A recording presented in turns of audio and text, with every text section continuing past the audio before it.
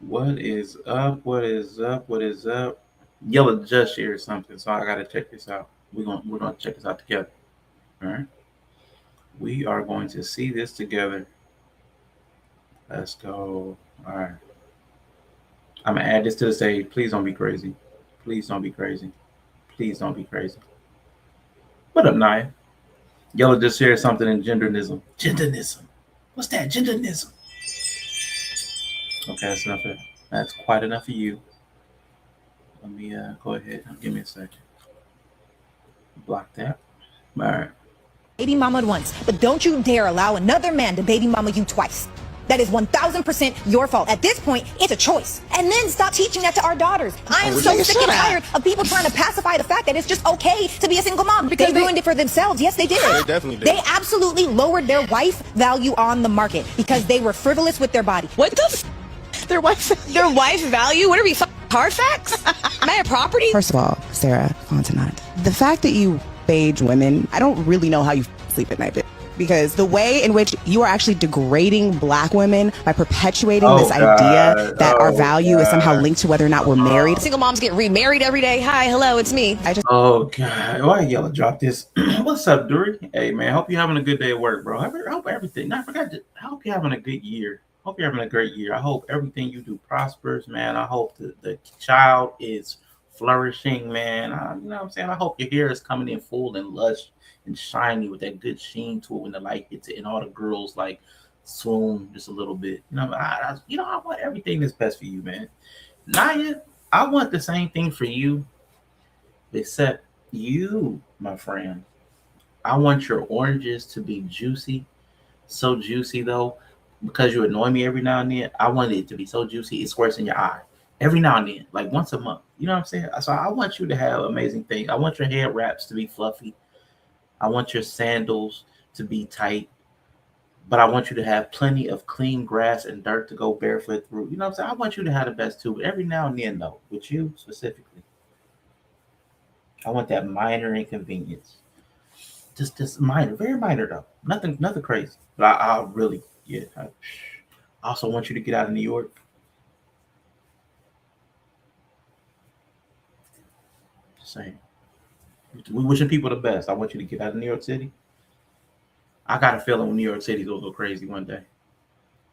I got a feeling New York City is gonna go crazy one day. I feel like the amount of, because I live in Columbus, Ohio, much smaller city. The amount of emotionally disturbed people that are wandering the streets out here, it honestly makes me nervous for you and your family. Like honestly. Like that's why I want you to get out of New York. So when you talk about wishing the best for people, I do want you to get out of New York because the amount of crazy people wandering here. Oh my God. Woo. So if we're doing wishes, I wish you do it. But I also wish Yella to stub his toe. Because why did he share this? Why did he share this, man? What was the point? What was the point? Oh. Okay. Whew. All right. I really hate. I got into this argument. I got into this argument with somebody online too, because people. Now I get it. It's inflammatory. I guess the verbiage, because it devalues or it's kind of very mathematical. When people are like, you lower your value if you live a certain lifestyle. To me, that just seems normal. Like if I am risky, like if every day, like insurance, like life insurance. If every day I do backflips on a motorcycle and the insurance company knows that, they're going to say, hey, you're a risky bet. We don't want to insure you. Your value as a policyholder is lowered because of the risks you take. It happens with us in the zip codes we live in. You live in a more dangerous zip code. We don't want to insure your car because it's more risky. You have a lower value as a policyholder because we're probably going to have to pay out for broken windows, for a stolen car. This is a very normal thing about risk and reward. Very normal thing. But when it comes to relationships, there's a certain group of people who refuse to accept that language. Refuse to accept that language. And I get it, but I also don't. I want everything good that you think is good and valuable to lay at your feet and indulge yourself in love and kiwi lemonade juices. Oh, speaking of sidebar, side quest. So I have strawberry syrup because I love strawberries. So I added it to the kiwi watermelon and it helps. Something about the strawberry is meant to be with kiwi. Strawberries never separate kiwi and strawberry. Strawberry, the smooth sweetness, that subtle taste of summer and early summer is meant to be paired with the tartness, the acidity of kiwi. And when you separate them, it doesn't go well. So I put it back together as I was supposed to. And it's delightful. It's delightful. It's like, I don't even know what to call it. It's like a morning in summer. It's just beautiful. They were always meant to be together. All right, let's listen to these idiots who are annoyed by the lower. Oh, God. I hate this conversation because it's so stupid. This is the 6 year ago conversation. What I really hate about the gender space is how the conversations have not evolved. Like, let's stack a couple of principles on top of each other. Can we please get out of elementary school gender war? Can we at least get to middle school? Can we get to the 7th grade of gender war? Please. I just feel like you don't really like women. That's why. You don't really like women, which means you don't really like yourself. Oh. The funny part is this podcast, they asked me to come on their show twice last year. They shoot in LA and they said we could do it virtual too, but I like being in person. So it's funny that you asked me to come on your show. Your podcast is called Good Moms. Woo-hoo-hoo. She got them legs out. She got them legs out. Bad decisions. What's up, Haley? Good to see you. Good to see you over there on Twitch. I forgot Yella's Twitch was already attached. My bad. I went live. I forgot about Yella's. I'm on Yella's channel by myself. I didn't even think about that. My bad. My bad. What's up, Haley? Hope you're doing good. Hope you are doing well. Hope them jobs is paying. Hope them hours is coming through. You know, we doing well wish today. So I don't know why I feel like, give it. Dury got me in the mood to give well wishes. Blessings. You wouldn't call these Dury's blessings. Dury's blessings. Hope them hours is houring. I hope them dollars is showering. Yeah. Hope that car ain't needed a repair since March. And I hope it doesn't need another repair till next March. And that's just oil change. Hope, your next problem with the car is going to be an oil change next year. That's what, I'm saying. I want everybody to be, we're going to have a good day today. We're going to put well wishes on everybody today. Yeah, let's go. Hope everything's good with you. Nah, we definitely gonna have to get back on Fortnite tonight, though. For real. I want to level up my sprites. I don't even really want to play Fortnite, but I want to level up my sprites, which is weird. But we're in here. For better or worse, we're in there now. Going better? Bought me a big camper. Yes. Okay.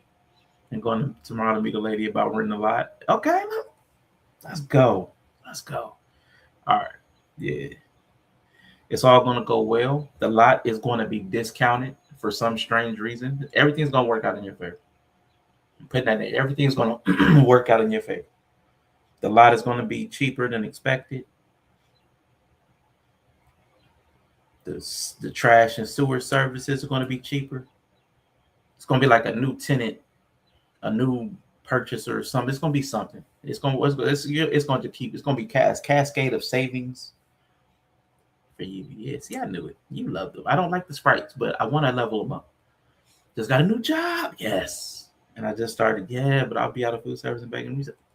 Let's go. We're going to keep the wins. We're going to stack the wins. The rest of this year, everybody, from June through December, everybody that comes in this chat, even if you just peek in, even if you don't say a word, you're going to have a cascade of wins. Nonstop. Snowball of wins. By December, you're going to be so happy and satisfied and joy-filled. You're not even going to know what to do. And there's something in you is going to be like, I remember when Sean said that back in June 25th. You're even going to remember the day. You're going to be like, it was 12:10 p.m. I don't know why I remember such an oddly specific time and day where Sean said the rest of my year was going to be great, and it has been. Everybody. Your legs are going to, all the women, your legs are going to look sleeker. Your leg, you know what I'm saying? Your hair won't grow in. You don't have to shave as often. The guys, your penis is going to grow half an inch, maybe a full inch. You know what I'm saying? Everybody's going to be loving the rest of this year. It's going to be amazing. I promise you. It's going to be huge.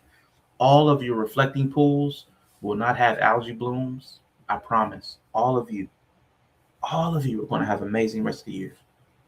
Just by popping in. Even the Stream Elements is going to see a double-digit growth in users simply by being a mod on Yella's channel because I spoke it. Everybody's going to be blessed. Everybody's going to catch the blessings of Dury. That's what we're going to call it. Dury's blessings. All right. Let's go. Let's see what these idiots. But okay, you know what?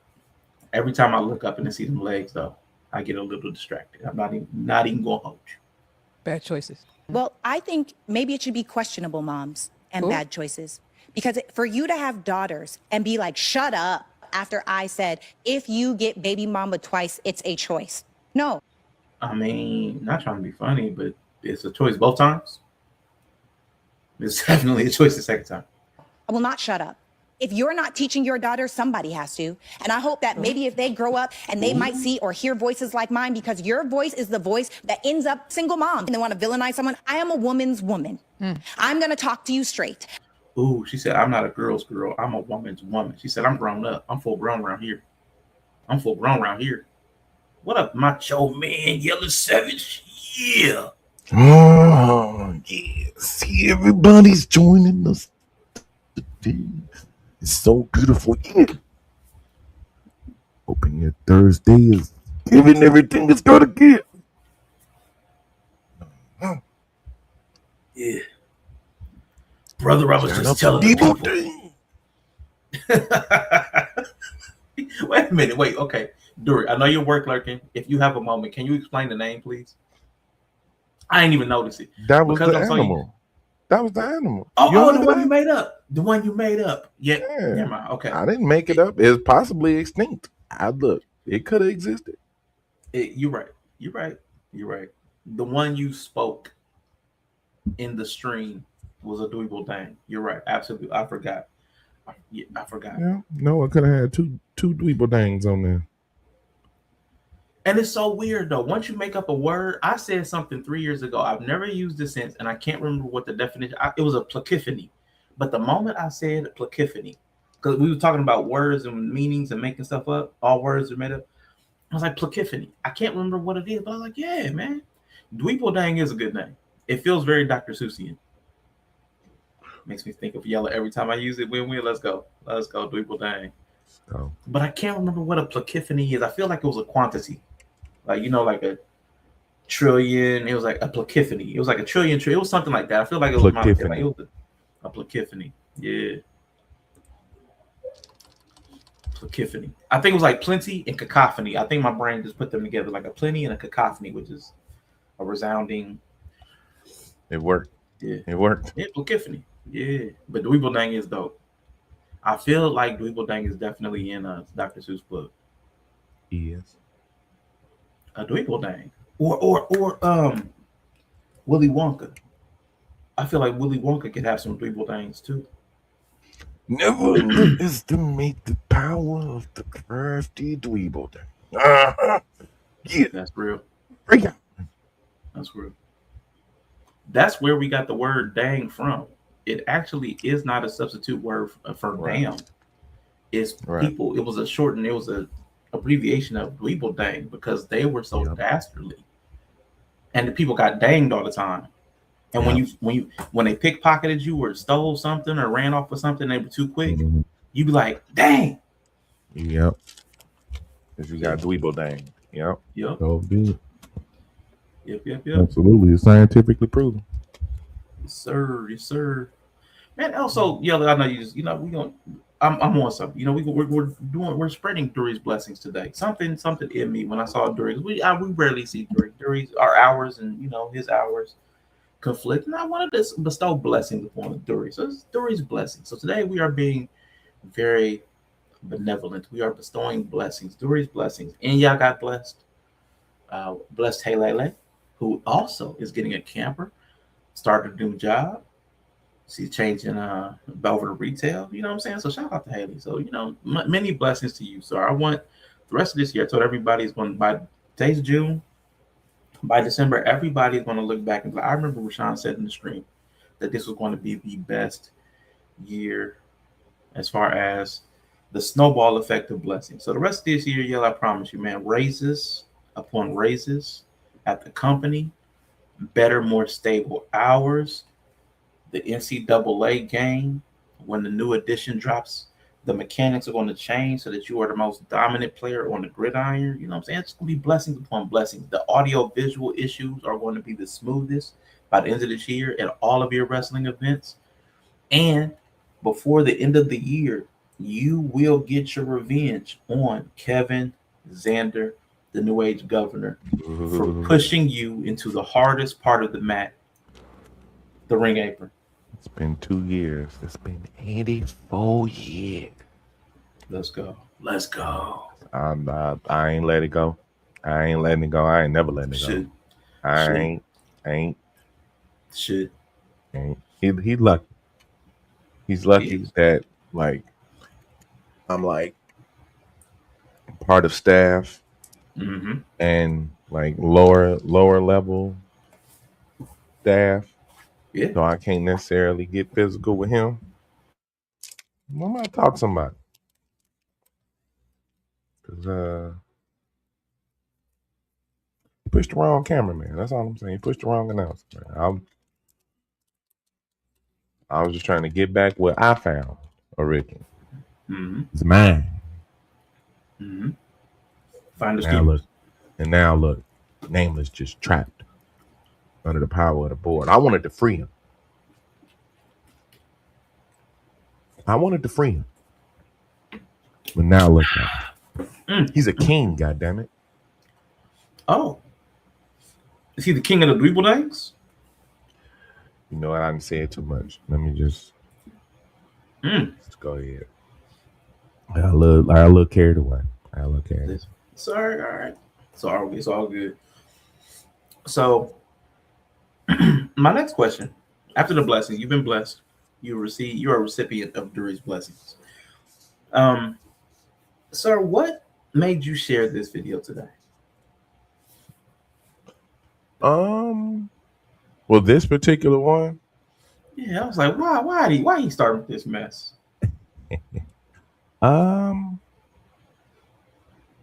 First of all, Sarah's very respectable to the eyes. Yes. She makes my eyeballs feel great. Yeah. So I'll say that. That's the first reason. Mm-hmm. That's probably like 80% of Okay. why, just so I could show y'all who I saw.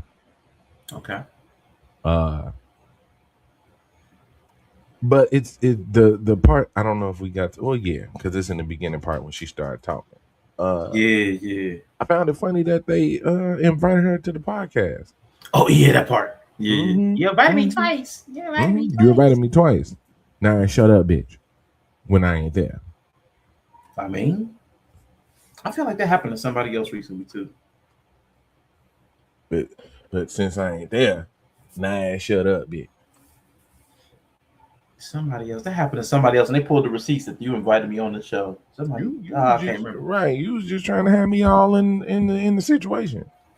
Now I need to shut up. That ain't shit. That's how people be saucy when you don't come on.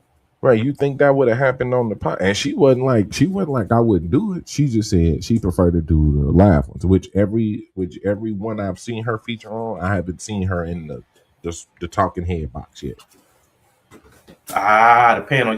Right, I ain't seen. Right, I've never seen. Maybe I've never seen. I'm not saying it never happened. What did they call those on during wrestling when they had the fans on the panels? What did they call that?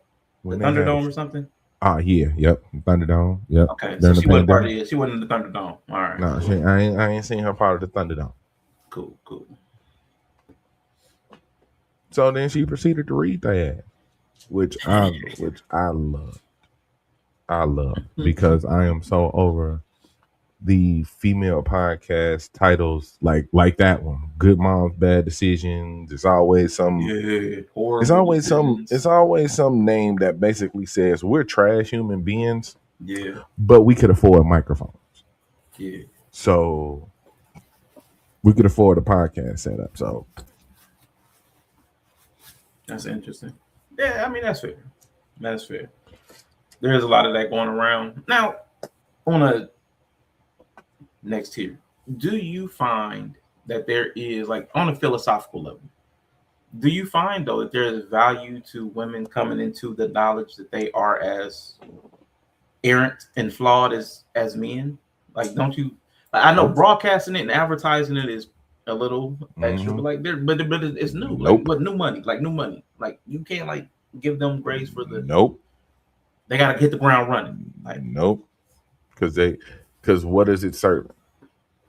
They're grown. They'll tell you they're flawed all day long, but guess what? They won't do nothing about it. In fact, they lean into those attributes. True. You being flawed is one thing because we all humans. We all got our flaws, but you're wearing your flaws on your sleeves as an achievement.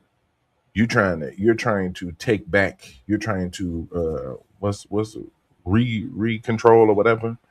When people when black folks took back the word nigga. Yeah. You trying to do that with your flaws, but you still a shitty person though. It's not like you even trying to tailor those actions to try to like not be that all the time. So no, I don't think there's really no utility in them discovering what's wrong with them because they're never actually told that it's bad. When men found out there's something wrong with them, they told it's bad. There's no endearing twist to a lot of the shit that be wrong with men. It's not. But women could be abusive. They could be verbally terrible. They could be all types of shit. And guess what? It's always some sugar-coated twist to how they should be able to act like that, or that's just them, or whatever. I hear you. But now, hear me out. On a philosophical level, the stages of development that women are in, they are in their Wild West. This is where they're becoming the Wild Bill Hickoks. Where they are making a name for themselves off of the violence and the exploration or the cunning or the robbery. They are in that stage of social development where that flaw, that characteristic is going to become the defining thing that makes their name. So I feel like that stage of freedom and lawlessness is what is becoming, like what we're seeing just out of that time frame. I think that's the mentality that's going on. And I think they deserve to have a social development the same way men did. I just think we're having it in a different time where it's too visible. Like when the men were running rampant and doing all kinds of crazy stuff, there were no cameras. They weren't talking about it. You know, it was just somebody robbed a stagecoach, won $10,000. You know what I'm saying? It was different. And because their stuff is nonviolent, it's more exploratory, it's more social. I feel we could have more room to allow for it. What you think about that? Hey, won't.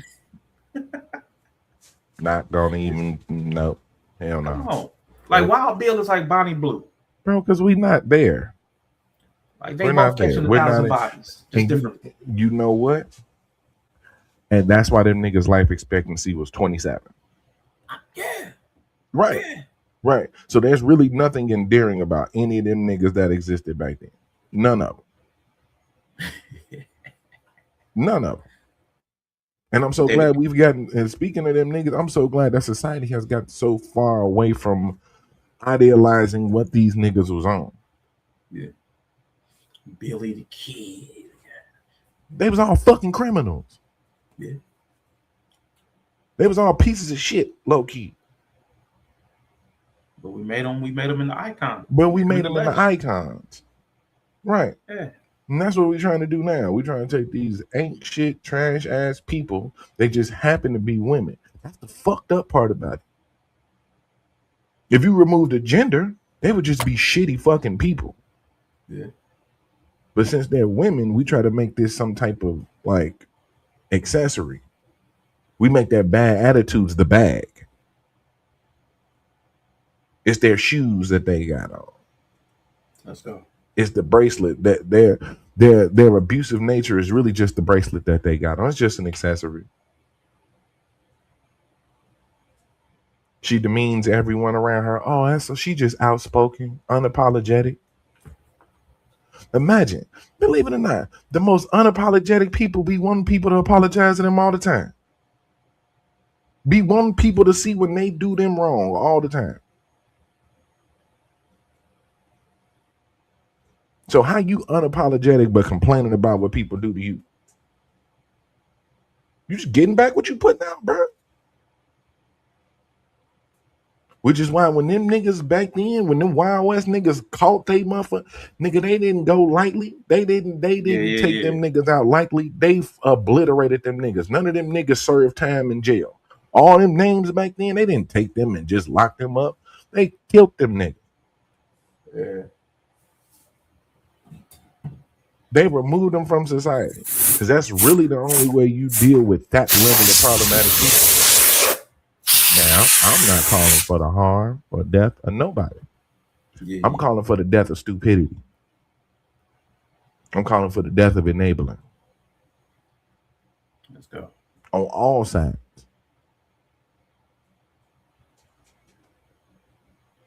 No, I'm with you. I hear you. I hear you. I just think about it in, a broader context. I am actually on a certain level with it. I think they have to come out of it on their own. But you're right though. There's a blending of the philosophical ideologies. There is the Wild Wild West element that I'm talking about. I see that. But then also they want to fall back, like you said, to the damsel, the protection of the men. Right. Like that's where it gets like, I want the apologies and I want to protect. Like it's got to be, if it's the Wild Wild West, man, you got to get your own justice. So yeah, I'm with you. Shout out to Scat Pack Gaming in the building, man. On the Twitch side, Twitch game. Yeah, I can see if they had that type of mentality like them niggas had, because they wasn't worried about nobody being nice to them. Yeah. They wasn't worried about getting along with folk. Yeah, get how you live. I'm with you. I hear you. There's something to it though. I don't know. Nobody's really exploring it like that to that level of depth, but I would like the whole gender space to get beyond the superficial. But levels. You can't though. But you can't though. You can't. Let me give you an example why you can't. Hold on. All right, let's go. Come on, Macho. Sarah's original comment in this video. Run it back. Gotcha. Just start right off where she at. Run it back. It's one thing to be baby mama once, but don't you dare allow another man to baby mama you twice.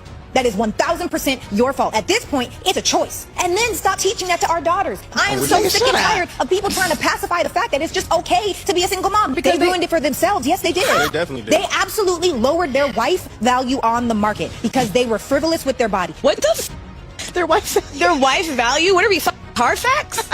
Am I a property? First of all, Sarah Fontenot, the fact that you beige women, I don't really know how you sleep at night. Because the way in which you are actually degrading black women by perpetuating this idea that... Good. Yep, you know exactly what I was going to ask you to pause it. Tell me one time Sarah said black women. That's the tell me one time, right? But tell me one time she said it. No, come on, I got it.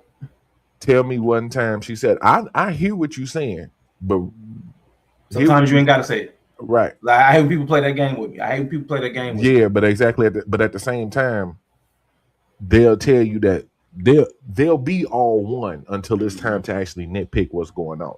Yeah. Even if it's one of them things that's said and not one of them things that don't need to be said. Yeah. You still internalize it. Yeah. Because it's a trait that she feels black women should have the right to participate. That's my point. You're never going to get to the point to where you can get granular and get to the details because they're going to internalize anything you say. That's not a black woman problem. That's any woman problem.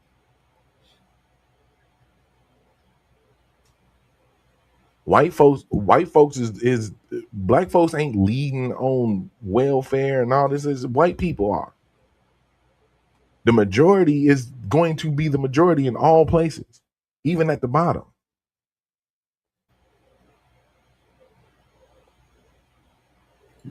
Now, statistically, black people are the most single. Like when we talk about black women and singleness and single motherhood, that is black women. So it's not.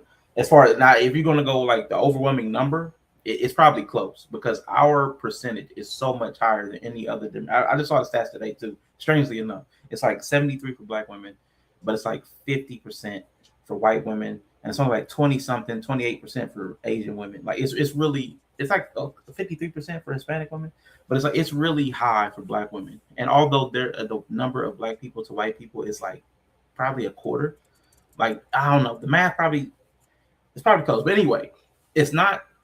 We can't keep shifting back between who does it the most and who has the highest percentage of it per capita. You know, whatever. Like you know what I'm saying. Like it's very since the 60s, Black people have led in the single motherness. Like Black Americans have led in the single motherness. It's been a thing. They've been talking about it since the 60s. The Moynihan Report. It's been a thing.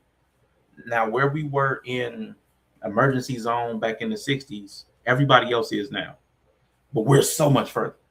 So like it's worth considering. My only thing is like I want to get past the grade school thought of it.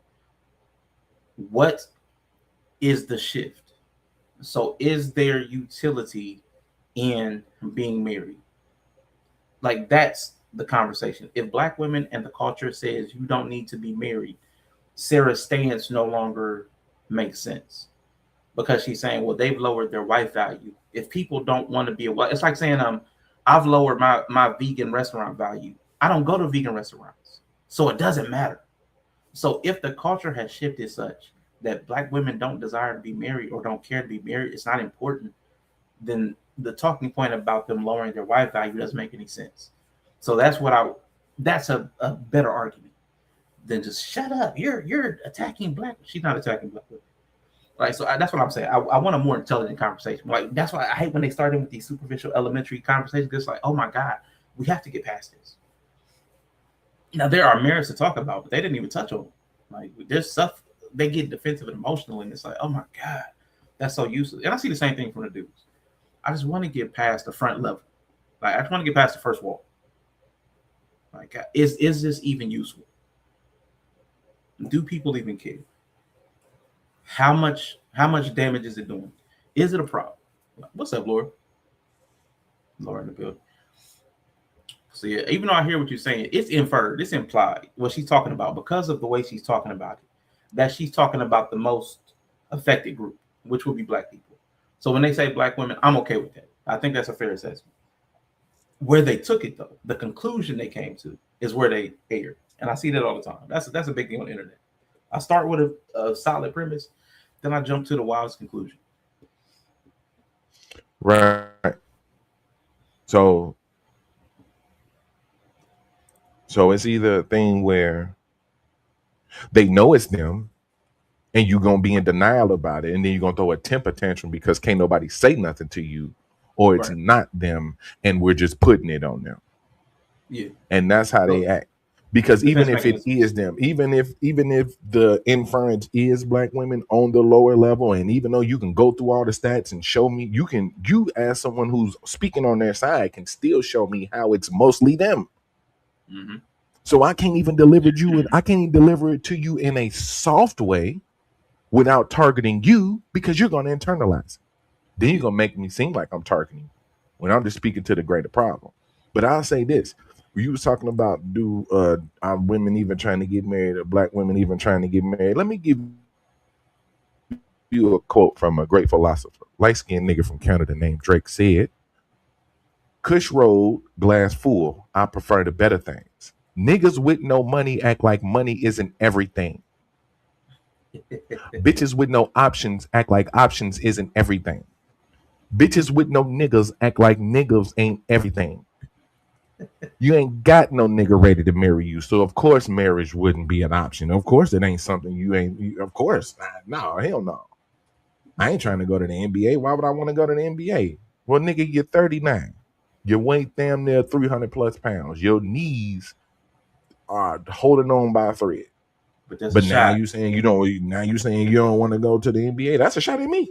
There's a chance. There's a chance. Yeah, I got just as much shot as making it to the NBA as one of them chicks over there actually have at coming up with a coherent thought. If you work really hard and apply and if yourself. I work really hard, I'll probably be the 16th best dude at the 37 and up men's league. And that's the 16th best dude on my team, not even in the league. Man. So no, ain't nobody trying to hear them say that we not even worried about. Yeah, you are, bitch. Yeah, you are. Yeah, you are. Because if the right nigga came around, your ass is going. So stop it. That's why y'all complain about niggas not having this and not having that, because if he did, you'd be right on it. You'd be right on it. That's why y'all out here begging black men to step up. Y'all got to step up, and y'all got to, because y'all want these niggas too.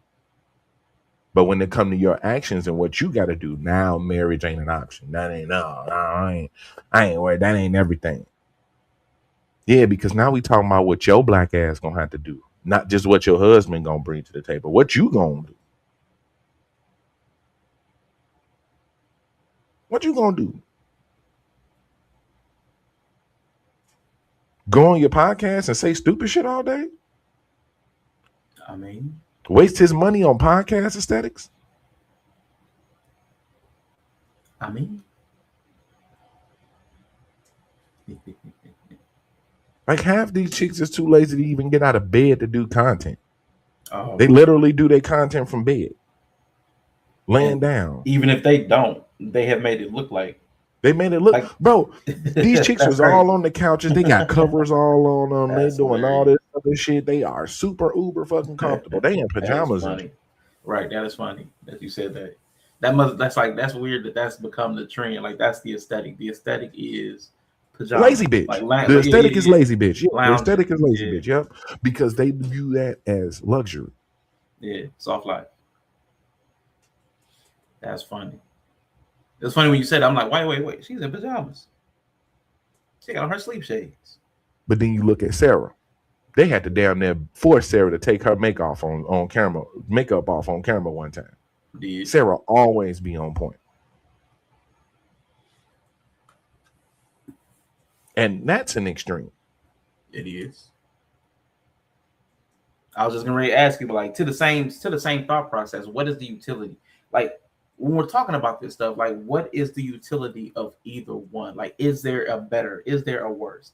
So like what are we actually arguing about? So like even with the single parent thing, what outcome are we trying to achieve when we're advocating for one side or the other? Hope the kids hear this shit. Because the grown folks ain't doing a goddamn thing. They the ones complaining. Hope the people who haven't made the mistakes that people hear don't make them. Hopefully this shit trickles down to like a 20-something-year-old. But at this point in time, what's the mistake? Because these people know everybody knows where kids come from. Like people are making choices. People are taking risks. That's what we're doing. They're not mistakes. The person might not be a mistake. Everything surrounding that person was a mistake. My son, not a mistake. Everything surrounding him was a mistake. Or did you choose her?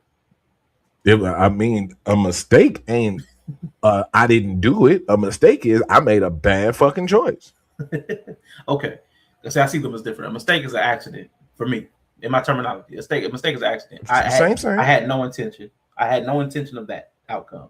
But that don't mean you wasn't doing something towards that direction. That's what I'm saying. Like you might not have expected that outcome, but you was moving in that direction. You was doing something. That's why the accident happened. But you weren't trying to do that. You wasn't trying to do that. Right. But see, that is the choosing that person. So you were trying to choose that person. Right. My mistake, I was trying to choose somebody. My mistake was choosing that person. I hear you. I ain't gonna semantic you to death on that one. But yeah, I hear you. See what Sarah's response again. Our value is somehow linked to whether or not we're married. Single moms get remarried every day. Hi, hello, it's me. I just feel like you don't really like women. That's why. You don't really like women, which means you don't really like yourself. The funny part is this.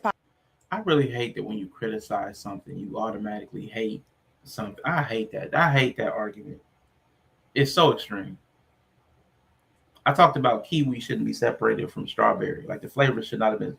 Snapple that created the best flavor on earth, made from the best stuff on earth. Kiwi, strawberry. And now I have multiple products where kiwi is not combined with strawberry. Yeah. And I criticized that. I complained about that. That I don't hate either one of them. I just want them together. And Laura says she loves these girls. I love good moms, bad choices. Oh God. Ah. I'm gonna have to listen to them. I like the horrible decisions girls a little bit more. I know they changed.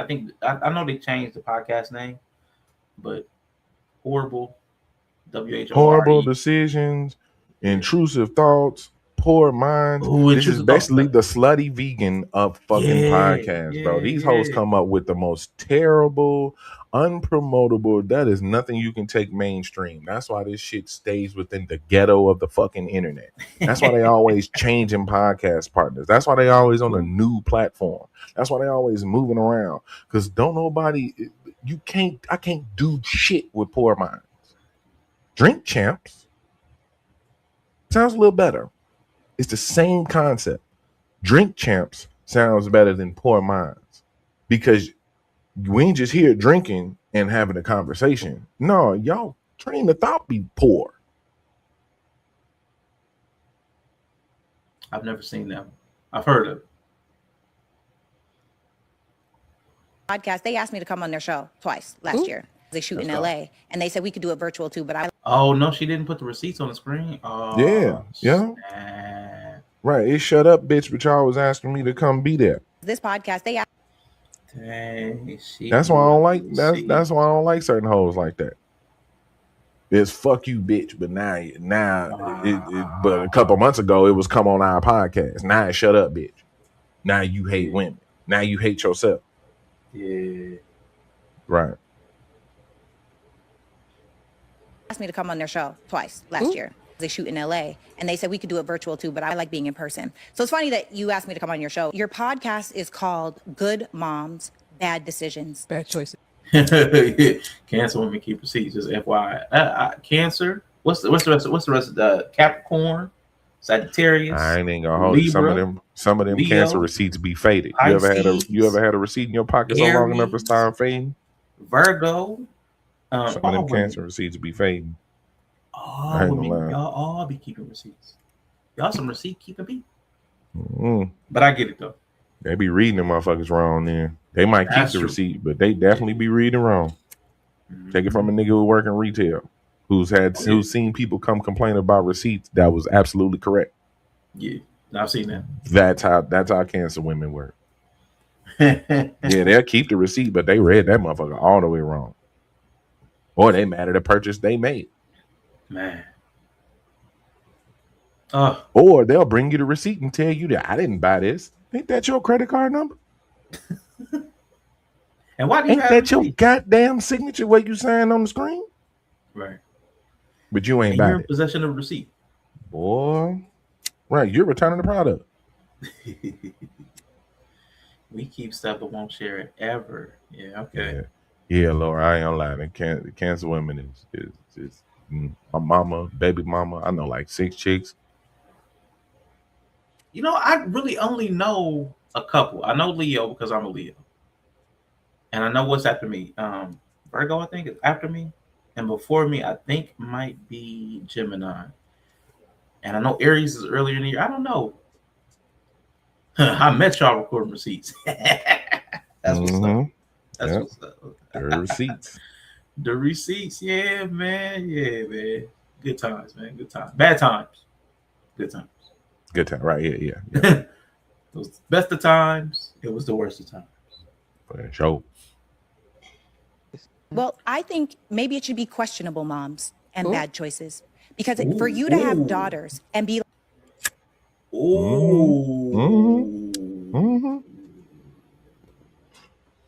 should be. Now that's a shot, though. That's personal. Yep. Oh, it was shut up, bitch, though. See, it was shut up, bitch, before I said anything. Okay. Before I said anything directly to y'all. Remember her statement was just out to her community, was out to her viewers. It was a general to her people. A general adage. Now it's shut up, bitch. And y'all just wanted me on the show. Now I would say that a lot of times certain groups of women use that language loosely. It's not a personal insult. This bitch be flying here and there. But God dang, you say it should be questionable, mom. You come for a woman's parenting, boy. Boy, that's tough. Ooh, that's tough. Hold up. Oh my God, did she really say that? It should be questionable moms. I think maybe it should be questionable moms and bad choices. Because for you to have daughters and be like, shut up, after I said, if you get baby mama twice, it's a choice. No, I will not shut up. If you're not teaching your daughter, somebody has to. And I hope that maybe if they. And okay, did anybody buy my reaction? It's not that I don't think they're not questionable moms. That's not it. I absolutely think they're terrible moms, personally. But her saying it out loud, I'm thinking that's going to get. I'm shocked I haven't heard about this. When did this happen? When did this clip get clipped? I don't even know, man. It's fake. Is it recent? Bro. Oh my God! It could have been like 12 weeks ago. Ooh, I it feel could like have been like 73 weeks weeks ago. I'm gonna have to go track down this beef. Hold up.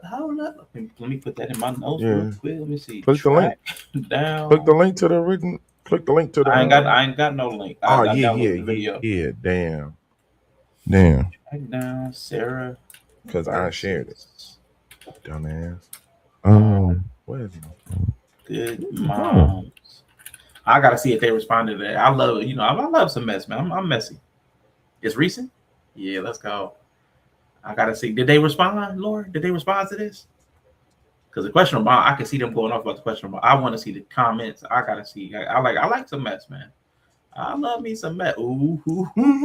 And I hope they went off too. And this is my point. You want to be super unapologetic and tell my fuck shut up, bitch. But they respond to you, and now you forget. Yeah, go find the shit. Yeah, go find the shit. I want to find these self-aware ass moms, these lacking self-aware ass moms. Hear them go back at her. Let's go. Because this is, I promise you, they shouldn't even have had a response. This how. I'm full on massage. This must be the glasses today. This how women glasses, work. Yeah, the macho man glasses. This is how it works with the ladies. See, they'll pass the lick and then hide their hand, and tell you were wrong. Get mad if they hit you. See, the macho man glasses go perfectly well with misogyny. It does. It feels proper. Macho man. Misogyny. It's perfect. It was destined. Same amount of syllables. Yeah. All right, Laura's in the real. Let me see if it's it. Holla. Yeah. Oh, that's them, but that's not them responding to it. Oh, from the recent discourse surrounding women ranting. These are different women, though. Are these different women? Oh, they're just not wearing pajamas. Hello, Brooke. I'm just checking this out. Yeah, because if you're gonna beef with Sarah, you gotta step it up. You're gonna be in a Sarah. You're gonna be in a beef with Sarah. You're gonna have to step it up aesthetically. I ain't saying that. They did ugly at all, right? No, they did. You beef with Sarah, you're gonna have to step it up. I'm gonna track that down as soon as we're done with this. Yeah, that sounds like they're talking about the topic, but they're not attacking her. I want to see them attack her. That's what I want to see them fight. And they might see or hear voices like mine, because your voice is the voice that ends up single mom. And they want to villainize someone. I am a woman's woman.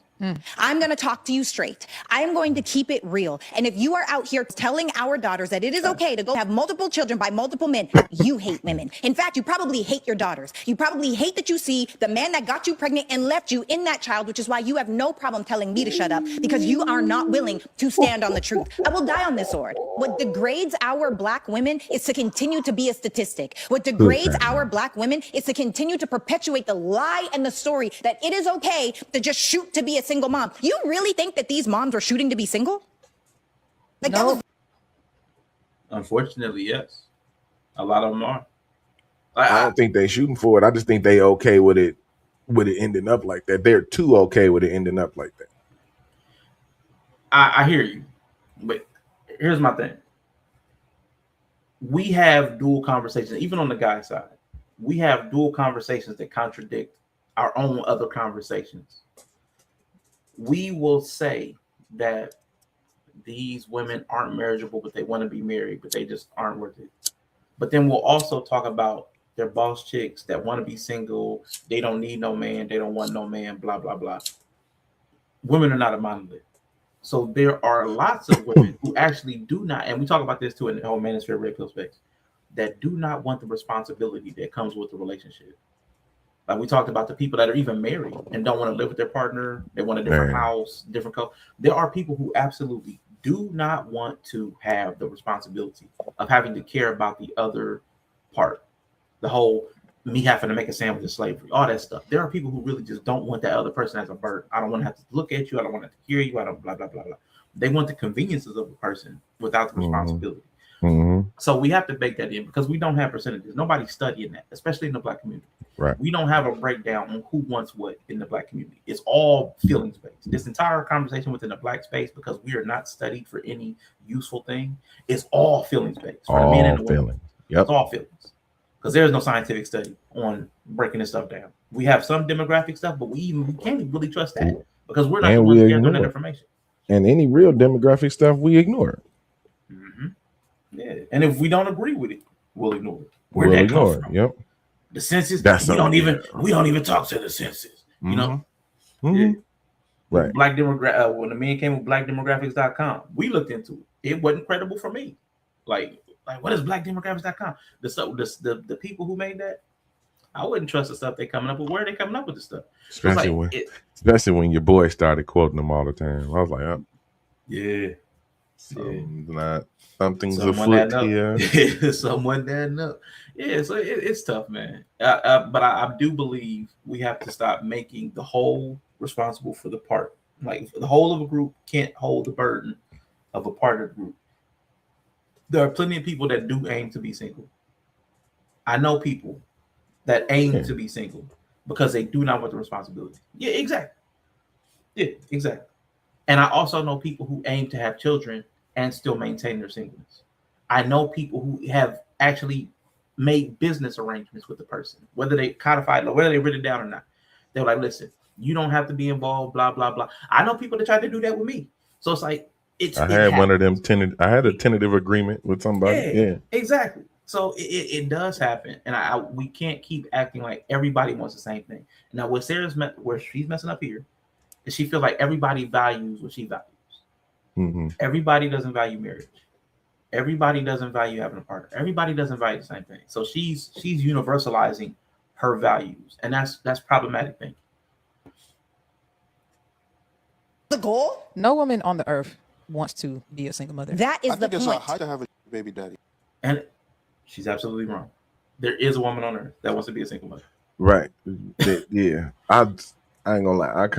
Sarah pops up frequently because goddamn, look at those legs. But high value legs. I ain't gonna lie. I rarely like comment on like popular posts, but I had to, and I was like, this is where I would question Sarah. Yeah. Why do you keep this chick on the show? It's valuable to have a different opinion, though, man. See, different opinion is one thing. We have difference in opinion. Yeah. But we also like co-hosts. There's one host. And then there's this bitch behind the camera. And she just, it seems like it gives Sarah a bad look. Because you're supposed to be enlightening women. You're supposed to be showing women like where they flaws is at, all this other shit. Gotcha. But the chick who sit across from you every day, ain't learning these lessons. Vehemently argues with you every time we see you. Yeah. Disagrees with you more than agrees with you. Yeah. So how am I supposed to be like, okay, you can get your follower, you can get followers to hear you.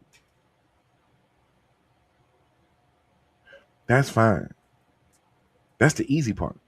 That's like getting Christians to come to church. That's like getting vegans to come to the vegan restaurant. There's no real hard track to get the people who already following you to listen to you. You can't even convince the chick behind the camera that she wrong. How good are your informational skills? And two, are you just giving us somebody to argue with? Because I don't like being intentionally triggered either. And I get that's what the content is. Mm-hmm.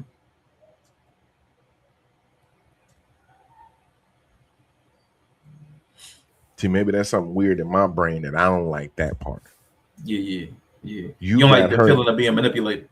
You got her there, so she can argue with you. Mm-hmm. But you paying her. Yeah. So she the type of chick that you talking about every day. Yes. But you got her on payroll. Yes. But that's right. I was just watching CNN, and they keep, even though most of them are liberal, they keep the Republicans even when they'll lie. So now what they started doing is telling the Republicans what they just said is a lie, like to the public, but they keep them on payroll. There is a content value strategy to that. You sent the promo video, got it. I'm gonna look at it in a second. But it's like there was something I wanted to ask you about that. Stay with it, get it. Hold up. Because it was a step back. We was 1 point back. I don't know. But yeah, there's something to the value of having a difference of opinion. Start writing them questions down, bro. It's almost there. Hold up, it's almost back. Diversity of thought, difference of opinion. It's important. It's valuable on a content strategy level. Yeah. But okay, the Jesus effect. That's what I was trying to go to. Mm-hmm. Now, this is what we have to contend with as humans, as society, as a group of people, as a culture, whatever group of people we identify with. We need to think about this. The greatest example of a person who was influencing people was Jesus. The masses, the multitudes, billions of people over thousands of years. His words, the words attributed to him. His Instagram would be fire, bro. His Instagram would be fire. You can even have an AI Instagram in his name, and it goes hard. But he couldn't. It's scriptural that he could not influence his followers, the people that followed him, the 12. One betrayed him, one denied him, one doubted him. All of them didn't understand him, and they walked with him daily for 3 years. Daily for 3. So my thing is, should we even carry that metric that everybody around you has to adopt your stance? If they is that even a valuable metric? Yes. So everybody's got to be in 100% lockstep, because I would argue, if you do get that level of buy-in, people will start calling you a cult leader. I'm just saying. That's what you're doing. Which also has a social stigma attached to it. I think this is a lose-lose. Mm-hmm. I think if you don't get everybody on board, you're not effective. If you do get everybody on board, you're a manipulative cult leader. I don't think there's a win here socially. I think we're putting an unfair standard that we need to think about. There's a third option. There's a third option. The thing that Sarah and our good brother Jesus probably should have did. I ain't cutting none of them niggas loose. Now, we don't know that he didn't. It just wasn't. I mean, he clearly did. It wasn't listed. I ain't hear it go from was it 13? Yeah, no. Most people cut themselves off. There would have been more, but there was several parts in the scripture where people cut themselves off. Right, that's what I'm saying. Why aren't you doing it? Mm-hmm. Why aren't you doing it? It wasn't recorded that he did. Because I didn't hear the number go from 13 to 7. Yeah, he should have made some cuts. He should have made some roster cuts. Definitely should have made some roster cuts, bro. Definitely should have. Yeah. But this is also the idea, and it sounds bad, but we're using this example. This is also the Jesus type mentality that humans have nowadays. Mm-hmm. Because she thinks that she's just going to talk this terrible woman into changing her mind. Yeah. That eventually she's going to break through to her, no matter how many years they sit across from each other on this podcast. That's not what they want. Because people that's why, going back to that choice thing, it's not a mistake. People are doing the thing that they actually desire to do when they do it. In that moment, there was no other option. They did what they desired to do. So you're not going to talk them out of who they are. It's just not going to happen. If you don't have some kind of leverage where somebody fears being their true self, or they just want to please you so much that they fear disappointing you, if there's not some kind of mechanism there, they're going to do what they want to do. You can't talk her out of her position. Like the same lady, the lady on that we can't see, can't talk Sarah out of her position. You can't talk Sarah out of wanting what she wants. Right. Doesn't matter who's wrong. Doesn't matter who's right. Everything right now is about wants. We've gone past the age of society where morality is leading anything. People have the freedom to choose what they want, and that's what people are doing.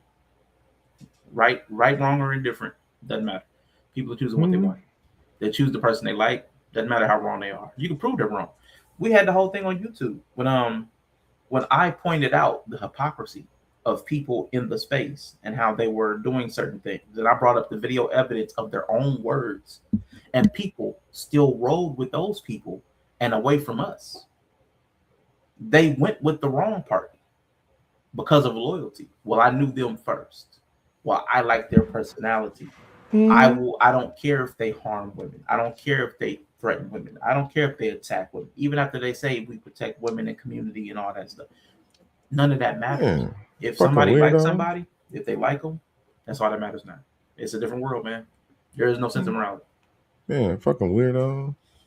Yeah, man. Boy, if I heard chew the meat, spit out the bones one more time, I was gonna lose my shit, nigga. I was gonna lose my shit. That was the most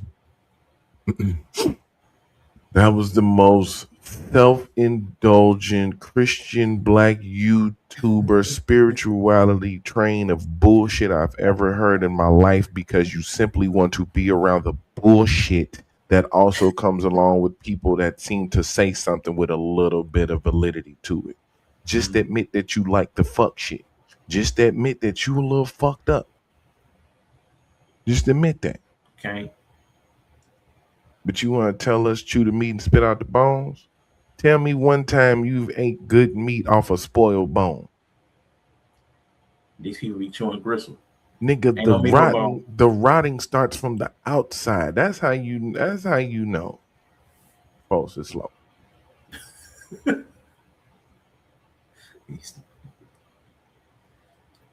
I'm gonna eat some. Here's this. None of them niggas would survive the Oregon Trail. None of them. They gonna see the meat with the flies around and then be like, I could just chew the meat and spit out the bottle. Maybe if I eat around the infection, I should be good. Mm-hmm. Nigga, I got told expiration dates was a conspiracy theory, and I said, I can't trust you. Ooh. I can't. I mean, okay. Can't. Here's the thing. I want to make room for stupid, and I want a sliding scale of stupidity. Like expiration dates, people did conspire to create expiration dates, but it was for your sake. It was for your. It wasn't for your harm. You said, right? I mean, that was a hey. Maybe we should put a date so that people stop eating contaminated or meat that might having to guess if the food is right. Having the only way I can find out if the food is bad by eating it. Yeah, people because it don't change the look. There's a whole group of people. I think they call them FDA. They conspire for stuff like that to make it mandatory and get laws. We can admit that. So it is conspiracy, but it's not. By definition, but it's not what people. It's not malicious. Right. Yeah. So I somebody trying to hurt us and all this other shit. I'm with you. Yeah. I'm with you. I think people see the essence of something, and they have started to distort that essence. It's automatically negative. You know what I'm saying? Like at the root of the word, the thing you're observing a true phenomenon. People did get together and make some decisions and on conspire on the thing. But you've assigned negative intent to everything that anybody else does, and that's where the warping is. Today's society, that's where the warping is. You're correctly. You're observing something factual, but then where you take it is where your comprehension is where it's off. Your observation accurate, your comprehension skewed, and that's what's happening in this conversation. Your observation, absolutely. Your comprehension, no. Not the greatest. Not the greatest. All right. Let's finish out this clip and see if we can follow this track because we are not even on the topic, but I love it. I like some good mess. I like some good mess. What do you Happy mean? sloppy. Love to complain about their baby daddy. They love to complain because it's easier to complain than to fix your own bad choices, as the podcast is called. You didn't This hit me with a that single triggered the hell out of me.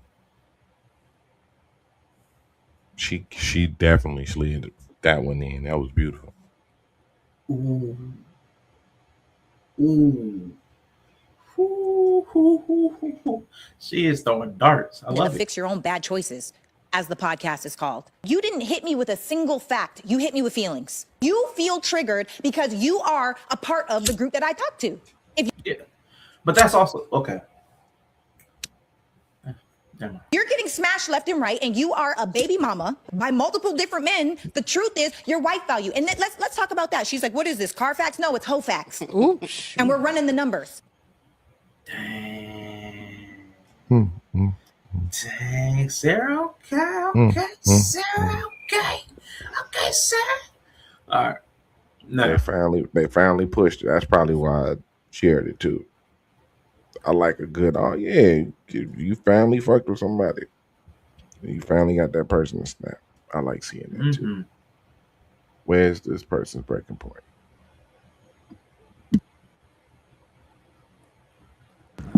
Oh, but that that like the complain shit, dude. That's real. Man, that shit triggered me. I ain't gonna lie. It gave me some real PTSD. That's the problem with my son's mom. I felt like I was only there for you to have a nigga to complain about, because everybody else had a nigga to complain about. Hey, people do things to be part of a tribe, though. Like that's why I wish we could have more complex conversations, because there is when I mentioned, and I'm gonna get back to like there's more complex decision making that's going on with people. The one I was talking about where when I had those stats. Now I didn't when I said those stats. I was close. I was in the ballpark. I didn't get any of them correct, except maybe the 73% single for Black women. But that's even possibly wrong. That's me citing somebody else's citation. So that's the numbers might not even be right. Cite on site. Exactly. But the thing was, like, when I was reading the citation, the person I lost the whole train of thought. What? I was trying to get the one thing right. Nigga, you need some ginseng. I'm old, bro. I'm just saying. I forgot what the train of thought was, man. Bro, I got too many things on my brain. Listen, you don't have to write some shit down, nigga. You need a yellow pad. You know, old niggas get the yellow pad. But listen, I'm trying to do too many things. So I was trying to find. I got the clip that Laura sent me. And I want to find the entire podcast episode because they actually didn't talk about Sarah in this clip. Then I was trying to remember the thing that I've forgotten. And I was trying to remember to address the citation because I don't because people give stats all the time and they be incorrect. And it makes you look like you're not incredible because you gave bad stats. So I was clearing up my name. I gave stats that somebody else gave, which could have been bad stats. But dang, the thing in the middle is what I forgot. It's gone. I could feel it. Whatever it was. Complete train of thought. Derailed. I wish you could rewind inside StreamYard so you could hear yourself like a quick 60 seconds. Like immediately. Yeah, okay. Sean's brain is full of positivity and happiness today. He's glowing and he's confused. You know what? So hold on, let me share this clip because this is the one. He was about to bring it up. Appreciate you sending it over now. Let's see what's going on. Believes average. It believes he could every. Oh, I hate life based on social standards. I don't want an average that believes average and believes he could every. And if I then I'm ran through. This is a private moment between adults. Who cares what they did? It's not your job to judge whether she's a slut or whatever. Like, all y'all do weird shit behind closed doors. The fact that we are openly chastising a woman for having sex with the man she was dating at the time, and however way, fashion form you're doing it, it's just so juvenile. Do men love the downfall of beautiful women? Like the collapse, the downfall.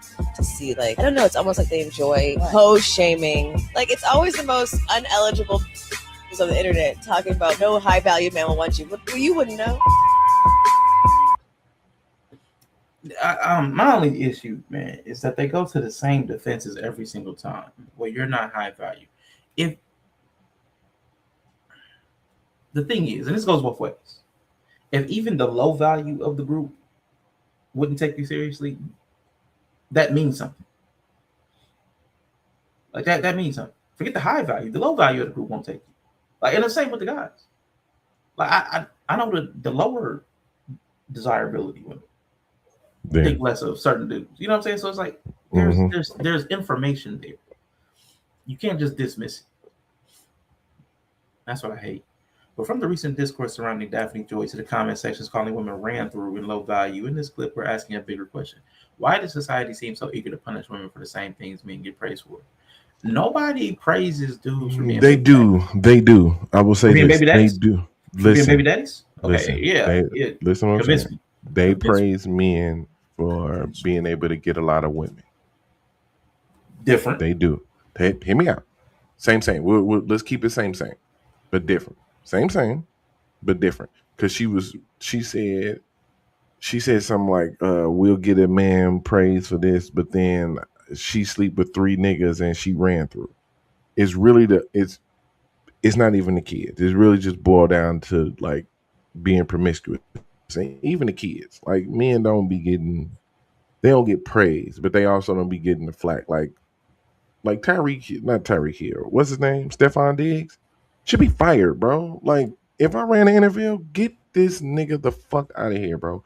We are not here to have you play football so you can fund your fucking baby making factory, nigga. Get the fuck out of here. You are a terrible example of what the fuck we doing. We already got niggas in here beating their wives. Now you got your ass in here trying to make a whole village. You got kids being born in the same moon fucking cycle, nigga. Not even in the same months. Like, nigga, in the same moon cycle, nigga. Like, you know what I'm saying? Like, what the fuck, bro? Like, so while yes, I will say they get praise, it's also stupid at the end of the day. It's also stupid. Like, not every man praises that shit. Most men probably don't.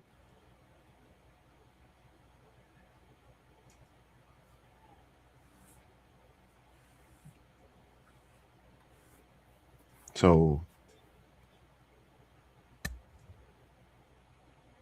Yella, old girl, the other one probably mad that they smoke trees. Who smoke trees? Yeah, I'm about to pull up this other clip Yella sent. Lord sent. Yeah, I'm still like, you didn't convince me, man. No, I don't think nobody promotes. And when I say nobody, that's absolute. So let me the general body of people, men or women, do not promote male baby daddies. No. I know you said nobody celebrates that. I just want to be clear. That's not even no. I wasn't talking about baby daddies necessarily. Now, as far as the double standard, as far as sexuality, yes, that does exist. Yeah, that's more what I was speaking of. Yeah, that's more what I was speaking of. Absolutely. But as far as baby daddyism, nah. No. Women baby definitely getting the praise for that shit. Yeah. The more kids she have, she's the grander she is.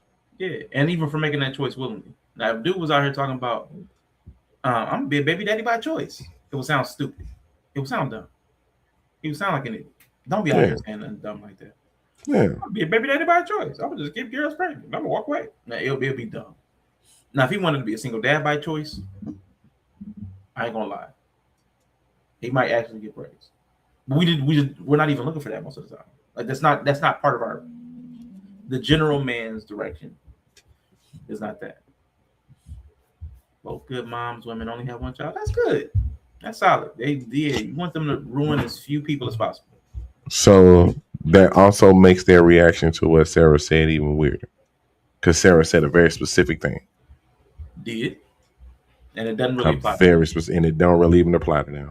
Yeah. So they're defending and that's another thing I really hate when people go to the wall for hypothetical people. Like people that aren't in the room, they're not in the room with us. But we're having a whole conversation about people that are not here. I mean, I'm clanking and banging for him though. I'm swinging for him. I'm projecting. I'm telling you, shut up, bitch. Yeah. You're gonna fight the person that's in the room with you for this person who is possibly somewhere else. Yeah, ain't even there. They somewhere doing the thing you complaining about. I hate it. They're somewhere doing the thing you're complaining about. I hate that. Unnecessary devil's advocate, man. It'd be like, yo, sometimes the devil don't need an advocate. Like, let him defend himself. Right, let he him the devil. defend himself. He got it. Right, he got it. Yeah, man. Shit. You know what? That's the person that comes in the room and cheers for the opposite team that everybody else cheering for. Right? That motherfucker who want to come. Yeah. You should get your ass whooped in that room. You should get your ass whooped in the room that you in now, because you just unnecessarily advocating for somebody that you ain't even connected to. Mm-hmm. Well, you are. And that's also another weird thing too. And I get it. Representation, you have folks identify the connection and all that other shit. But again, Sarah said a very specific thing about a very specific group of people. Mm-hmm. You took that and painted it on you broad stroke across all black women. And that ain't fair. That ain't fair to all black women. Right. That you would apply that mentality to how they standardly would think about anything. And that's always the weird thought. Like if somebody is complaining about a clearly bad decision, and your defense is that the critique of this bad decision is rooted in an overall critique of a certain race of women, that don't add up. There we go. Like, we do that a lot. We see a lot of shit that we know if we saw any other race doing, we would be like, they tripping. But we do it. We call it black culture.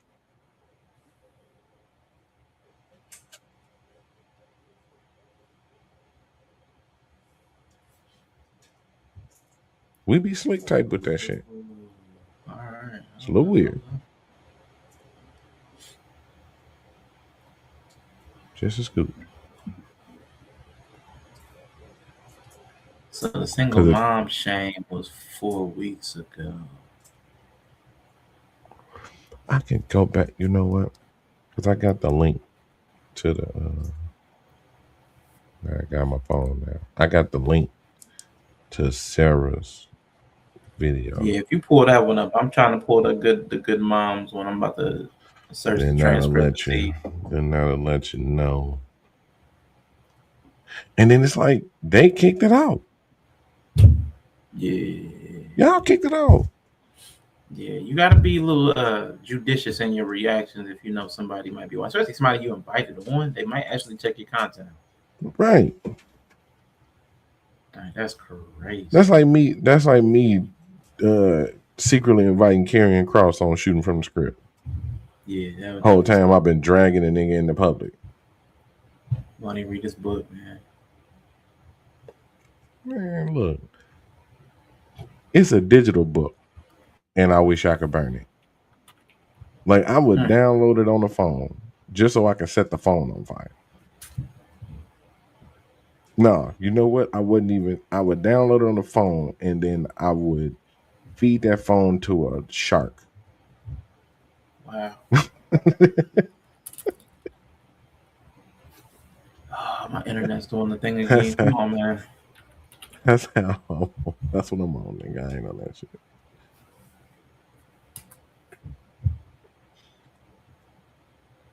But yeah, that's that dirty shit about, and I'll say this too. Since we just passed Juneteenth, and I can go ahead and say what I gotta say. That's the shitty ass world of black podcasting too. It's some underhanded, grimy ass shit. Black podcasting be some nigga shit sometimes, boy. Niggas steadily fighting, beefing. So 22-minute mark. Looks like we. Okay, so 22 to 29. We got a good little. Okay, all right, let's go. All right. Go back like a minute or two. The Yella zone. The Yella Let me play this video real quick that Laura said in. Life could be a dream. Life could be a dream. Shaboom. Life could be a dream. Shaboom. If I could take you up in paradise up above. Shaboom. If you would tell me I'm the only one that you love. Life could be a dream. Sweetheart, hello, hello again. Shaboom, and open we'll meet again. Boom. Ding dong, ding dong, a lang, a lang, a lang. Oh, oh, oh, bip, a bip, a bip. Life could be. All right. So I'm not sure, Laura. You have to tell me what you sent that for. What that was. I guess that was just a promo. She had, I guess she had some weed in there and some titty. Gotcha. I mean, all great images. You know, Are we reacting to videos? Yes. I mean, I'm reacting to that last one. That was any nice. video. No. It's like, don't send in like don't just send in anything. This is on topic. If you have something on the topic that we're on currently, which is Sarah versus these two, yeah, go ahead and send it. If you don't, To be baby mama once, but don't you dare allow.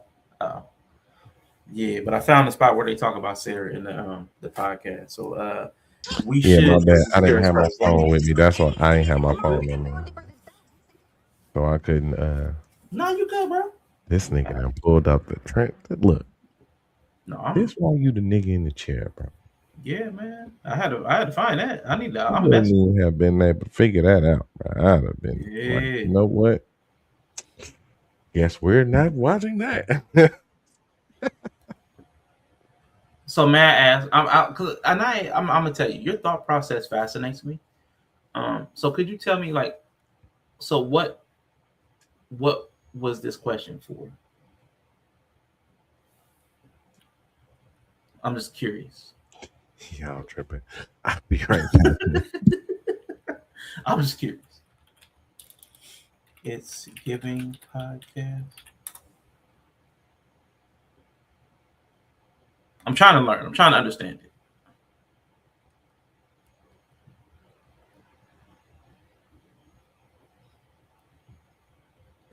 Because I see y'all reacting to videos. So this is what confused me. Because you saw us reacting to videos. So you asked us if we're doing the thing you just saw us doing. That confuses me. Like, why? So if you saw us doing it, why did you ask us if we were doing it? Like, help me. I'm trying to figure this out. I need to understand this. Before I die, I'm going to understand the thought process here. I refuse. I refuse to not understand this.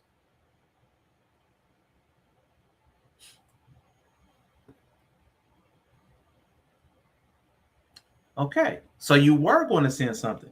Okay. See? I'm not crazy. Exactly. Okay, which is the first thing I said. But then you said, oh, I wasn't going to send anything. You know what I'm saying? It's okay, I'm not crazy. I'm not crazy. Okay, we're cool. We're good. All right. Yella, how far away are you? Because I'm trying to find the video. Yeah, I know. That's why I said what I said. Yeah, okay, I wasn't crazy. Yeah, that's why exactly I said what I said. Yeah, okay. I need to find Sarah. Come on, Yella. Send me the link. I shared that promo on mine.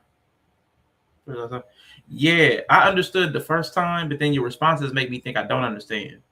But then I do be understanding. Oh man, where's Sarah's clip? Hold on, let me see what she was wearing because she puts herself in the thumbnails. Video file. Okay, she's wearing a white blouse, not with the suspender straps. So it's probably this one. Was that it? Let me see. Hold on. Yep, that's the one. Let's go. All right, I found it. See, we don't need Yella. All right. Let's see. I want to see her whole crash out. I want to see if there's more to it. I want to see if there's more to it. So let me hit the transcript. Shit, let me see. Questionable. Come on. All right, we're gonna go back. Oh yeah, let's go. Oh yeah. Oh yeah, burgers for the boys. Oh yeah, burgers for the boys. All right, let's go. Let's go. All right. Okay, so this the original clip from the clip we just watched. Yeah, this is the full Sarah crash out. Just in case there's more to it. Just in case there's more to it. You know what I'm saying? Just in case.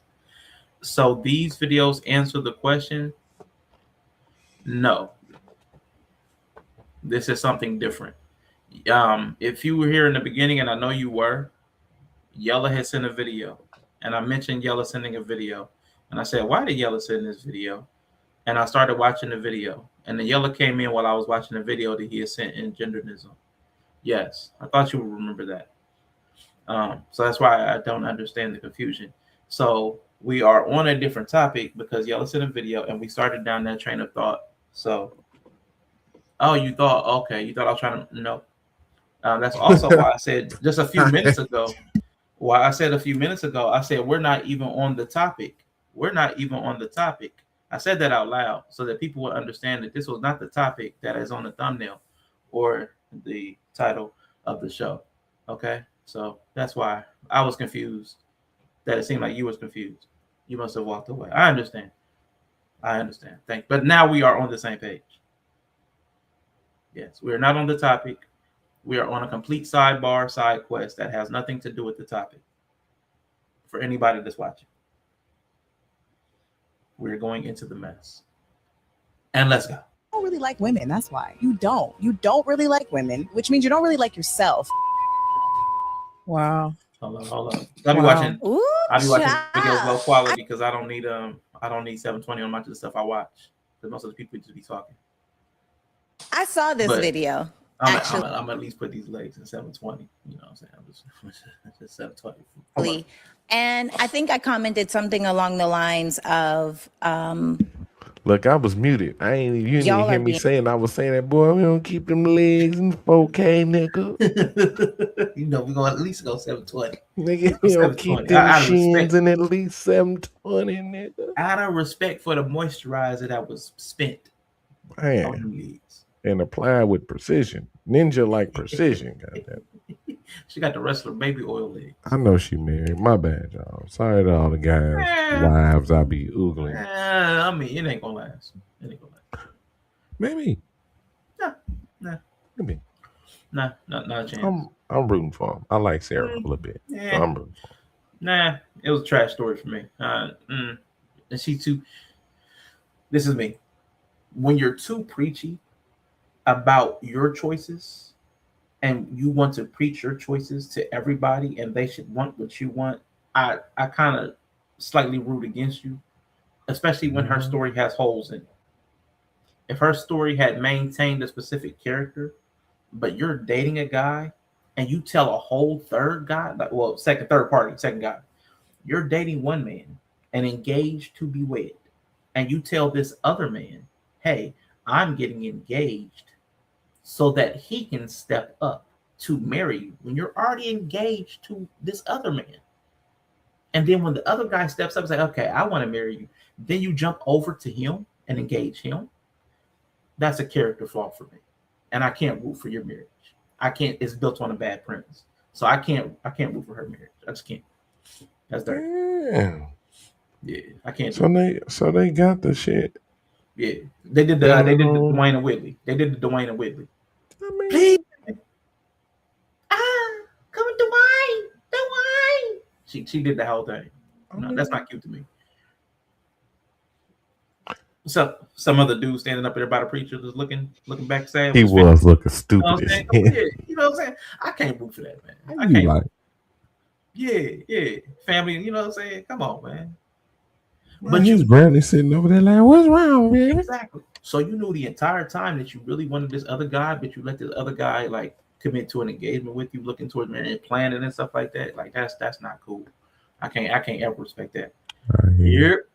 Hey, we spoke up our version of Dwayne Wayne. Yeah, Mr. E said, let's go. Yeah. We was just talking about that. I know they keep that clip on. Yeah, different world. You know? Yeah, different world, boy. It's a different world. But shout out to Mr. E said we are actually on a side quest. We are off topic. Yella's in the clip with Sarah Fontenot. She said something. Then this other podcast said something about what she said. And then now she's getting ready to say something about what the podcast said about her. And then we're gonna go back to the podcast. You know what I'm saying? We being messy. It's just messy. We found some mess, yeah. Byron. Yeah. So she can respond to the people that responded to her, who invited her on the podcast. So let's go. That's where we at. Being reactive and I'm being proactive. And the funny part is this podcast, y'all are being along the lines of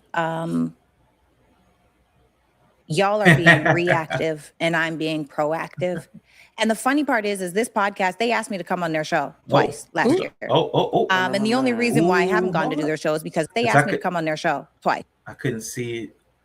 We're focused on self-love and romantic love. Are you available Monday at Chance? Hi, love. Circling back here. Congratulations on your engagement. Thank you so much. I live in Atlanta. Do you virtual? Yes. Unless you have plans to be here in the next month or two, I might. What was the first one though? And I'm being proactive. And the funny part is this podcast, they asked me to come on there. Okay. Would love to have you on our show. Hey, thank you so much for thinking of me. Where do you guys shoot and what does your audience need? Don't know how we missed this. We shoot in Studio City, California. Okay, they're at Cali. February, we were focused on. Okay. All right. Our show twice. I might make my way out that way soon in October. So soon as she be in Cali, it will be October. Last year. Thank you so much. Yes, unless you have plans to be here in the next month or two, I might have to make my way out there. So October. Okay, we definitely prefer in person. We will check back in October. Okay. Let's go.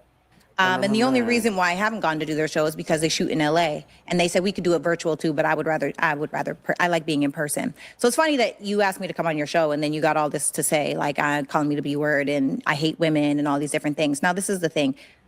When I saw this clip, I went to their pages, right? Ooh. I'm pretty sure that both of them have daughters. And my issue is your podcast is called Good Moms, Bad Decisions. Bad Choices. Bad choices. Mm-hmm. Well, I think maybe it should be questionable moms. Who started with that? Oh, they definitely edited that. That flips it. That run up was different. Yeah, that's like somebody. They like look. That's a good edit. What we seen in the clip was just the punch.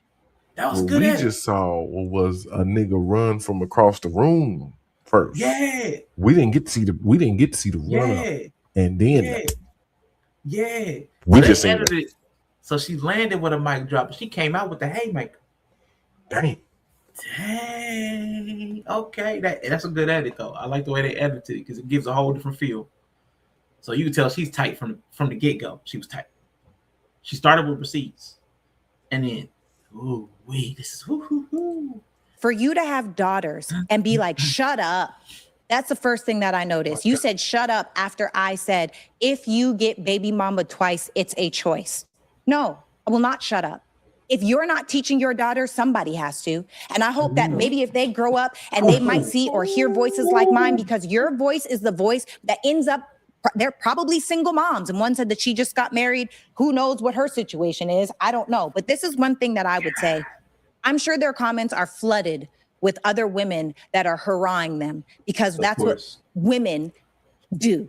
They deflect accountability by playing the victim. And they want to tell me and they want to villainize someone. I hate women. No, I'm not a girl's girl. I am a woman's woman.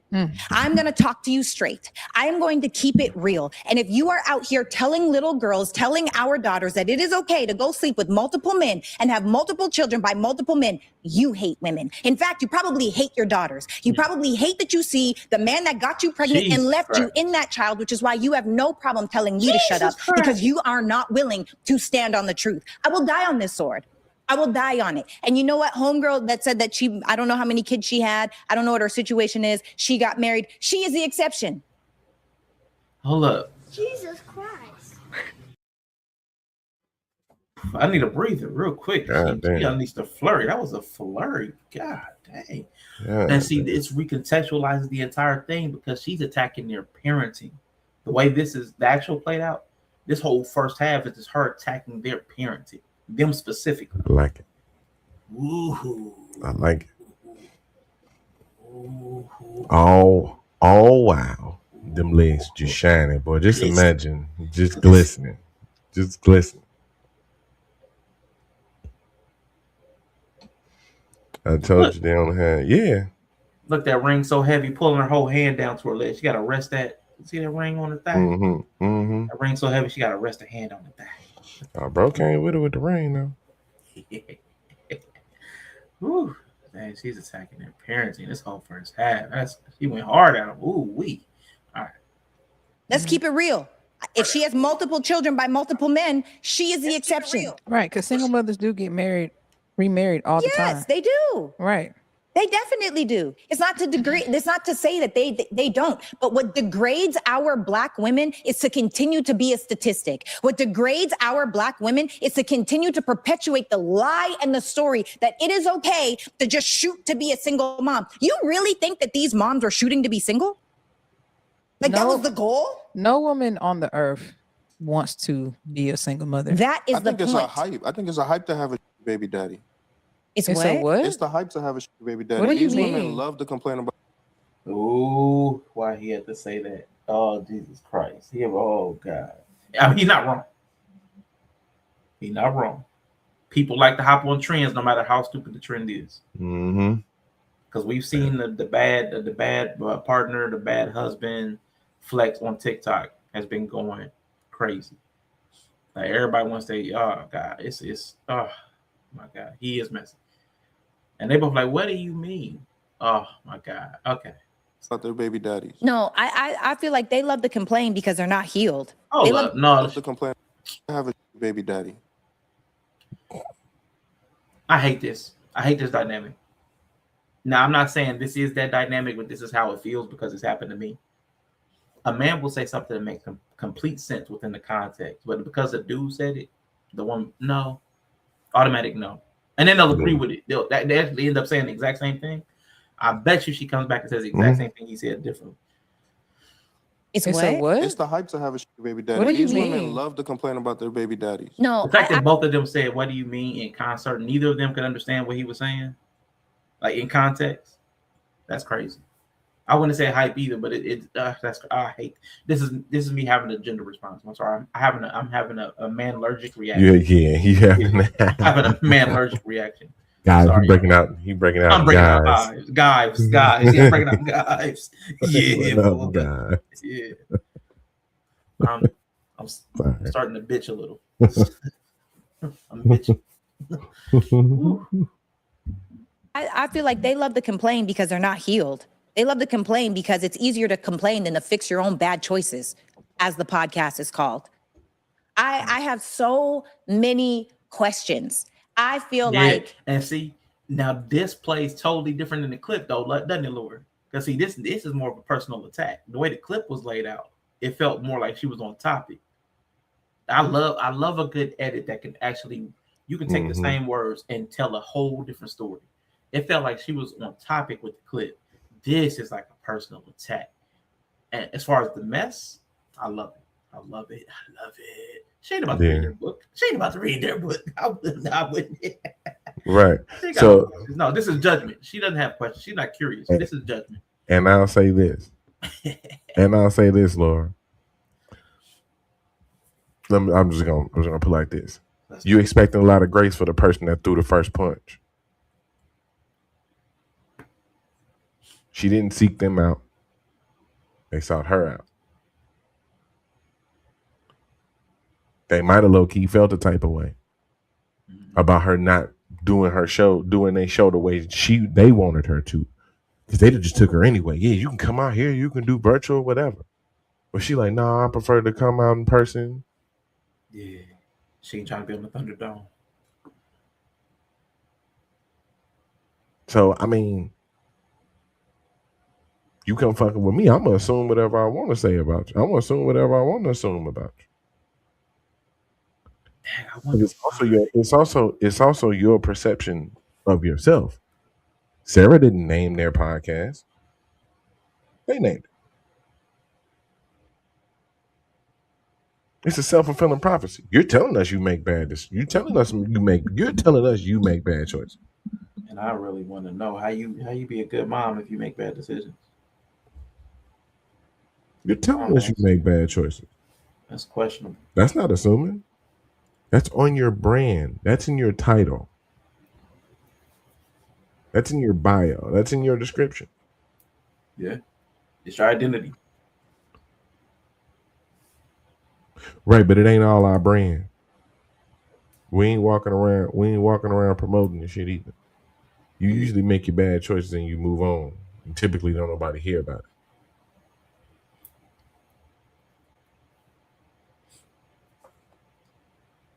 I think that's kind of the point we was making earlier. This whole wearing your flaws like a badge. I'm chaotic. I'm a chaotic kitty. Yeah. Yeah, it gets a little weird. Yeah, it gets a little weird for sure. Personally, I would be ashamed as a mother to be out here telling other women that it's okay for you to shoot to be a single mom. You should be ashamed of yourself. We need to bring shame back. Is that what they're saying? Oh shit. Hello. Oh, let's run it back. Hey. Let's run it back. Let's run it back. You should be ashamed of yourself.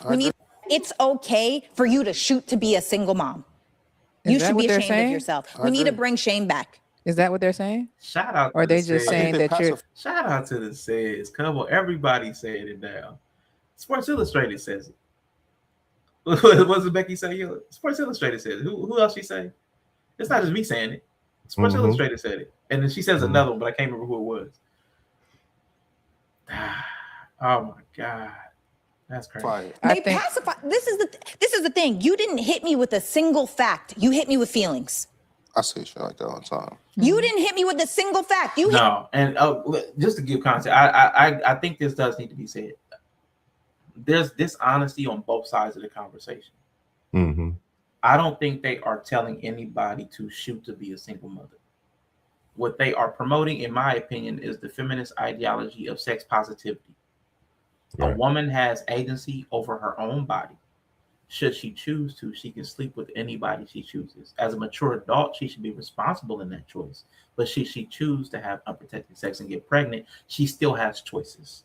She can choose not to maintain the pregnancy. She can choose to have the baby. But it's all about the agency of the woman and the authority over her own body and decisions. Yeah, I think that's where they come from. Do I agree with that? Doesn't matter. No. But I think that's no. Go. Do I agree with that? It doesn't matter to what they're saying. You know what I'm saying? It's not going to change the facts on the ground.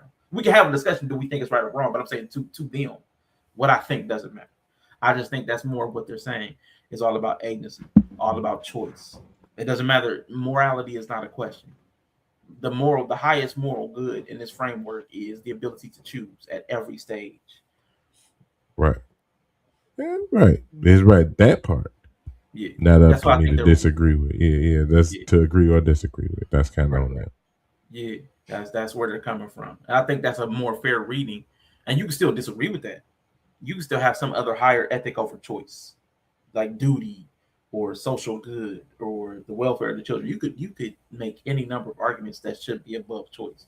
But I think they're more like choice feminism is the closest thing to what they're ascribing. To give a fair read to it. Go ahead, let's go. Yeah, I just want to make sure I get money. Now, why I 100% vehemently agree with that. Yeah. Here's where I'm gonna go from the macro. Let's go to the micro. Micro man. Situationally, let's go. Their reaction to her post stands in line to show that they disagree with what she's saying specifically. And there's a harsh disagreement. There's not a nuance about it. She got told, shut up, bitch. Yeah.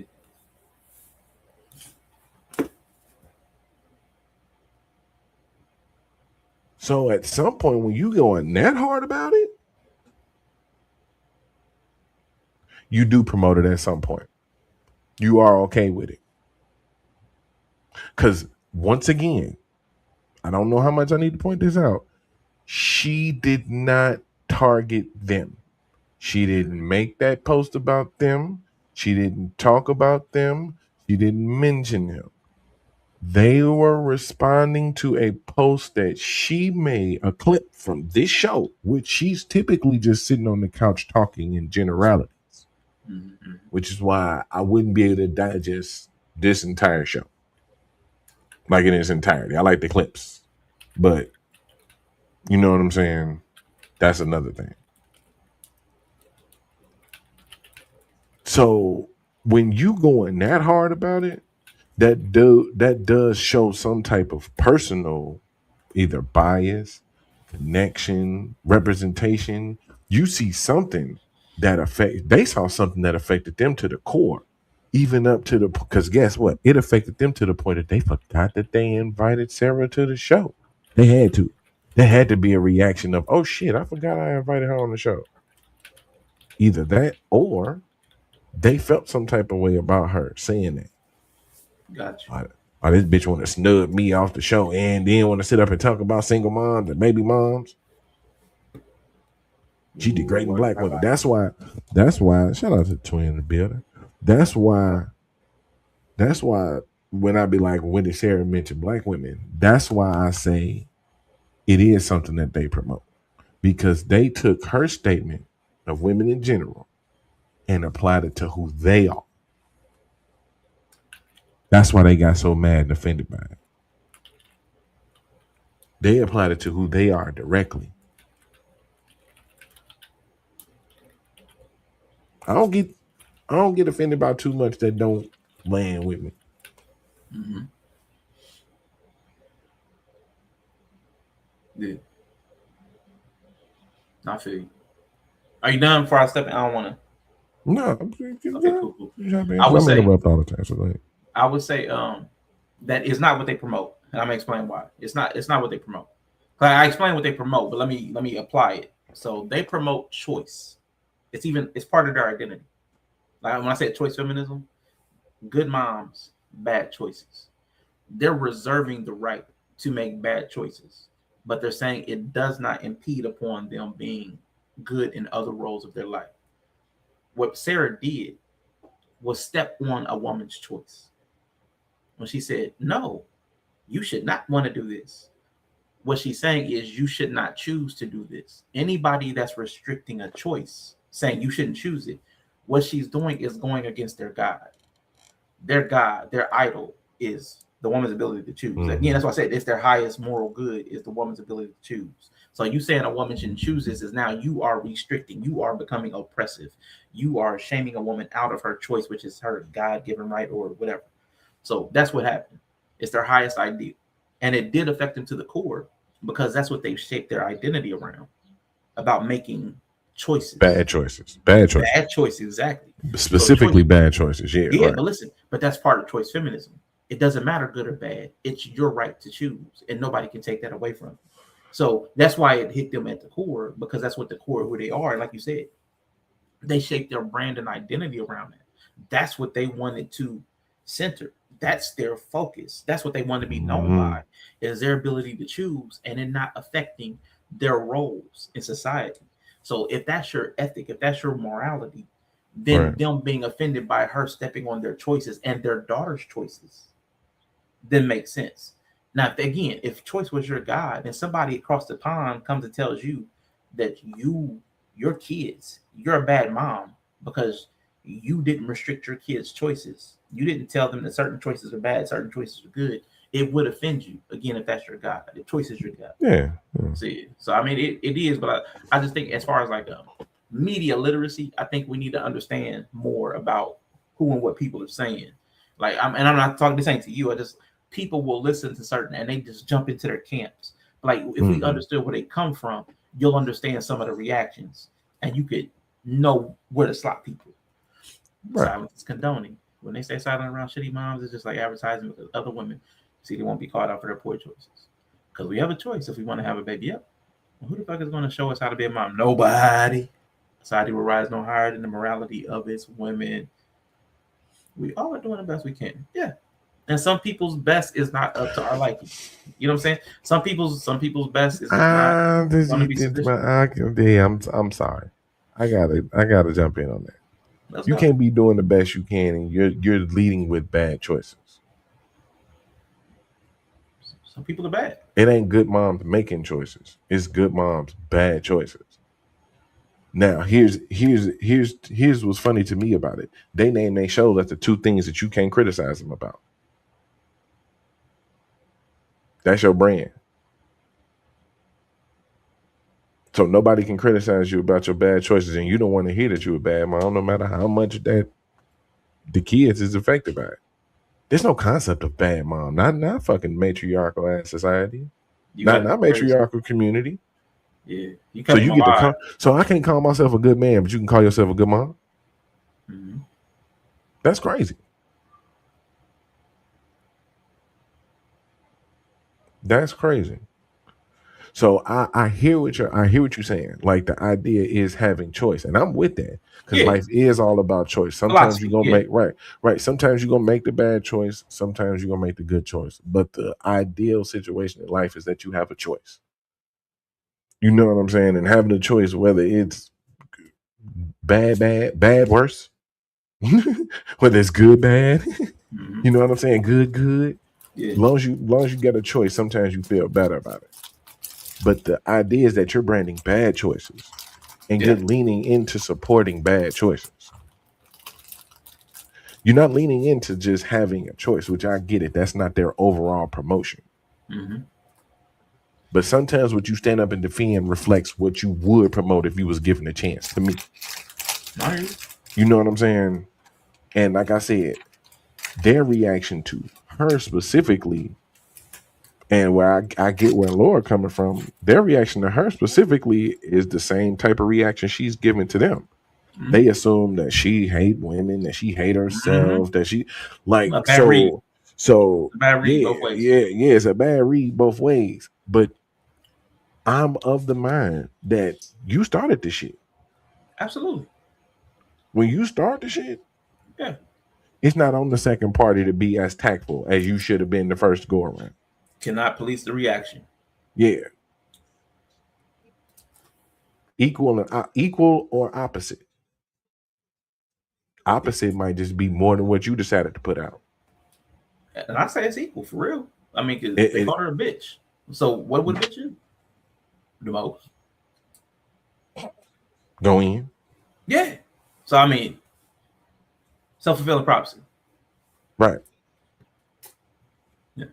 What ain't talking to y'all? And y'all, it's since her podcast is given, it's giving jealous bitches. Yeah, that's funny.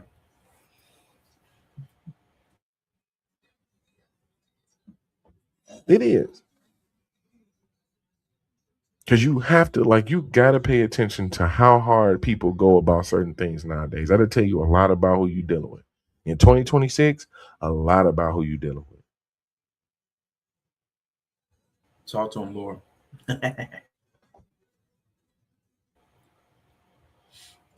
All I got is part-time. I got a lady at home to give full-time. Shout out to Grand Poop. No, I'm with you. Not here. My thing is, even though it's not said and it's not like societally acceptable to say this, some people's best is bad.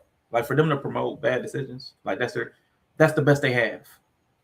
But also in their ideology, bad is better than no. It's like a good choice would be optimal. A bad choice is what you're given, but that's better than having no choices. So some people would, if they have the choice, promote bad over nothing at all. Bad is better than neutrality. That's a part of society. That's an ideology that exists. It just is. Like we may not like it, but it just exists. There's some people who would rather cause chaos than be bored. They've even studied this. Like this is actually even scientifically studied, where they studied men and women, and so many more people. There was an electric shock or being bored. Like you can just sit in a room quietly and nothing will happen, or you could press this button and shock yourself. Most people, and even more men, shock themselves over being bored. So like some people would choose negative over nothing. And that's just something about our makeup. That is what it is. I'm with it. Yeah. Don't talk about the sister like that. I did my best, but I guess my best wasn't good enough looking ass.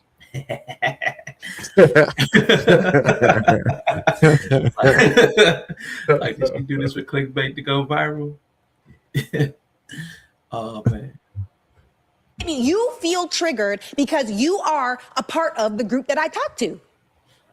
If you're getting smashed left and right and you are a baby mama, right, by multiple different men, the truth is your wife value. And let's talk about that. She's like, what is this, Carfax? No, it's Hofax. And we're running the numbers. And the same way, the same way that you check somebody's credit, right? You check somebody's credit before they can get a car, or the before they can get a house, before you can. It's the same way a man is checking your credit before he chooses you as a wife. Sure, you want to call it Carfax, call it Hofax, call it wife facts, FACTS. If you desire to be a wife to a high value, high earning masculine man or a high value masculine man, there are certain things that will write you off and disqualify you from that. And if you don't get that, I don't know what to tell you. I have no idea.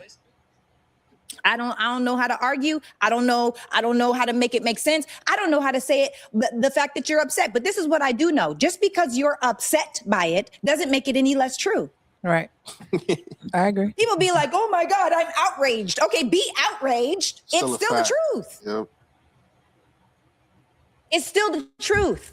And that's what people do. They get outraged to try to I know, I'm leaning in. Do you hear me? Ladies, I will lean into the fact that if you want to be baby mama again and again and again and again and again, that's fine. I'm not judging you. I'm letting you know what your bad choices turn into. Your bad choices turn into less of a high quality man choosing you. And if you just want to be single the rest of your life, do you, boo?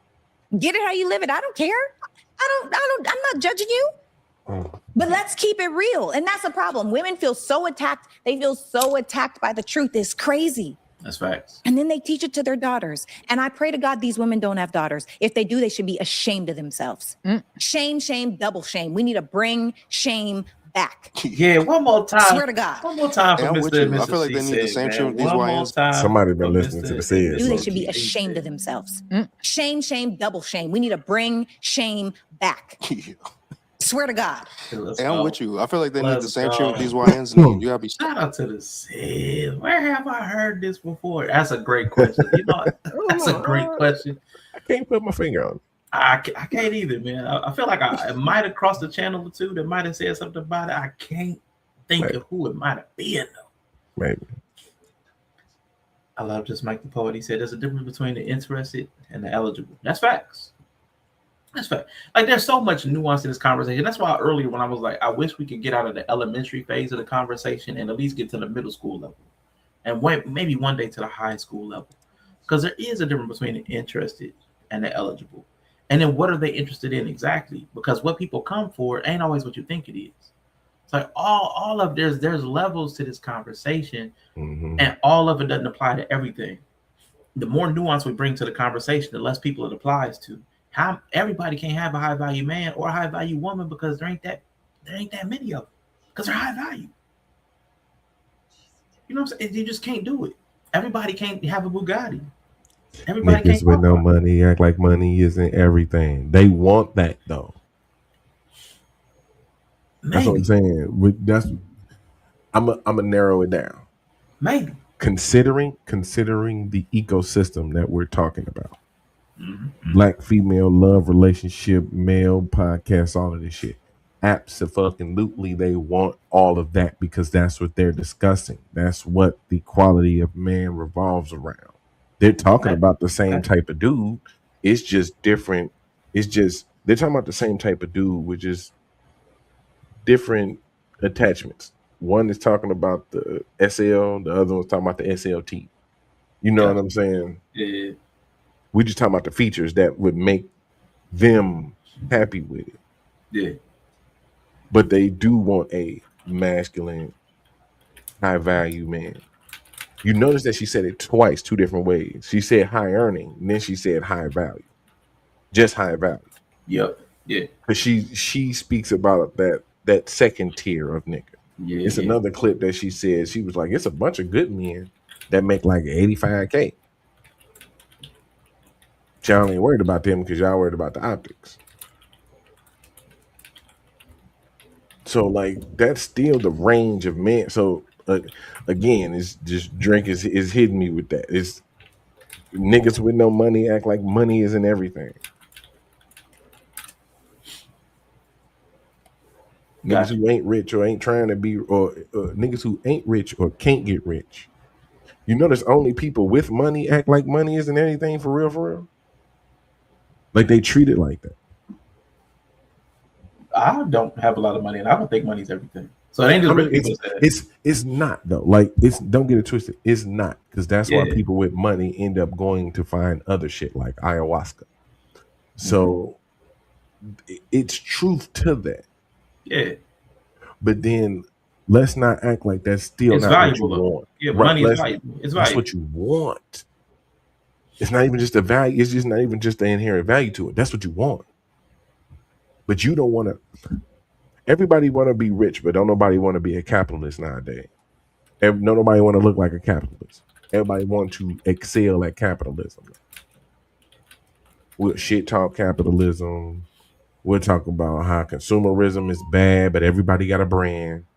Consumerism is bad, but come buy my course. Consumerism is bad, but come buy my makeup line. You have the Hollywood elites rolling in millions of dollars a year sitting here complaining about consumerism. You wouldn't be you without consumerism. But since you put on a pen and you stand on a red carpet with a microphone in your hand, now you're bigger than the program. Nobody bigger than the program. Now you bigger than what's going on. You're more morally in tune than who the hell is criticizing you. Or who you're more morally in tune about than who you're criticizing. That's what I mean. Meanwhile, your net worth is more than most city blocks.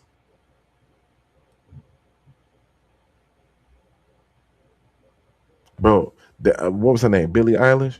Billie Eilish sitting up talking about how American consumerism and the real estate developers and took over like native land and shit like that, how they stolen land.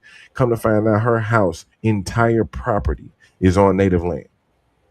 Entire $3 million house is on native land. I mean, let's be honest though. If it's in the United States, it's on native land. Yeah. But let's go. Technicalities. But like right, mapped out native land. Yeah. Official. Yeah. Post-genocidal native land. I got you. Now, I do want to say, man, first, shout out to Icy Fan, man, over there at Twitch Gang, Yella Twitch Gang. Shout out to you. Happy Thursday to you. Appreciate you loving the conversation. I do want to push back, though, Yella. I do want to argue the point, though.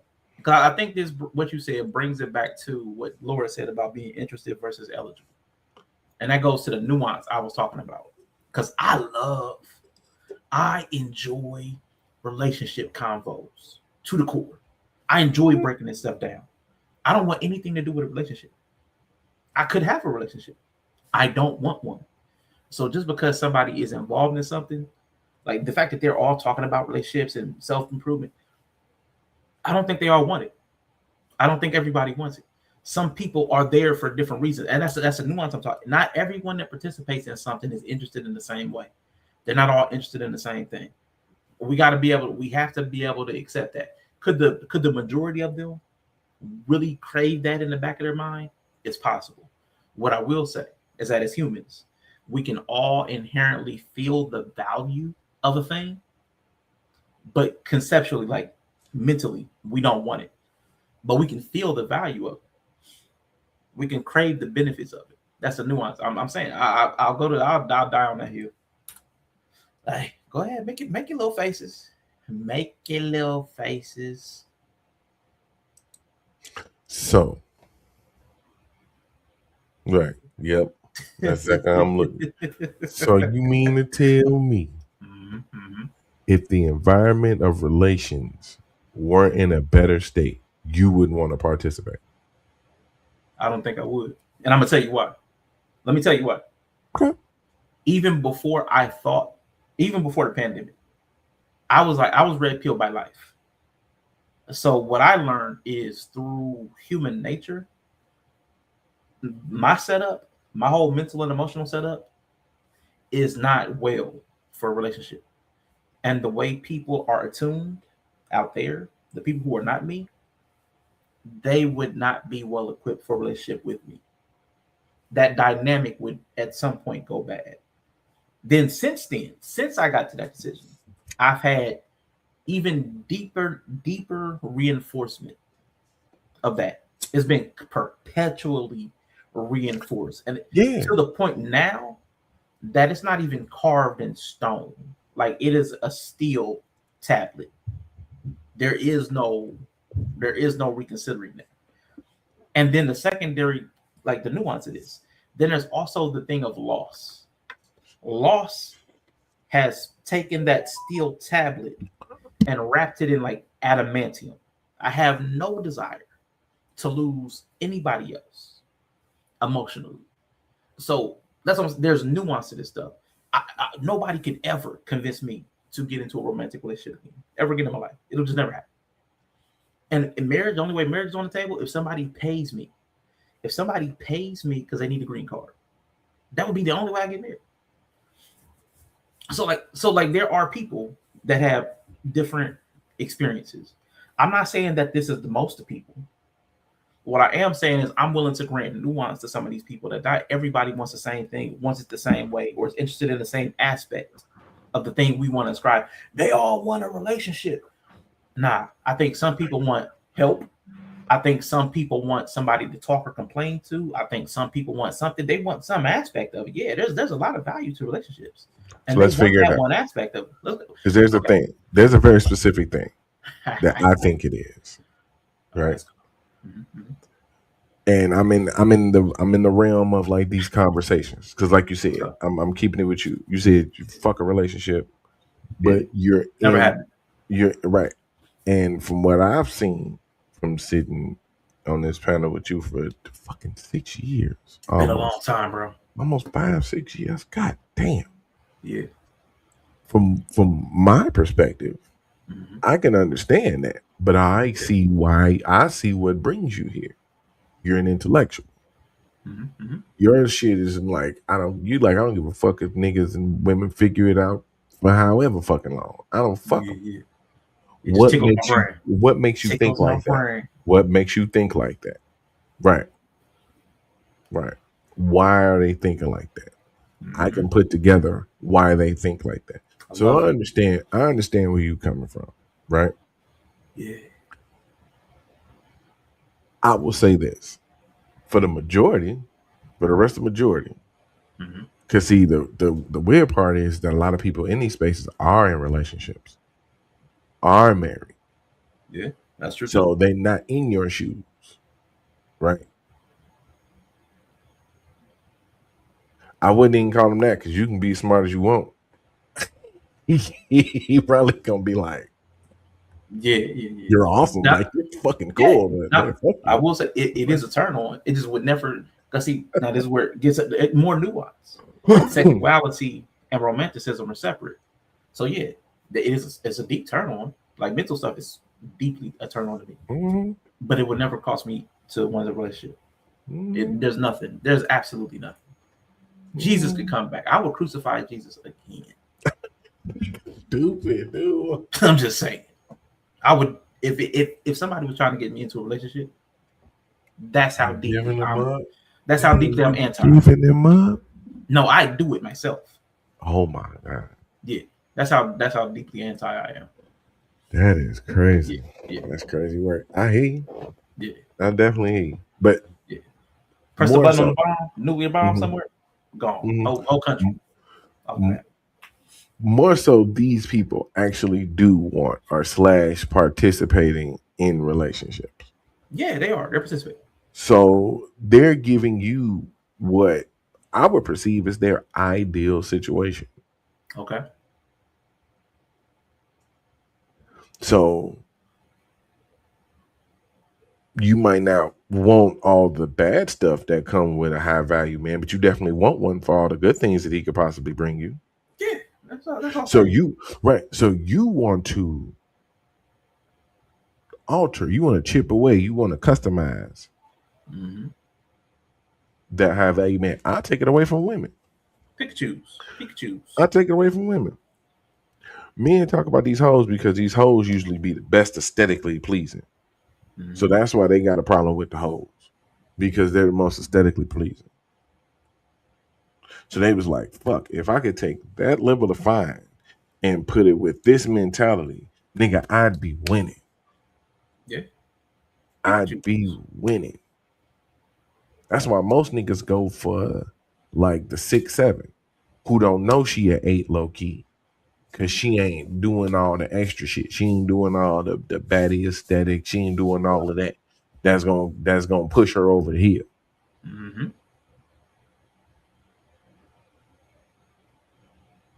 But niggas be on the same shit. Yeah, it's a human condition to want to pick and choose, take the best and leave the rest. Like the meat and bone thing. It's a human nature thing. It killed niggas that Meg Thee Stallion a thought like she is. That is a fine motherfucker. That is a beautiful motherfucking specimen of woman right there. Yes. But it break niggas' hearts that she is just so goddamn easy. You susceptible. Mm-hmm.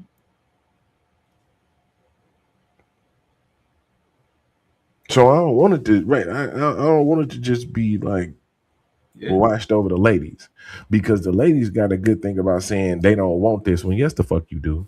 Because that's why I asked that question in the way I did to you. If the environment of men was different, you would absolutely want to participate in that level of shit. They'll do submission, but they just won't call it submission. They'll do all the things that fall in submission. They'll cater to you. They'll let you lead. They'll do all of that stuff. They just won't call it that. Because like you said, they want to have the illusion of choice. They want to have at least the illusion of agency. And possibly some real agency. But like, they just don't want to give that away. They're not going to fully on call it submission because it's going to give them the ick.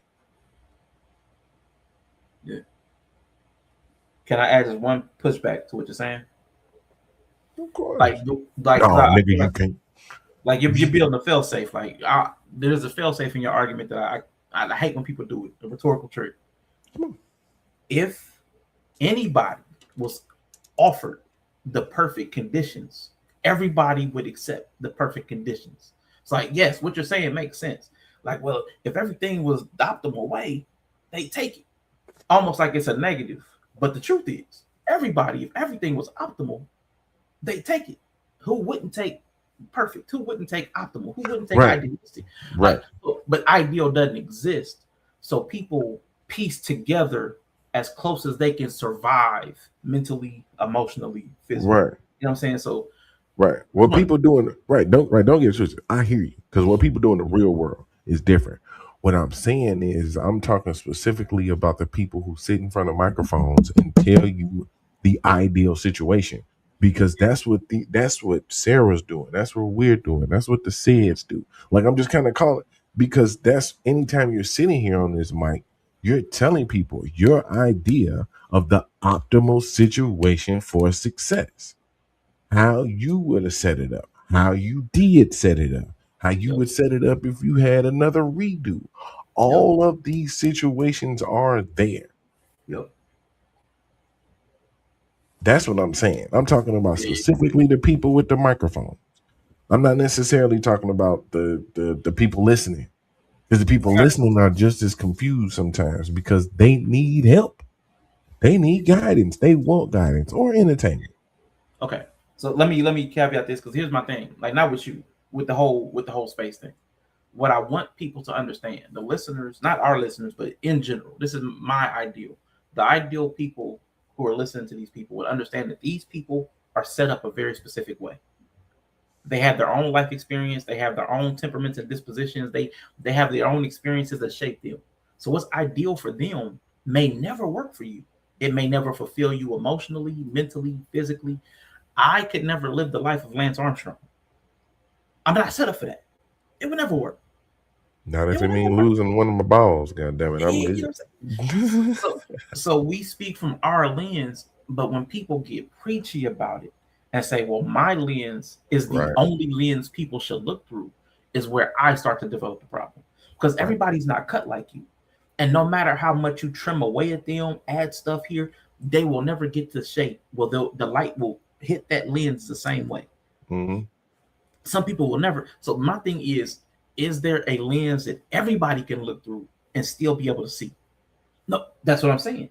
It just can't be opaque. It just there needs to be some translucence. Like everybody won't be able to see the same. Everybody won't come out with 2020. Everybody won't get the 2010.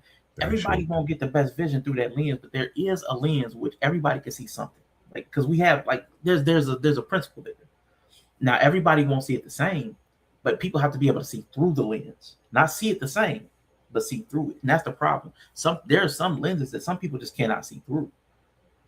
Mm-hmm. And that's what we have to. There's something we need to do as a society, or even smaller. Now again, but that's where other countries have forced lenses. They have homogeny. Where everybody's kind of like the same culture, the same religion, blah blah blah. Shared lens. We don't do that because we have so many different people from so many different backgrounds, so many different cultures, so many different religions, so many different political beings. It becomes more and more difficult. It becomes more and more difficult to have a shared lens, but that's on us to start to tweak that. We have to actually societally or socially, culturally, even familially break down what is a good lens for us to look through this stuff through. And that's why I would rather, for me, my ideal has become critical thinking. If I can understand where these different lenses are focused, it'll help me better understand it, to better move differently, to know where other people's focus is, where they're going to be shifting their weight towards, you know what I'm saying, what they value, so that I can make the best decisions for myself. I don't want to make bad decisions. I don't want to make bad decisions my identity. That's silly. That shows a level of immaturity, which lets me know that you can't be a good mom because you value making bad decisions. How those two are antithetical. Like, so even in your name, you built in an oxymoron. So that's why I'd rather have, like, critical thinking is my thing. Like you said, the tickle in the brain, tickle my brain. Mm-hmm. That's what the podcasters and struggle Kevins do, though. If you don't agree with what they say, they judge and mock you. We've seen it. Yeah. But that assumes that everything they say is right. And that's what I have a problem with, even the dudes. Yeah. We're assuming that everything you say is right. And then even if it were all right, does it apply to everybody? And then even beyond that, is it useful? So, like, there's so many layers and nuance that I wish we could apply better in conversations. That's what I'm saying. I wish we could get out of the elementary of these conversations and at least get to middle school. To ideally get to high school before we even get to college. But we 6 years. And most people never get past the elementary version of it. That requires some level of empathy that most people who participate in these conversations not going to have. Yeah. Because 9 times out of 10, they really only here to go viral. Yeah. So, or just viral events. It's like, Jesus Christ. We got to stay in kindergarten. Nah. We do. This is daycare. And here's the thing, now, this is where I've lost why I don't stream like anymore. I don't even believe it's possible with smaller groups anymore. To what we started with, to the thing that we and Yella started with. Even with Sarah and 2 people off, even with Sarah and 2 people off camera, she can't influence the person across from her, even with smaller groups. Yep. If Jesus had 12, couldn't get all them on the same page. I don't even think with the smaller groups it's possible. Not anymore. Definitely not anymore. So that's one of my reasons to not stream is I don't even know it's really possible unless you have a certain type of influence over another person. And you gotta remember, a lot of the reason people was popping up in these streams and all that other shit. Yeah, I'm gonna give you some Like some different type of insight in that. If you didn't never notice, a lot of people that used to pop up in these streams was people who just came to disagree. Yeah. Oh my god. Most people chatted because they disagreed. My favorite was Vic. I'll always remember Vic. That was my favorite boy. That was crazy. Most people only popping up because they disagree. Yeah. You looking at one of them. Hey. Why am I coming to your panel if I don't disagree with you? I ain't here to agree. But I will sit around with people. I will start the place for people to come agree with me. But I ain't coming to you because I agree with you. Snuggles. Oh my god. Yeah, right. So no, it ain't gonna happen in smaller groups.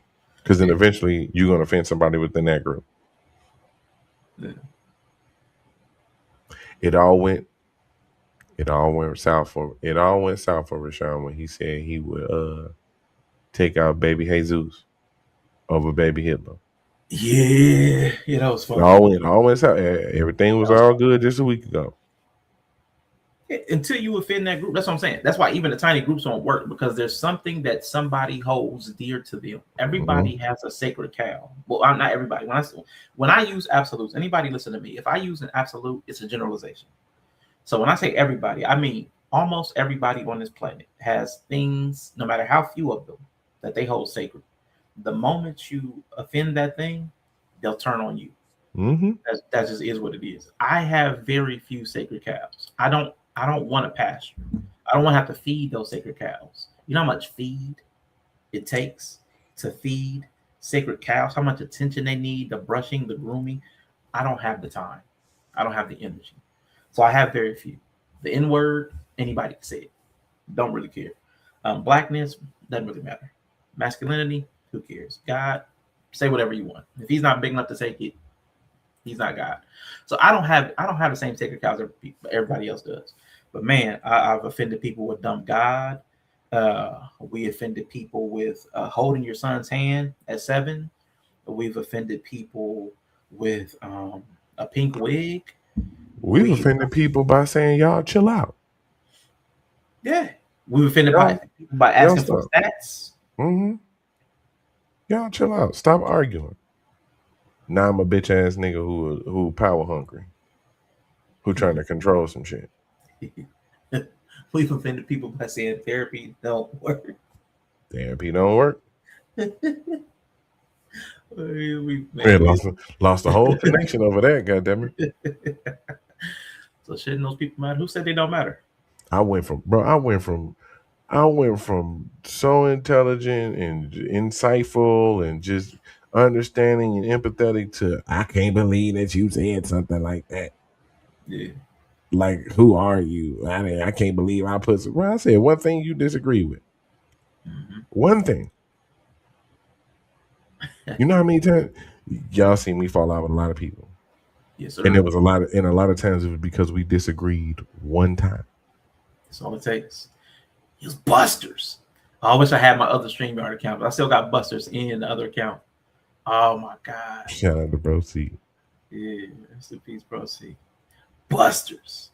Nigga, we had a whole late night mobster meeting because motherfucker didn't like what I said on their panel one time. That was a joke. That's all it takes. That was a joke. You step on that sacred cow. That's it. Something they shape their identity around. That's it. That's all it takes. Next thing you know, the Montagues and the Capulets is having a late night peace talk. Yep. That's all it takes, man.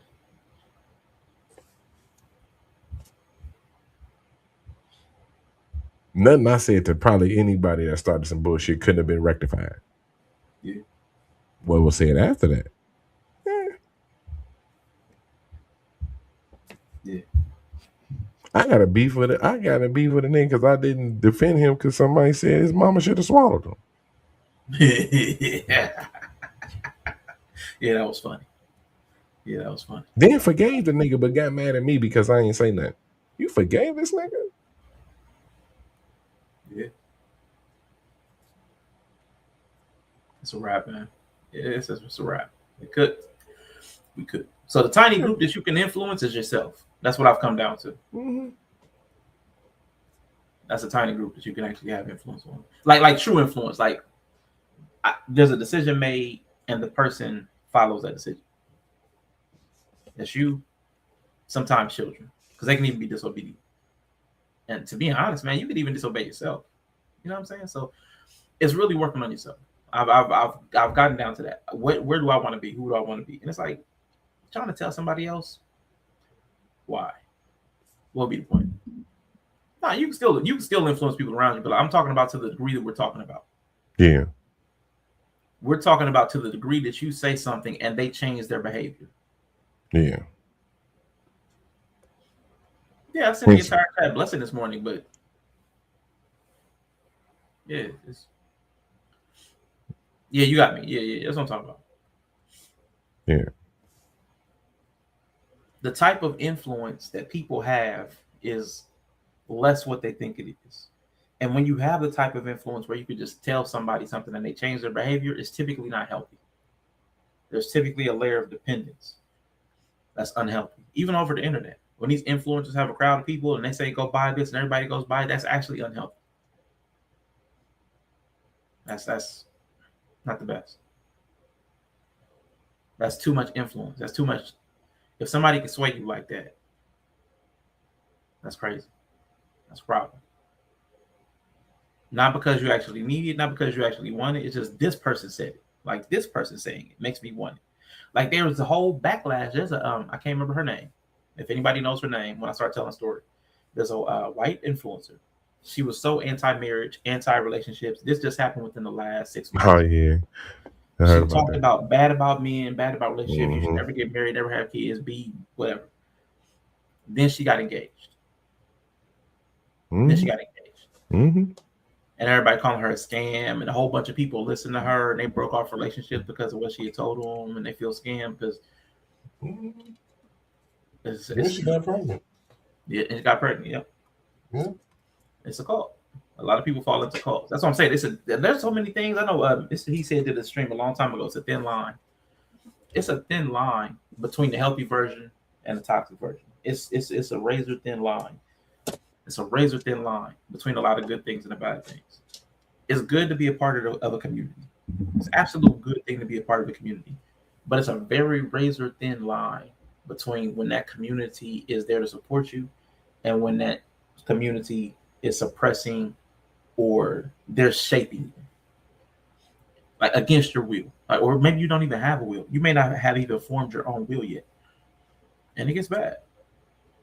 It won't be loyal to a family. It's wild. Do as I say, not as I do. But so there's a lot of dynamics and nuance to this stuff, man. There's a lot of dynamics and nuance to this stuff. That's why I have more of an open mind to it, because I see how people get where they get. And yeah, it does. It tickles my brain. I'll be like, oh man, how did you get here? Like even when I was asking Night, like how did you when you said what you said or asked what you asked, how did you get to that ask? I like following the hidden mechanisms behind, like that lead up to what somebody's saying with it. Like what led you to say what you said? I love that. It's so interesting to me. Learn with them. That's the problem. And this is the thing too, right? Because not everything is a trauma, or, I mean, most times it is though. I have so many questions. Like I would really love to know, homegirl that got married, is she a blended family? How many kids does her husband have?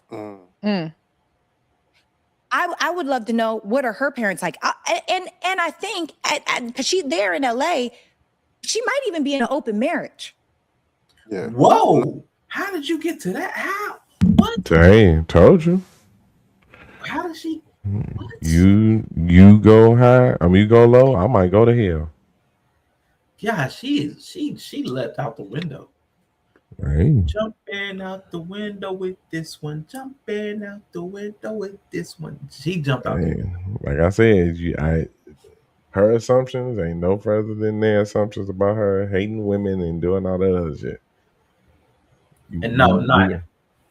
Oh, my bad. Go ahead. Not yet, yeah. I was gonna say asking questions or saying things does not annoy me. asking certain types of questions and saying certain types of things annoys me.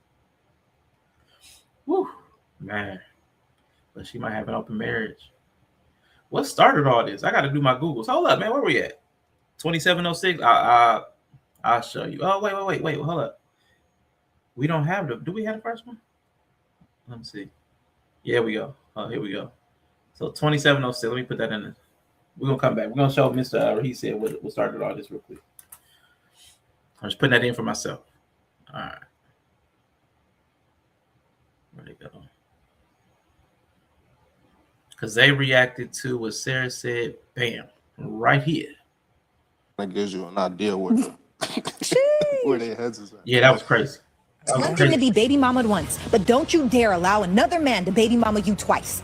That is 1000% your fault. At this point, it's a choice. And then stop teaching that to our daughters. I am so sick and tired of people trying to pacify the fact that it's just okay to be a single mom. Because they ruined it for themselves. Yes, they did. They definitely did. They absolutely lowered their wife value on the market because they were frivolous with their body. What the their wife value? What are we Carfax? Am I a property? First of all, Sarah Fontenot, the fact that you beige women, I don't really know how you sleep at night, because the way in which you are actually degrading Black women by perpetuating this idea that our value is somehow linked to whether or not we're married. Single moms get remarried every day. Hi, hello, it's me. This type of narrative makes women stay in unhealthy dynamics, abusive relationships, all because they're so afraid of being a single mom. She said if they were all drowning, I would save my husband and let my kids drown because we can make more kids. She did First say of that. all, go have some kids and come back. I just feel like you don't really like women. That's why. You don't really like women, which means you don't really like yourself. Wow. And that just speaks to what people value. People can't respect that other people value stuff differently than they do. And I hate that for the world. And we can't respect that other people don't value what they value. Like everybody kept saying, like to the Republicans and conservatives, they was like, you're voting against your own interest. They can't possibly. If they voted for something, they voted for their interest. It doesn't matter what their interest is. You just don't like what their interest is. Like let's say that they're not voting against their own interest. You think they care about healthcare access? They don't. That's not their interest. That's not their value. Or like the white women, they voted for Trump. They're voting against their own interest. You won't be able to have a choice. You won't be able to have an abortion if your healthcare. They don't care about that. They care about their men having power so that they have access to it. That's their interest. They didn't vote against that. They'll take slights. Some people will take a comfortable oppression before they take an uncomfortable freedom. Like we just have to accept that everybody doesn't have the same interest. I really wish we could get to that. What they say here about Harriet Tubman? Like she could have freed more, but everybody didn't know they were free. Some people just didn't want to be free. Because you got to take responsibility for yourself. The married one is sexually free. Okay. Ooh, so she was on to something. Ooh.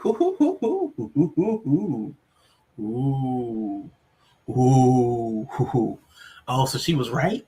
Wait, so she was right? So the married one actually might be able to open. Oh my God. Ooh, that's terrible. I hate that she made such a huge leap, but she landed it. That's tough. Made woman is wild. I feel attacked.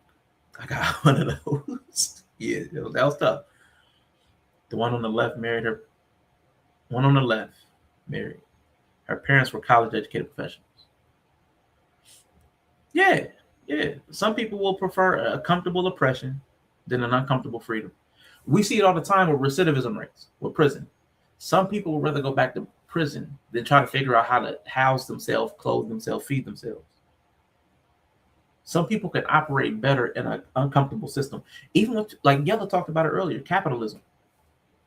Everybody that complains about, and remember, I had this fight with the pro-blacks. I had this fight with the hoteps. I was on with the hoteps, and they were talking about capitalism. But I'm like, do you understand that you hosting the revolution on Google platforms and going to work at Chase Bank tomorrow is you feeding the beast that you say is eating you? Like, do you understand that? Like, because we have to start with that. Do you understand if you can't understand your participation in the problem that you're saying that you want to solve, then we can't have any more conversations. Yeah. If you don't even understand how you're complicit before you can fix it, like you gotta, what's my involvement? Because if you can't even solve your own carbon footprint, you're never going to fix the ecology. It's crazy. It's bad. Like I just need people to think. I just need people to think a little deeper. They like saying stuff is very emotive. I like to feel. I feel so deeply. I'm so passionate. It's passion. It's passion. I love when they rebranded spazzing out as passion. Like you lost control of your emotions. You were unregulated. That's not passion. You can make a cogent argument passionately. When you start calling people names, that's not passion. That's a temper.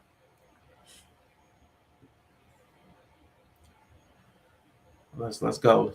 See when Yella get back. Because she's there in LA.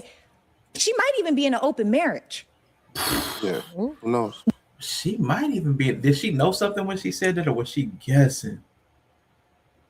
Voted equals acknowledgement. Silly facts. What did you say? Hold up, Lord. But the married one is sexually free. Did she know that? Did she do research? See, this is what I don't like. So I thought she jumped out the window, but she stuck the landing. So did she do research and then say it like she's guessing? I don't know. I don't know. I'm not feeling. I'm not feeling. Oh man. Don't take advice from people you don't want to switch places with. Ooh. Mm-hmm. I would literally never listen to y'all. But y'all could talk to the other single moms that love complaining about their baby daddies. If that's what you want to do, great. But we don't do that over here. We want to strive to be our best selves. And if you drop the ball and now you could be your mediocre self, do that. I love that for you. I don't care. Now listen, having an open marriage doesn't make you a bad mom. It does if your value is the traditional family structure. Being a part of something, and potentially showing your children a lifestyle that you don't value, that you think is antithetical to your value structure, that would make, from Sarah's point of view, you a bad mom. So it all depends on your value structure. I'm saying the lens we look through makes all of this stuff either make sense or not. I do not care. I'm not going to call you out your name. I'm not going to call you the B word like you called me. I'm not going to tell you that you hate women. I'm going to say you should be ashamed of yourself for trying to teach. But Lord, that's all we have. Like everything that we have is opinion based. Even when we say it's based on a fact, you still have an opinion based off of the fact. Like let's say speeding, the speed limit. The speed limit is 55. Somebody had an opinion that, okay, accidents occur more frequently at this speed. Then someone had an opinion, well, it would be better if we cap the speed at this level. So even the things we think are laws or fact-based are opinion-based. Somebody had to make an opinion-based decision for everything that we think and believe. This is better than that. Every value judgment is opinion. Somebody can layer it on top of a fact, but it's still an opinion. Like that's the nuance I'm talking. I wish we could get a little bit deeper. Like because almost everything's opinion. Even if it's fact-based or fact-centered, however anybody would like to phrase it. Like somebody made a decision based on their opinion of a fact. And they just make that right. So if her husband, old girl on the screen, gets cheated on and she ends up having a baby on him, do we say she must have been a bad wife? I mean, everybody's going to justify their position. Everybody's always going to justify their position and offload responsibility. It's a normal human being. It's just so funny to watch, though. It's hilarious. But I would put money, what they say, dollars to donuts, that her marriage, because it's her marriage started off foul. I hate that. But we're going to see. Time will tell. That to our daughters and telling that to other women. We need to stand on the truth because it's the truth that shall set you free. I don't care if it hurts, if it makes an impact. Is it really a marriage if y'all don't know how to stay faithful to each other? Well, see now, if they are both in agreement and consenting to certain things, it's still a marriage. That's not unfaithful. If everybody knows what's happening, it's not. There's no faith. The faith. See, okay. Oh God. All right. I tell you, some people. Listen, you welcome back, Yella. Did you want to say something about something that happened while you was away? Them legs, boy. God damn. All right. They glistening, man. They glistening, boy. Like Christmas, boy. They just like Christmas. But no, I think they getting past the part where they still talking about her marriage. They dissecting somebody's marriage right now. One of the girls. Oh shit! All right, no, let's keep it rolling. Let's go. Is that Crisco? Hey, what is that, Velvet? Hey. I just feel like an open marriage is just an excuse to just constantly cheat on the other partner. I don't feel like that's, if you are in an open marriage, I don't feel like if that's your choice, that's your choice. But also, it's not even almost the same. It's not even almost the same. Y'all aren't husband and wife. You're married, and that's okay. What? Yeah, I don't know. It's not even almost the same. It's not even almost the same. Y'all aren't husband and wife. You're married. Y'all aren't husband and wife. You're married. Give her like 10 seconds after that. Yeah. She might clean that up. You're right. She might not, but let's give her 10 seconds after this. What do you mean by that? And that's okay. What? Explain that difference. I don't understand. Husband and wife means. Oh no. Oh, she's trying to do an internetism. I swear to God. Oh, she's about to do an internetism. Yeah. Oh my God. Yeah. Oh. Yeah. My God. Oh, she's about to do an internetism. Oh my God. Mm-hmm. Okay. All right. You're not a fork and a spoon. You're utensils. Oh God. Jesus Christ. Jesus. Yeah, so hold on, we'll get there. Oh God. Yes. Oh, brother. All right. Yeah. I got you. Yeah. Oh, yeah. Boy, we're heading into two charted territory. Internetisms. Right. Oh boy. Look how Mark Henry. Look how even Mark Henry looking at him. What? Oh. Mark in the back like. What? Oh man. You can throw the phone. I swear to God, where are we at? She's about to do the wildest internetism ever. Oh my God. You're not a husband and wife, you're married. Okay. All right. Let's hear this one. Like my I watched this Bible dude. He breaks down like Bible scholarship. He's like, all right, let's hear it. Staying power. Husband and wife means you're ride or die, ace boon coon, swing for the fences, platinum needle in a haystack. And that's another thing too, right? When people are like, oh my God, I can't believe that Sarah would choose her husband over her kids if they had to choose, because I believe in the Bible. I believe in the hierarchy that God has placed inside of us. Now, I want y'all, now to her credit, now she said, don't listen to anybody's advice that you wouldn't want to switch places with. This is the woman who was engaged and told another man that she got engaged and that this was his last chance so that he would step up to the plate and offer to marry her. So then she left the man she was engaged to marry the man she got married to. So applying her own rationale, is that what we wanted? Is that what we want our daughters doing? Like, is that what we want our daughter? Hey, listen, if you wanna get married to a man, get engaged to a different man, and then tell the man that you really want, that you're about to get married, so that he'll want to marry you before it's too late, because you don't believe in divorce, because you believe in the Bible, because that's what we're doing. So this Rashawn right now. The Bears are what we thought they were. They're what we thought they were. We played them in preseason. Who the hell takes a third game in the preseason like it's bullshit? We played them in the third game. Everybody played 3 quarters. The Bears are who we thought they were. And that's why we took the damn field.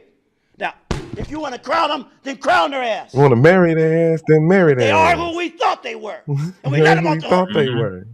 Yep. You put a ring on it. Yep. I can't stand, because see, people the glass houses be killing me. You sit up here week after week and tell all your business and forget that you. What did Mr. He say that one time when I was doing that when I was exposing somebody that needed exposing because they was doing too much.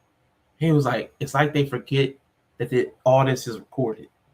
Yeah. They forget that all this is you're putting it on wax. What are we doing? You're not moving well either, ma'am, or biblically. You were betrothed to one man. That was your husband, but you left him for another one. What are you doing? Yeah, that's real. But she's preaching. Let's let her get back to preaching. Her husband or wife is a rider. That's a ride or die. Down for whatever. Dabba do. But you're just married. That's all it is. A piece of paper. I believe that it's God, my spouse, my children, everybody else. And I understand if you're in an open marriage, why you can never understand that, because your man is interchangeable. You're just married. He's not a husband.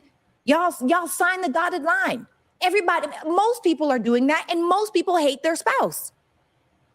And no man, by the way, let me just throw this out there. Oh boy, no real man. Oh, I swear to God, I'm about to lose it. She about to do no real man. That's why I was like, probably should have left it. Should have cut it out. Oh, the no real we ain't man. even got to their response to her. Oh, that's why I was like, I can't consume. I can't consume too much of it. Yeah, there's something in logic. They call it like the no true Scotch fallacy. I don't even know exactly what it is, but I'm gonna change it to the no real man fallacy. The no real man fallacy. She's about to. Oh God. Oh God, she's about to do it. She's about to do the thing, Yella. She's about to do it. Oh God. Yeah. Okay. Spouse.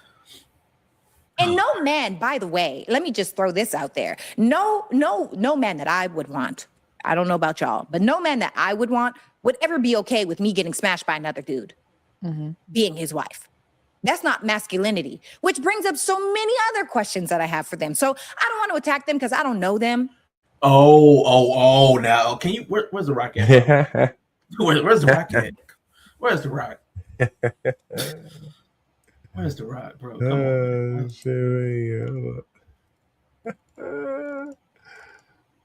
There you go. Of course, you don't want to attack them. Of course. I don't want to attack them because I don't know them. Yeah. Look at Mark back there. I thought we was attacking.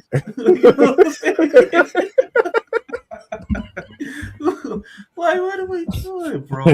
I hate that I've just now recognized that second element to this gift. With Mark Henry back. Yeah, man. I thought we was attacking. Oh man! After she done tore him a new one, she done called them questionable moms, terrible wives, not husbands. She's been going in, man. Come on, man. Come on. I don't want to attack them because I don't know them. Right. Wow, this is crazy. This is crazy. Okay. Now, it's fair to say no man I would want to deal with would be okay with that. That's fine. That's a value judgment. But you're not the only person that exists. Everybody doesn't want the same thing. But baby, if I knew the facts. Ooh, child. Anyway, I'm complete. Then let's move on then. Okay. Jesus Christ. That's right. She got a little squirrely at the end. Will got away from her, but she finished the crossing. She finished the finish line. Woo. She was whipping him motherfucker first. Then she got a little squirrely to it. Yeah, she was in her fifis, man. She was in her fifis, but she. Yeah. Now to my point with them, because now they finna sit up here and act like they was offended that they had a response to her. Sarah made the content. So you put the content out there. So people reacting to your shit could react any way they see fit. Yeah, you put it out there and you clipped it. You put it out there and you clipped it. You wanted that specific part. Yeah, that's highlight. Heard. That's highlight. You wanted that specific part to be heard. Yeah. That's so like 9. Jesus Christ. Man. But she's standing on what she said. She's standing on what she said. And she said a little bit too much. She started to sound like a big dummy. Yeah, I gotta look at her. Yeah, now I gotta look at her like this is some shameful shit. Yeah. Yeah. Oof. Ooh. All right. Well, let's see the response. Let's see the response. All right. I went back 2 minutes in true Yella fashion. Yella will probably go back 5 minutes to see the build up. I'm just going back 2. If we need to go back further, we will. But let's see. Message. She probably should have been looking through my camera. But we probably, the time, but even then we weren't doing like the era of like the selfies, like taking sexy pictures. Like you were fully clothed. I didn't need. I don't remember taking any sexy nudes and sending them to anyone in my Razor fucking freshman year of college days. Era of like self-obsession. So many fucking selfies. The other day I was I'm out on the fucking corner. I was like, what am I doing? I'm like, this is just, I have 1,000 over by a car. 1,000. How you gonna take it back 2 minutes and then skip forward? The self-obsession. Because they aren't even close to the topic. What I'm curious about is how they get from this nothing random stuff, how they get from there to Sarah. I really am part of the fun. Yeah. I just give some of it though. It was too frivolous. Remember I told you about like no small talk. We got to get the medium. Like that was too small for me. It was just I can't do it. So we're gonna skip some of that. I'll get the last 60 seconds. Sarah is something like that should be studied because I always think about that. Like if you could go back in time, like if we could go back and place ourselves 20 years in the future and look around and be like, what the fuck is everybody doing? Like sometimes I look in a room and I'm like, everyone's looking down at their phones, or like even at like a club or a bar and everyone's like taking pictures. And I'm like, can you imagine us coming to the future 25 years ago and being like, what in the fuck is going on? Like the self-obsession has increased so consistently on such a high level that we didn't even realize that we've normalized it. But there was a time where people were not in the streets, just like, it's so fucking dumb. You on the same time. Yeah, and it's scary. And we do have girls. And the fact of the matter is, a dick slip or a guy fucking on camera has nowhere near the same heaviness and the weight of a woman at any age fucking on camera. At any age. Poor girl, poor baby. I mean, yeah, I hope that you have to be strong to endure like this society and what they consider like the norm of like just disrespecting women. Even just this post that we posted last week of fucking Sarah Fontenot. The comments are crazy. Like, here we go. Let's go. We're ran through. Oh, I saw like the birds, or wait, what is it? We promote whole culture. I was like, whole culture, that's new. I haven't heard that we've promoted whole culture. Wait, I was waiting for the specific quote and then it finally hit. I was waiting for a man to say this and he did. Boy. And then I was like, I was waiting for you. What is it? A hit dog going what is it? A hit dog will holler. A hit dog, exactly. Just, somebody said that here. It's a common phrase. And you on the internet, bitch, you waiting on somebody to say some internet shit? Well, it was coming. Yeah. Because it's true. Oh, God. I don't even use that verbiage, and that phrase lands squarely on you. That's hilarious. Because you were waiting on it. You knew you were waiting on it. You knew you was here. Ain't that a bitch? I'm scanning my comments. Let me scan these comments. Somebody heard me yelp. Somebody heard me holler. I know. Come on, man. Come on. For you to even go looking for it, man, you were hit. Because you knew you was hit. And you knew you was hollering. Come on, man. What are we doing?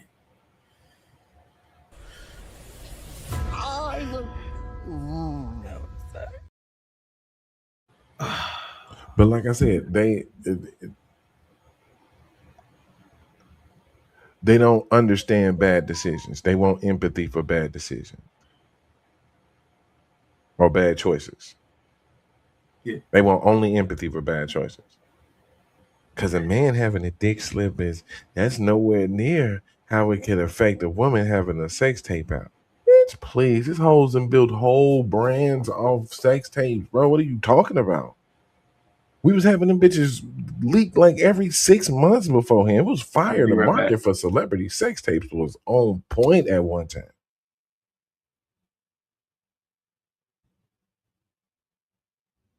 We have chicks make whole brands off being hoes nowadays.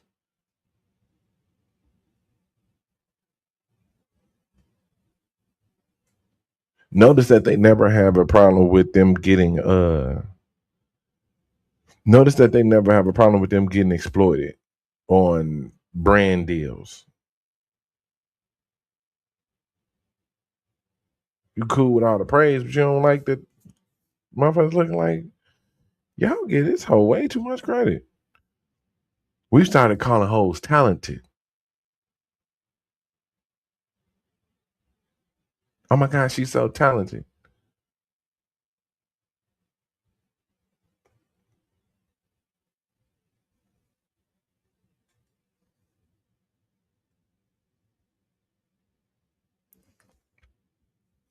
I'm talking about the little thing. We ain't even got to what they said about Sarah for real. But I'm just commenting on that one previous statement she made. Because there's always this idea of men ain't gonna get you. I ain't about how many. It's probably like 2 niggas in the history of niggerdom that then came up off sex tapes. I say Tommy Lee was one of them.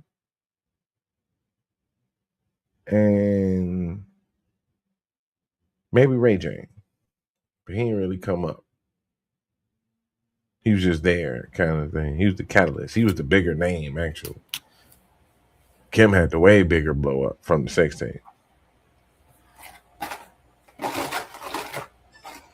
Let's go. And some of them are talented, sir. Forget you. Some of them are extremely gifted. Hold up. You gotta pour me a drink. Ooh. All right, trying my last flavor. Strawberry dragon fruit Dunkin' Refresher water pack. That's the longest name ever. Let's see what it tastes like. All right.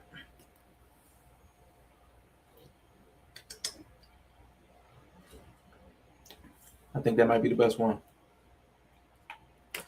I'm gonna need to mix that with the kiwi. That's what I'm about to do. Ah, man. If Sarah wasn't talking about Kim, yeah, history of nigga was wild. Guys were decently known before those things. Yeah, facts. That's facts. All right, let's go. We can take 2241. Let's see where. Or that were ran through. I see that a lot because you're ran through, or like also like because no one will wife you. And then the other thing is, there's a bunch of mediocre men saying no real men will want you. And I'm looking at these things like, nigga, I would never. Like, who are you talking to me? Are you crazy, nigga? Like, it's always the most uneligible fucking niggas on the internet talking about no real man, no high value man will want. Shout out to Laura. There's a difference between interested and eligible. Well, nigga, you wouldn't know. It's so crazy. Yeah, I mean, those type of clips really expose the men and the hatred they have for women, and also really expose women. And granted, listen, everyone's allowed to have their own opinion. Oh God. Okay. All right. Around like what they view as valuable. Everyone has their own, traumas and triggers around their second child and what they wish they would have done better and what they wish they knew. And maybe they did need a Sarah Fontenot yelling at them, telling them, don't fucking do this shit again.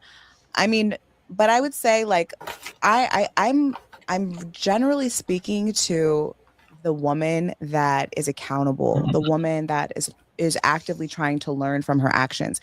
I'm not discarding those other women because they matter too. And actually Sarah's discarding them. Boy. Boy. But I will say, like, how is she discarding them? She said that's who she's speaking to. Like that it's a choice. You made a choice.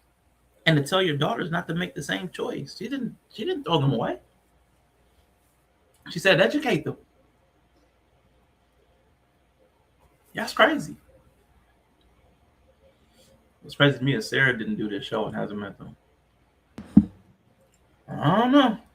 I'd rather not meet them or go on the show.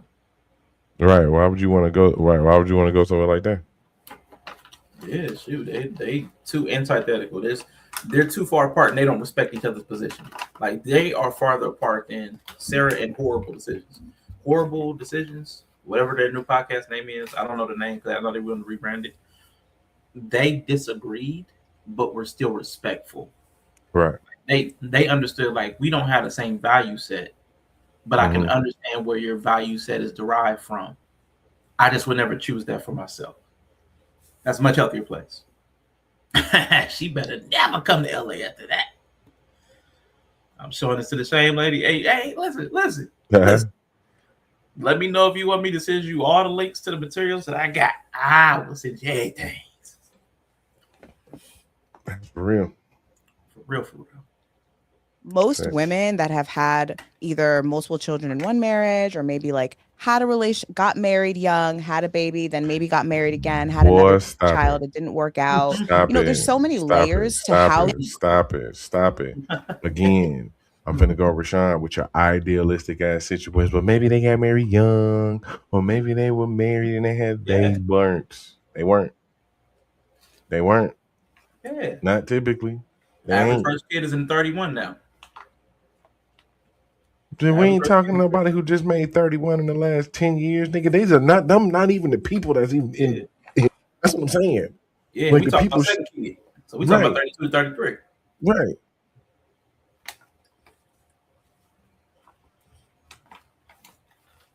So now you talking about man, come on, bro.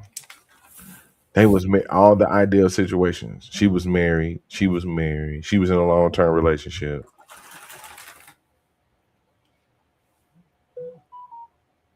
Too many ideal situations where we're just supposed to have empathy for the ideal situations and then ignore the truth. Like ignore what's really going on. We're just supposed to have empathy for the ideal situation for like the 17 women that fall in that specific quadrant of people, however you want to put it. But that's goddamn preposterous. Absolutely. Preposterosity. That's what you should be doing. Let me see, bottom right. Let me see. Yeah, I said the one on the right, father was in there. I mean, okay. She still be trash. Right, yeah. I'm gonna say Joy Taylor, whole brother was in the NFL. He in the Hall of Fame right now. She done turned out to be. She's the goddamn worst. Yeah, she's one of the worst. She hates her some men. But I get it. I love Joy on sports. When Joy was talking sports, man, loved it. She was my favorite, actually. Oh my god. Yeah, remarkably, she didn't bash men in the sports realm. Nah, she's actually taught sports. Stuff, boy. Man, I get it. If you have a string of bad experiences, I can see you speaking on your bad experiences, man. But it just becomes so universalized. Like, all of these people are like that. I'm like, yeah. And then she's a hot take person. She does clips of her hot takes from the show, and I'm like, no, I can't do it. He was like that peanut butter skin and them big the big cans of peanut butter skin. That was hilarious. It was stupid but hilarious. Jason Whitlock is an idiot. I can't stand that dude. I hate that nigga. But that's the one quote. He's an idiot. Yeah. But that you was can't funny. help but think about that shit when you see her too. Yo, and then when he acted like he would have had a chance, like we were working the FS1. Yeah, ain't no telling what I would have done. Like you wouldn't have done nothing. I mean, if he was in power, but that's he didn't that's what. Hey, so he wouldn't have done nothing. He wasn't an exec. I mean, now he wouldn't have gamed it on his own, but if she was just giving it to the niggas in power, Jason Whitlock would have been one of them niggas who had some pull. So you know what I'm saying? Like, she went with the Jamie Dixon. She went with the vice president. She knew what. I mean, yeah, she worked. She probably worked her way up to that though. She was also with a nigga who on set with you. So like, you know what I'm saying? She ain't just zoom up to the top, right? Yeah, right. I mean, Biacho young and in shape though. You know what I'm saying? You know what I'm saying? It's a little different. There's different reasons to do the same thing. You start with your castmate. Let's see who I can fuck on set. Then you move up. Cause he was the opposite to Skip on the show. I think Skip was on that hit list too. Oh, was he? I heard Skip was on that hit list. Yeah, that's crazy. Joy's throwing it high value, man. I would say I think we undersell. We don't do it respect to women. Like they have multiple zones of desire. Yeah, they can use sex for advancement and monetary gain, but sometimes they do just want to have sex, and that's okay too. Yeah, I'm with that. But you also can't turn around and talk about the terrible nature of men. Oh yeah, that's true. Yeah, that's what I be saying. Oh yeah, that's right. Do you? But then don't sit around and be like, these men are terrible, or you doing it to think that you spite. No, you're just fucking terrible. Like, you're also terrible, and I guess that's okay in a sense. Yeah, you know what I'm saying? It ain't a complete. Yeah, it's not good. It's human. Yeah, it's human. You're one of us. One of us. Right, but she don't think that. No. Yeah, that's a problem. That's a big problem. That's part of the. Never mind. We ain't gotta go down that line. Let's go. And they're less more like a baby mama. Say what? I said they're closer to us. Yeah. But we gotta start thinking of it like this, man. I mean, we really gotta think about it when we hear people talk now. We gotta be like, they not like us. They not like us. They not like us. It ain't just about race, man. It's about gender. We're different.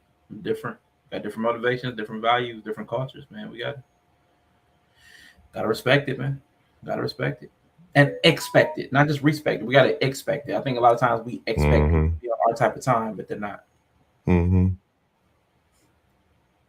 Twice, multiple, yeah. And it doesn't mean that you didn't do the work, and it doesn't mean that there's a lot of factors involved, including the man, right? Girl, okay, we see your titty, G. God damn, G, we see your titty, bro. Oh, I wasn't paying attention. Hold on. Like, we see your titty. I don't know why that just triggered me. God damn, we see your titty. Okay. Damn. I missed it. Watch the whole motion again. Like, yeah, okay, we get it. You want to show a little shoulder, you want to show a little titty. God damn. I mean, bad choices, man. Let her make some bad choices. I mean, what? I mean, it's neutral. Let's go. Let me see this. I bet. Let me try. Oh, there's a lot of factors involved, including the man, right? I didn't even peep. Okay. Nowhere was there any comments about the men. Nowhere. And I think why is she digging her butt? So you don't want nobody to have this hoish opinion of you. Yet you go out of your way to damn near pull your titty out. So you can make sure that you have this one titty sitting right here so everybody can see that titty.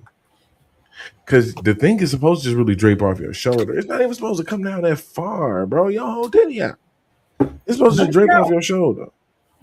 We're titty positive around here. I mean, don't get it twisted. Yeah.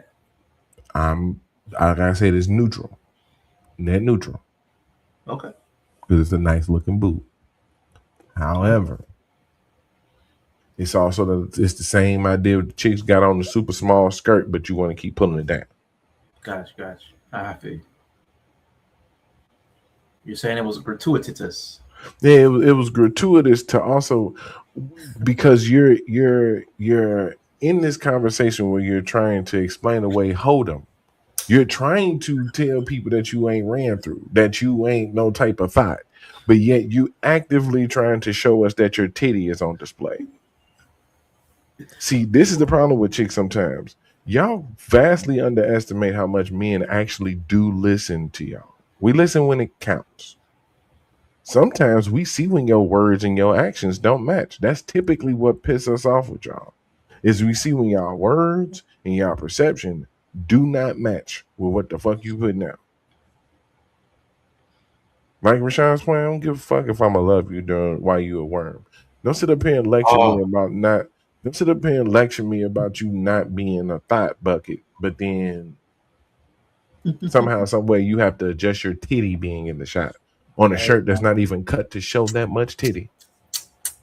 You almost pulled your shoulder out of socket trying to pull that goddamn shirt down. She almost pulled her whole titty out. I mean, like I said, I'm perfectly okay with it. I wouldn't argue one way or the other. Yeah, I ain't mad. Wouldn't have been mad. I'm just like, this don't really match what you're saying right now. Just don't. I feel you. It's like Cardi B leaving Offset because he a cheater and then going to Stephon Diggs. Your actions ain't matching what the fuck you talking about. Ooh. That's definitely one of them right here. Right. Oh, brother, here you go. You ain't ran through. But let's make sure my titty got framed. Now, don't get it twisted. This chocolate motherfucker right here is built to fall. I enjoy every second that she on screen. The other chick beautiful too. I ain't gonna lie. That's just is what it is. But they brains are like. So I think they put the audio in the visual slot and the video in the audio slot when they was connecting a lot of these chicks' brains up. You dirty, man. You got problems. You got problems, man. We up here like this right now. Women.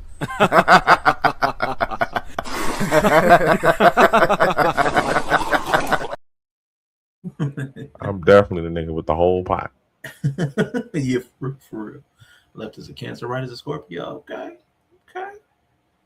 In her defense, I genuinely believe Reggie Miller played for the Pistons. In the world. Oh, God, something wrong with all of y'all. That's all I'm saying, man. Something wrong with all of y'all. But, Lord, did you say take it back? Did you want me to, like, rewind that? When you said take it back, or you, like, take it back when he said, like, take it back, like, retract your words, right? I'm going to go back anyway real quick. Say one more time. For scientific purpose. No, and it doesn't mean that you didn't do the work, and it doesn't mean that there's a lot of factors involved, including the man, right? Yeah. Nowhere was there any comments about the men. Nowhere. And I think what we're really seeing is how people do not give a fuck about the whole human, the whole version of a woman. That's why you're trying to show us your whole titty. The whole version. No, not the L. The whole version. The whole the whole version. Yeah, the whole human. Yeah. Take the L out. Yeah, you added the L. I think that's what she's saying. Yeah. Shoot. Off these certain parts of us and then judge us from there. Yeah. And the argument that at least I was trying to make was just that, like, this is so nuanced. Like, even the women in the comments were like, I was married for like 15 years. I got 4 kids and I'm divorced. You said, shut up, bitch. I mean, did. Yeah. You didn't discuss nuance. Not in that clip. You didn't discuss nuance. That shit probably happened a little bit down the line. But your initial reaction to her was, shut up, bitch. You hate women. You hate yourself. You ain't talking about no goddamn nuance. I feel like we had that clip. Did we have that clip at one time? What? Shut up, bitch. I feel like I'm making something up in my head, like a false memory. It's all of a sudden like I'm hearing it, but I can't place it. Not this one. Shut up, bitch. Okay, yeah, that was it. I'm like, why would that not come to my head? I just played it earlier. That's crazy. Okay, all right, that's fine. Now, and I got 4 kids. You're an ex-wife. Well, you're an ex-wife, so it's different. Who fucking cares? But that's the thing. Like the normalization of the word play. Like it's the same shit. Yeah, I'll send you Sarah's, because Sarah's has the clip in it. And then I'll find you because Sarah's has the original clip, and then their reaction, and then Sarah reacts. So that kind of condenses it. Mm-hmm. But if you want to, I'll send you the one where they reacted to it on their own too. I'll just send you everything. You could, you're a content creator. You know how to curate romance stats. Let's go. Hydrate. You know what I'm saying? Let me get another sip.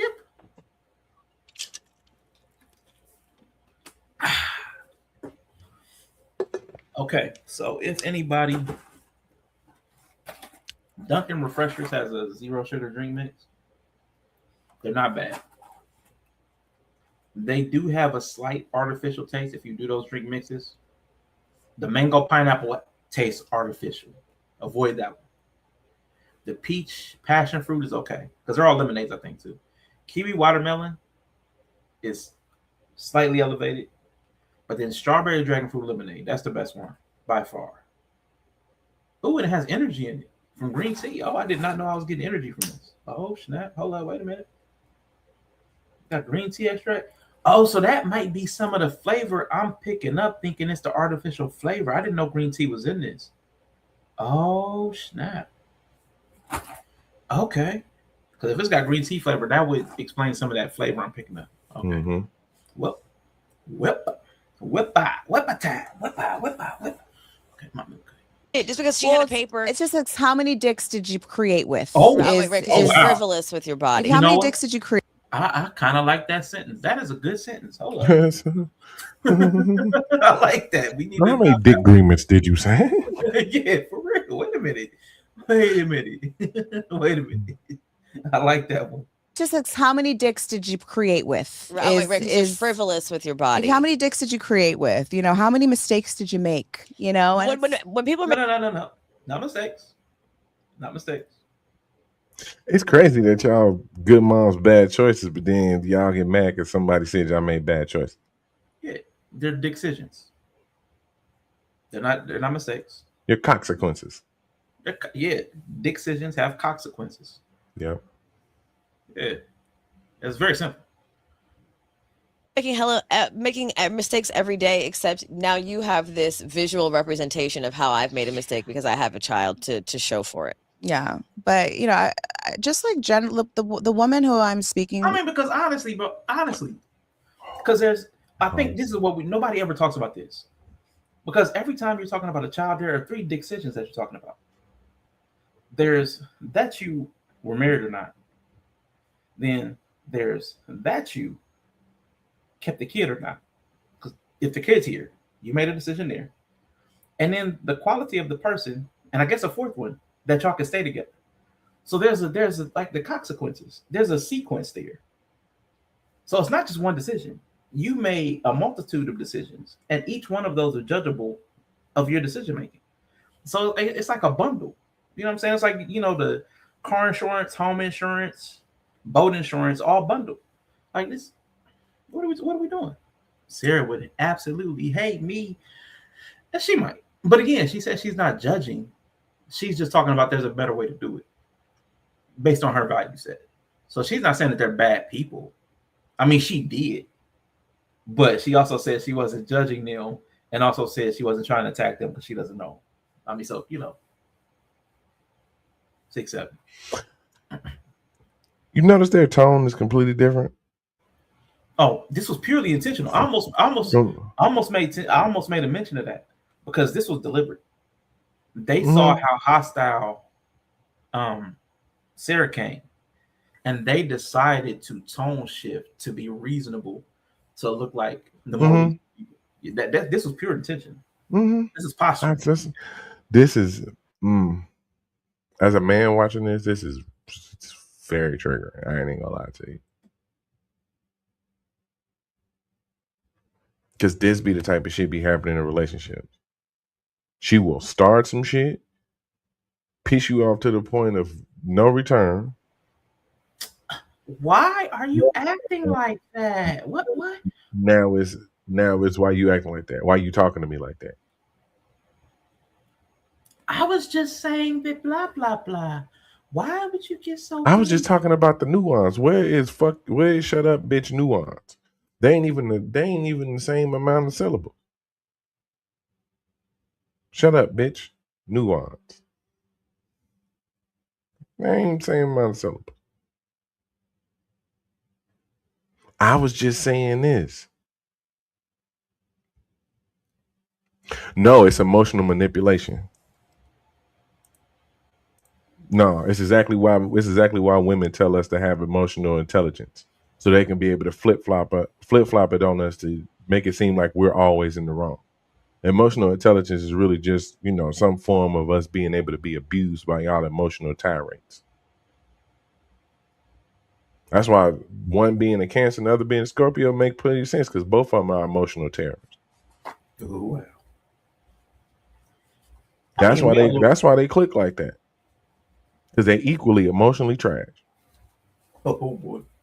Because it was shut up, bitch, and you hate women and all this other shit. And now she's like, well, I was just simply speaking about the eloquency of nuance when speaking of the virtue of a woman in consequence and subsequently to her having offspring with some type of male suitor.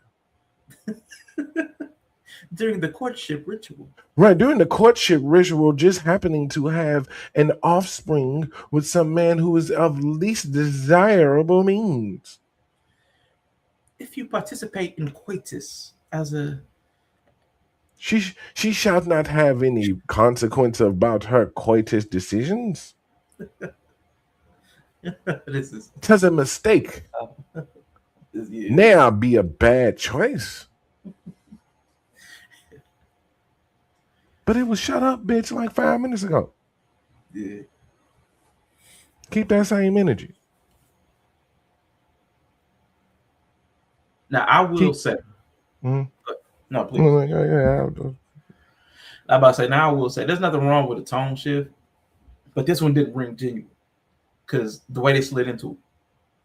Because the way they slid into it was talking about the comments. So they started into it with the heat for the comment section. Like, so it's not even a genuine. It's not. It's. I hate that.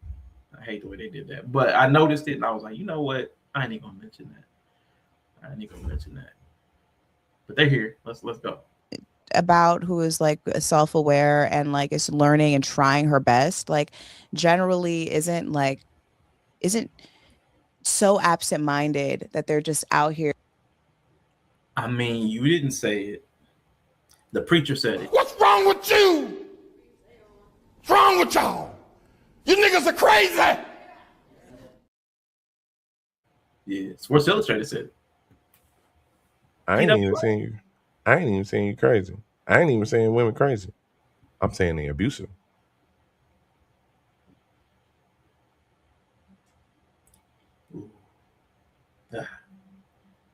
Openly abusive.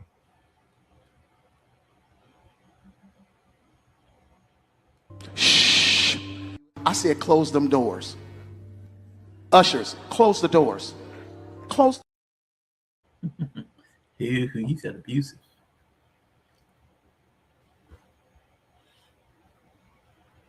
Oh, now the preacher actually didn't say male and female. I actually clipped that part out because what he said was, "What's wrong with you, black women?" Mm-hmm. I cut that part off so it would be more general. But he said black women specifically. Very much was talking to the collective African American female. Yeah, but I wanted it to apply to everybody. Yeah, because women being crazy, y'all have kind of wrote that off as like some endearing thing. Y'all views as y'all way to also be abusive. Like again, it's the dude who was the what was the example girl playing Supergirl. Oh man, they're the description she gave was, I want to give young girls a beautifully flawed example of what a woman is. Yeah. What's your problem with it? Okay, you're talking about the highlight. Yeah, you've talked about that. The highlighting of flaws as if it's a virtue. You have a problem. Yeah. This bitch is drunk. This bitch a foul-mouthed, abusive ass drunk. She's a perpetual toddler. She ain't flawed. She's fucking abusive. That's funny. I'm gonna tell you though. Now, this may rub somebody the wrong way, but this is my truth. I actually like that because once men can internalize that and abandon that, the remnants of what do you want to call it, chivalric code, that women are the fairer, weaker sex and all that stuff, and the always like the damsel. The moment we can eliminate that ideology, we can have a more balanced approach to things. It would like the way we approach laws and everything would be. We need a more equitable stance on a lot of things because there's a lot of problems in the automatic assumption of innocence.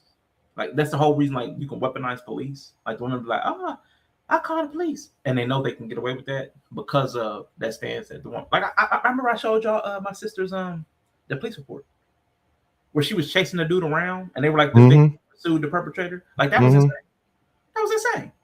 But because she was a woman and she's chasing and abusing this guy, the police report said that the victim was chasing the perpetrator. And I'm like, what am I reading? Like what? And there's witnesses to it. Like there was witnesses. The witnesses say the victim chased the perpetrator to his car and then jumped in the car with the perpetrator, and then the perpetrator tried to drive off, but the victim chased. What? What is this?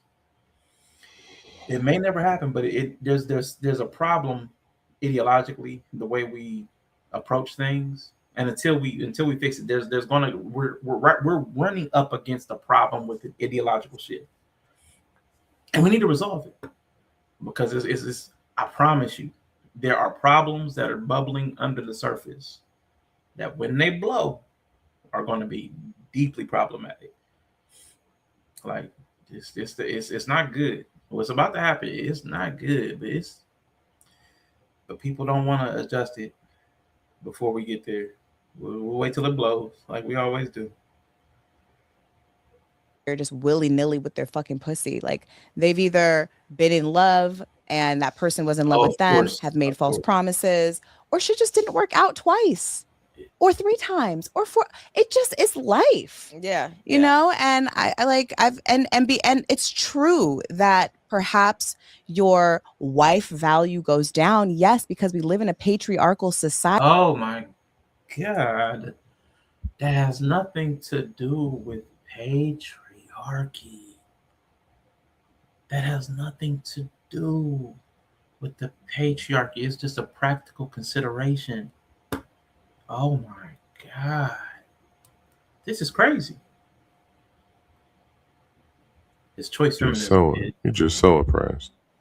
Yeah. I mean, because this applies in the opposite direction. If there's a dude with like 8 baby mamas, he should not be considered a husband. Like he should not be considered husband material. That should not be somebody if you know that about him. Well, see, they made bad choices, so he is. They make bad choices, so he is. Oh my God. This is not about the patriarchy. It doesn't even matter who gains power from it. It's about practical consideration. Like if somebody, doesn't matter who it is making a lot of bad decisions. Decisions they can't account for, won't account for, decisions they can't afford. Like that doesn't matter who's in power. The lineage, who possesses the power in a relationship societally, it does not matter about the decision-making process. That's a practical consideration. Like, even if it was a matriarchy, and we weren't even talking about relationships, we were talking about businesses. If somebody has 8 businesses and they have all the debt from it, but none of the businesses, like, you gonna let them start a 9th one? Like, what are we doing? I don't know. It's just, it's tough, man. And it's not your wife value goes down in under the eyes of God and your human value. We're not talking about human value. Okay. That's what I'm saying. The elementary level of this conversation has to elevate. We have to be able to get that. We have to stop starting at this level. No, nobody's saying that your value and worth as a human is gone. Nobody's saying that. We have to quit going there every single time. It's been 6 years. 6 years. Jesus, right? Because that's the thing. Is like you're talking, but that's what they're all talking about religion. I see a lot of God coming in and according to the Bible, and it's like nowhere in the Bible says anything. About actually, that's what I'm saying. Actually, no, God actually would say this is that would still love you and say that you're worthy. Well, this is the thing. Is like you as man, if you are Christians, like you say you are, and that's the comment, and that's your argument. Is like then you know that it is not up to you to judge anyone, and that God has made all of His creations equal. Girl, do you know Christians? Wrong.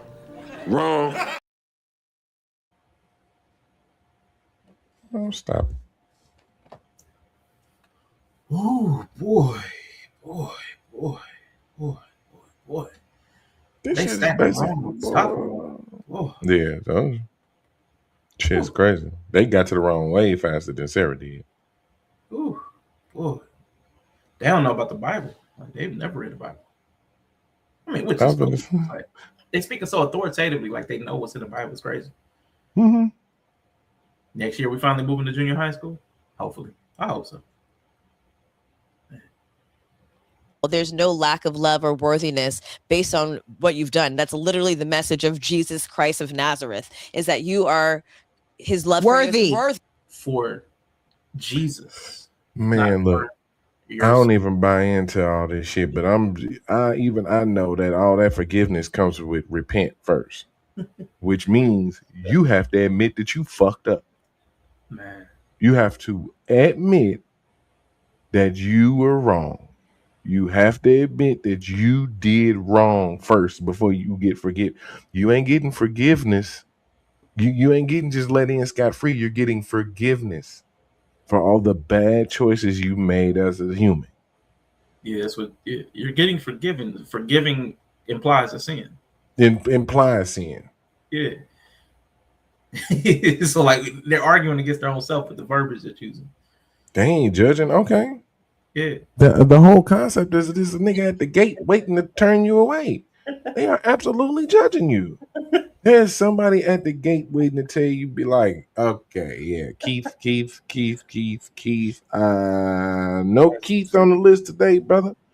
Sorry, man. Go to hell. Literally.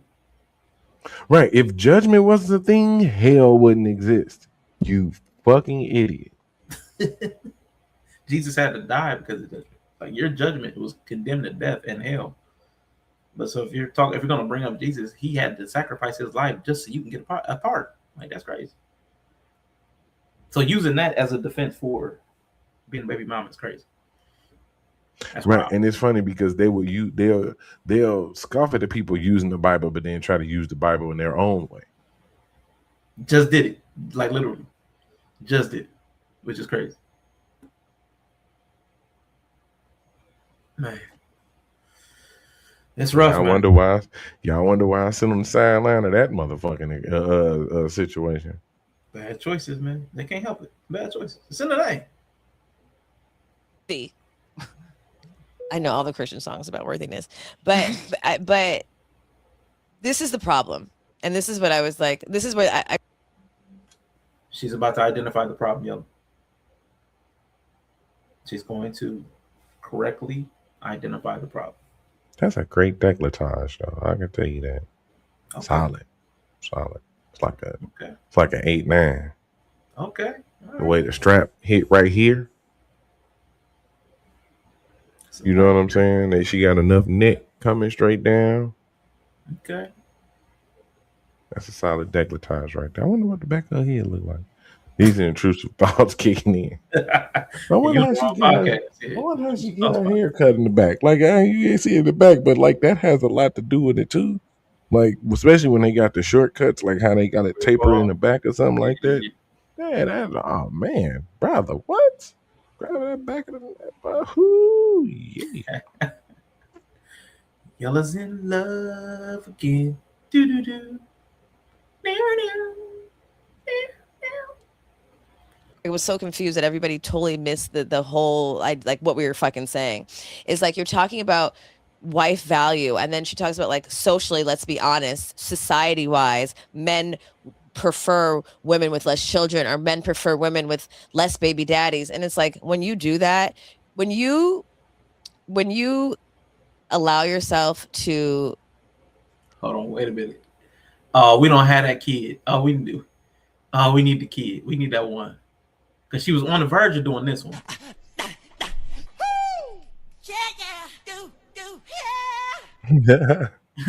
But there's that one. Have you ever, when you dreaming of it? Yeah, she definitely. She was me earlier when she lost the thought. Oh look, this is the problem. Let's be honest, society wise, men prefer women with less children, or men prefer women with less baby daddies. And it's like when you do that, when you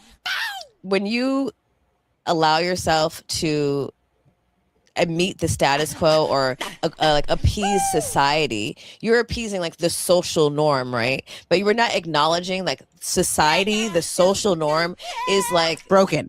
It's super broken. It's and you're perpetuating it. It's based in sexism. It's based in patriarchy.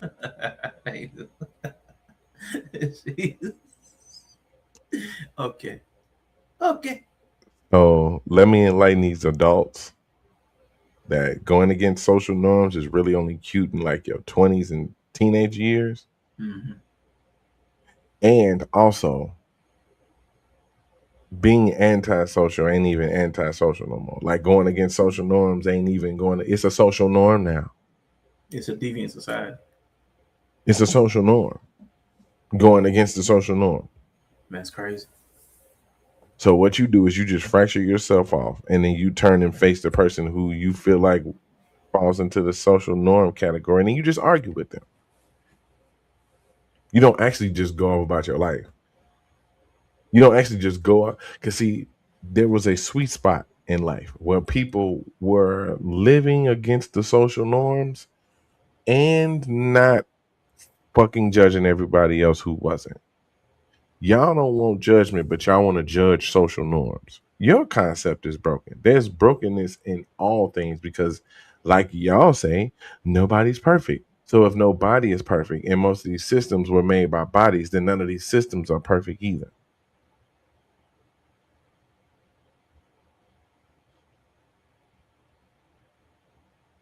But, you know, as long as you say patriarchy, I guess before it, as long as the system that you're talking about is broken, it's patriarchy and not matriarchy.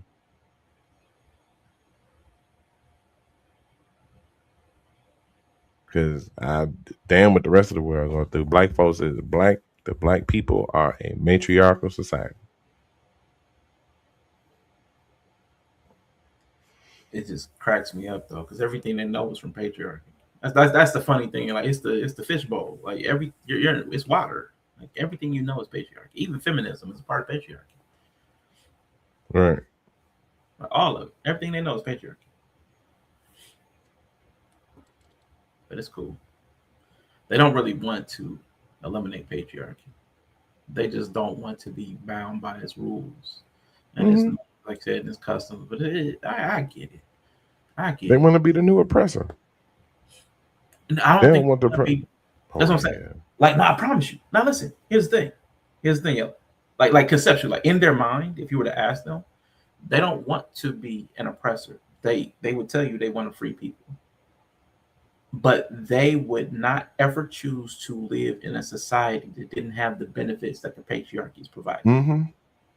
Like if you set up a system where they could, like, if you just took like a chunk of America, and it wasn't Tornado Alley. It wasn't some desolate area. It wasn't like the Grand Canyon. Like a burgeoning metropolis. Atlanta. You took Atlanta. Cleared everybody out. And the only people that could move in were people that did not subscribe to the patriarchy. And you let all of them move there. All the feminists, all the whatever. Could not be patriarchal. Could not believe that the woman should take the man's last nine. All that. None of that. No chivalry. No opening doors. No paying for they wouldn't want to live there. Mm-hmm. No men making the first move. You get rid of all that stuff. They would never go. Atlanta would be empty, except for like probably gay men. That'd be it. Shout out to the gay men. They keep it. They keep it the real love and like the fundamental shit. They keeping it together. Man. I don't be hearing about them breaking up. They get together. They be with one man for like 20 years. You don't be hearing about them in too much mess, bro. Like, it depends on which gay guys you know, because I can point you to a couple. I mean, I'm talking about like straight up gay, like outwardly gay. It ain't no DL stuff. Ain't no So typically when they get, I mean, you know, it's messing everybody's stuff. But like on the scale that we be seeing, we don't be seeing them argue like that. Their relationships be long and it seems happy. So shout out to them, man. You know what I'm saying? They got to figure it out. Yeah, we know the different gays for sure. Yeah, I definitely know some messy ones, though, right? I definitely know some messy ones. Yeah, if it's based on anecdotal experience, most of the ones I know is messy and in and out of relationships. So but I'm just talking about the gay men that wear cargos with Chaletta sandals, bro. You know what I'm saying? I don't know none of them. The Brooklyn gays, like the Brooklyn gays. Yeah, I don't know none of them. The north side of Chicago gays. Never met them. Them Atlanta gays they too messy. They big city gays. Yeah, they big city gays. Them city slicker gays. They no. Yeah, all over the place. Like even our gays is cool because like in Chicago they got the whole north side basically. Okay. Boys Town is the whole thing. I'll tell you, it's a good time be had up there, man. They can party. Okay. You spend a lot of time there, huh? I mean, hey, look, it's Chicago, brother. I will go anywhere in this city. That's what's up. Yeah. On the north side, didn't know your name, huh? I mean, have I had a drink brought for me? Yeah, maybe. Let's go. Maybe. Hey, look. I like climbing trees. $20 is $20 now. Bad choices. Good choice. Oh, whoa, whoa, whoa. Wait a minute. Wait a minute. Wait a minute. Shh. I said close them doors. Ushers, close the doors. My nigga. Oh, shoot. This dude. Yellow's on the north side. They got people playing with the balls, man. For real. Now you can have these balls in the way they can doctor them up, man. Like they take them in the steam sauna, rub them, get them all nice and get the balls right, and them motherfuckers stay going. They doing that on the sidelines? NFL got the best balls. Go ahead, Yella. Hey, all I'm saying is this. Go ahead. If I can find somebody that will make me feel good about how they treating the balls as Chris Carter is, yo. I don't know. Oh, boy. Circumstances. I would like to be that happy about how they treating the balls. Yo, he was excited. Elated. That nigga was joyous. I mean, but when you make a Hall of Fame career off of catching balls, I can see being that excited. Yeah. He spent a lot of time with his hands around balls. That's facts. A lot of time. Yeah. In different conditions. Rain, heat. Rain, sleet, hail, snow. Rain, sleet, hail, snow. He had Chris Carter had his hand around the ball. Yeah. If there's a ball in the air, he got to catch it. Chris Carter's going to catch it. That's true. Come down with them balls every day. Go out of his way. Chris Carter, Hall of Fame wide receiver, Chris Carter. Hey, look, prolific, one of the greatest ball catchers. Yeah, for sure. Right from the Ohio State. Yeah. University. We love balls around here, bro. Yeah, they super efficient in catching balls in Columbia. Calm down, Northsider. Calm down. They produce. Hey, look. Here you go, man. Here you go. It's top-notch ball catchers. Joey Galloway, Terry Glenn, Chris Carter. Shoot, Jackson. They had a nigga named Terrell Pryor. Didn't even know how good he was a ball catcher. He was used to throwing balls. And didn't even know how good a ball catcher he was. Till he got to the league. You having too much fun. All right, sir. You ain't gonna keep shading us. It was cute. It was cute for a second. He said, all right, motherfucker. All right, motherfucker. Shoot. Quit playing my boys. Quit playing my boys. Nah, I'm with you. Oh, shoot, man. Ignore us, man. We're juvenile. It's based in racism. Systematically, we live in America. Like, we live within a system. Lately. No, go back, because Jesus, I forgot she was mid rant. Oh God, I gotta prepare myself for it. Let's go. Let's get a high vibe break. Come on, yeah, put it on. Come on. Oh yeah. Shout out to the game. High five, bro. Let me tell you a story. I said, lately I've been smoking the kind of shit that would have me down. He did not turn this Kirk. I need a strand, the kind to pick me up and turn my high around. Get out of here! Here we go. I can't explain it. It gets to blazing. It better be about Jesus. Nigga, that weed is so amazing. Give me a bell. It gets me fried. I can't deny. And when I think about sativa,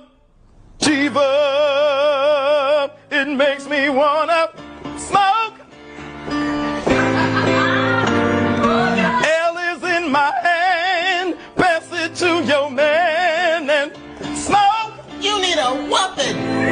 Listen, my nigga, can't you see? What? I'm on this Cali green. What? So smoke here at the Greater Ebenezer New Revival Tree of Life Institutional Double Rock on the side of the road to Jericho Missionary Baptist Church of Zion.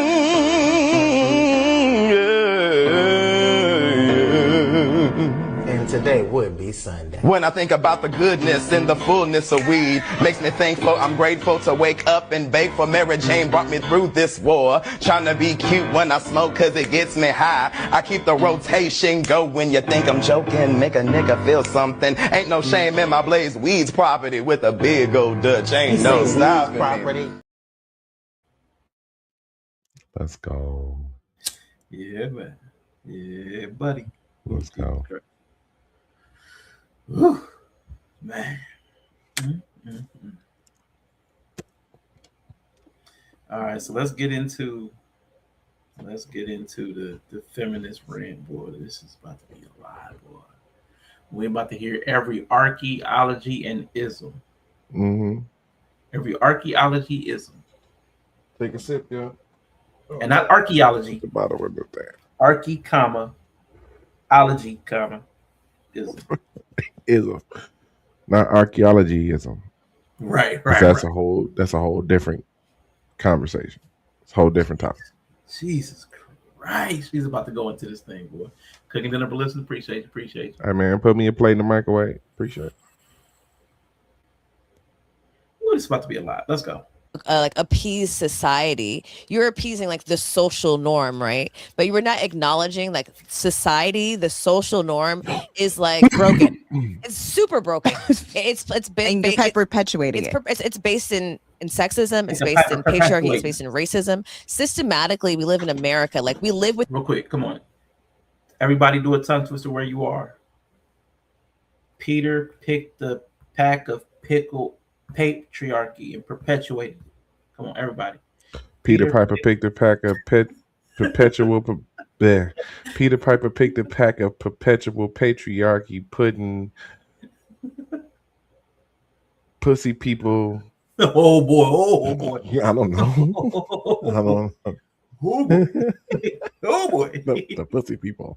Right. He just went right into the sexism.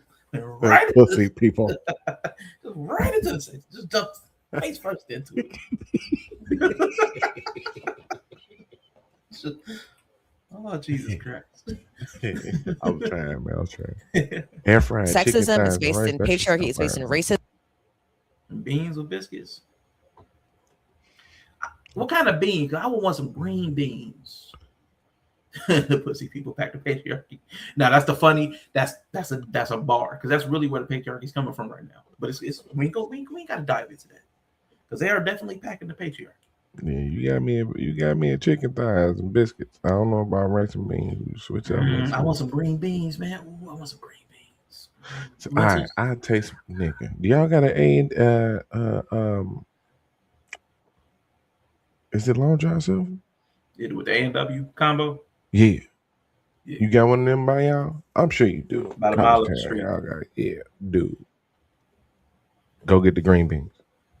The service here is trash, though, man. I can't go no more. But with the onions in it, Worth it. They're so delicious. good. So good. delicious, man. But I can't do their service no more, man. I can't do it. Some nigga. It's the lowest levels of nigga. Like the last time I went, this was years ago. It's probably been about 8 years. I placed an order, and about 5 minutes after I placed the order, and I'm sitting at the window, a dude comes to the window, but then he just sits his butt in the window for the next 2 minutes. So this is 7 minutes in. So I tap on the glass, and the customer just gets his butt, and he's like, I can't even remember the exchange because it's been so many years. But I remember it took about another 5 minutes, and I'm like, I'm never coming back here. That was my breaking point. It was like it took way too long, and it was like one meal. I'm never doing this again. Damn. I'm never doing this again. I think it took until like 15 minutes, and to even get it dressed at the window, it took me knocking on the glass after like 7 minutes. I'm like, I'm never doing this again, man. See, they probably ain't even start some shit. Yeah, it was bad, man. I had a similar problem at KFC, so I ain't been back there in years. Mm-hmm. Yeah, once y'all do that, man, once you turn your back on the customer, you can't even address them like, hey, it's gonna be a minute, or it's gonna take so long. Do you want this because it's gonna take 8 minutes? We got to drop it fresh or something like. Yeah, it's a way to disengage. Yeah, it's a way to disengage from a customer. Yeah, I don't like that, man. Ooh, I am a Leo. Is.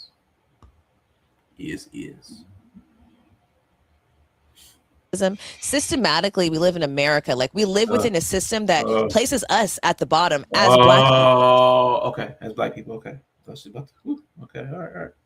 So when Black folks talk about socially or society says that you're not like this has been created. This, guys, and when people were like asking why we're talking about Black women, because Black women suffer from these rhetorics. Whoa, no, it wasn't the peasants moving swiftly enough. I'm very thankful to the food service industry people. They were moving at the pace that they were moving, but it's an inadequate pace for the fast food window. You could at least address me and say there's going to be a wait. This is a matter of common decency, courtesy, and respect. Professionalism, even. Any of those reasons. Not that they're peasants. I respect what they do. I was depending upon what they did for sustenance. I value that. I'm one of the people that hates the whole tipping conversation so much that I started tipping fast food people. I'm like, wait, why are we doing this whole thing about tipping? And I don't know anybody that works harder than fast food people. They are grinders. They be on their feet, moving, hustling. So I started tipping them. It is. I mean, you're right, but I wasn't treating them like peasants. See, I don't treat the peasants like peasants. I treat the peasants, I welcome them into the court. Let's have a feast and a banquet. Everybody's welcome to the banquet. You're still a peasant, but you're a peasant that gets a plate. You know what I'm saying? He's a noble king. Yeah, absolutely. Benevolence. Everybody should eat. And she's talking to Black. First of all, we're all Black. Her audience is Black. I've never heard a white bitch ever talk to me about no fucking Sarah Fontenot.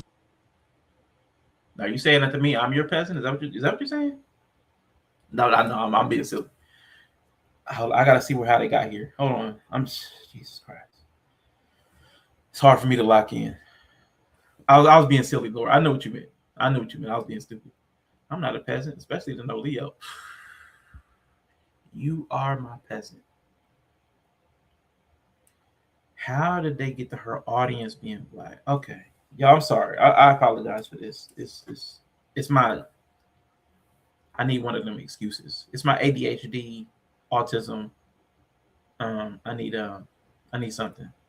No, you're fine. You're perfectly flawed, exactly how you are. You're actually making me proud. This is very much a Yella reaction. We are 4 hours in. Yeah, all right, let's go. Yeah, you're right. Because we're never getting to this topic. We're never getting to the actual topic. No. Dude, you see what I be telling y'all? I say, look, my stream is secondary. Anything you see on the screen is secondary. Anything that would appear to be the major task, it can even be the topic. It's secondary. It's so secondary. Because this ship will go off course so fast. Yeah. Make your damn head spin. Yeah, it's like in church when they say that we let the spirit lead. Let the spirit lead. Oh, spirit yeah. took us in a whole nother direction. Oh, yeah. Let's go. I love it. This has been created. This, guys, and when people were like asking why we're talking about black women, because black women suffer from these rhetorics the most. And she's talking to black. First of all, we're all black. Her audience is black. I've never heard a white bitch ever talk to me about no fucking Sarah Fontenot. So let's be clear. We know who she's talking. So they're speaking to the inference that I was talking to you earlier. Like why did they assume black women? This is where they're explaining their inference or implication that it was black women that she's talking to. Yeah, probably because she talking about I ain't never talked to no white bitch that talked to me about Sarah Fontenot. Probably because you don't talk to white people. It's quite possible. See, but it still makes sense though. See, shout out to Bree. She know I call out the microaggression. Let's go. The way that guttural white bitch, she said. The same way they did Sarah, by the way. You probably wouldn't have one close enough in your circle to talk to you about Sarah Fontenot. They probably wouldn't be comfortable enough to talk to you about Sarah Fontenot because they see how y'all respond to any critique of any black man. So if Sarah said something she probably didn't agree with, y'all might have came and jumped down our throat. Ooh. She can't talk about Sarah the way y'all talk about Sarah. That's true. Because Sarah can't talk. The white bitch. Look at her hands. The white bitch. Mm-hmm.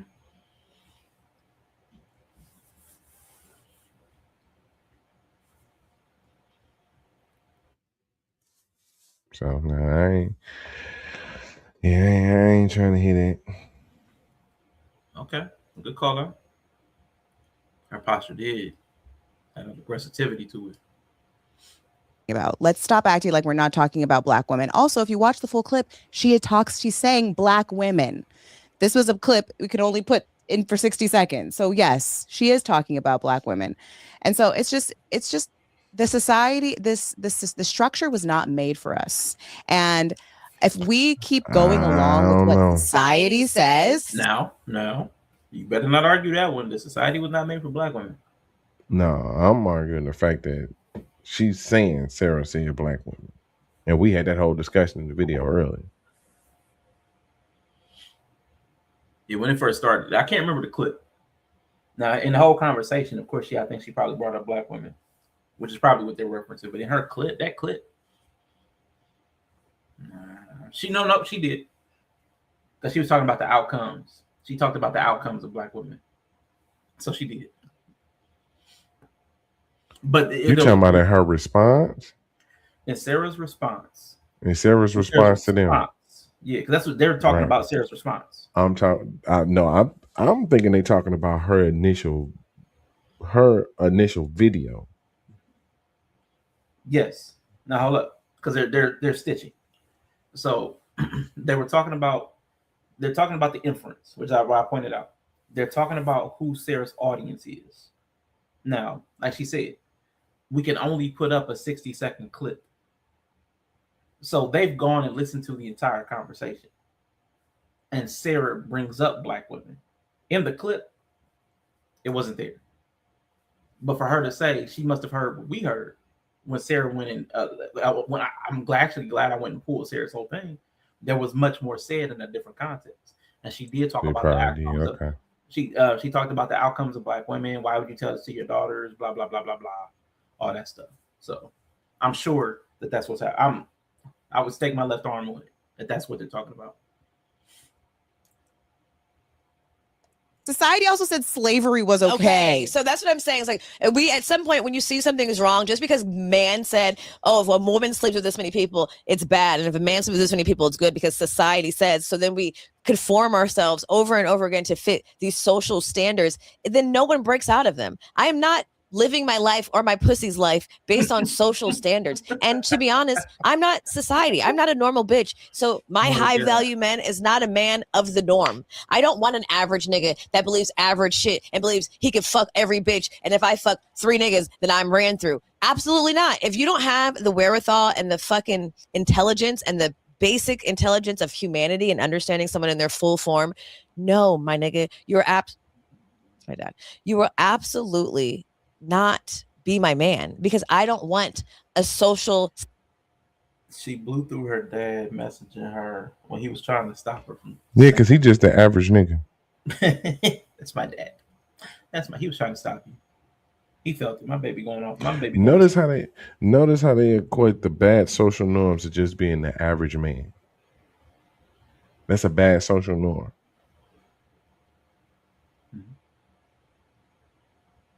And now we gotta hear her fucking ego. Like, don't get it twisted. You a baddie, but damn, you sitting up here talking about some. I ain't normal. I ain't right. They're all special, man. Everybody. Y'all special. all right. Y'all right. Y'all all special. Yeah, all of them. Every single one. Everybody's a 10. Everybody's special.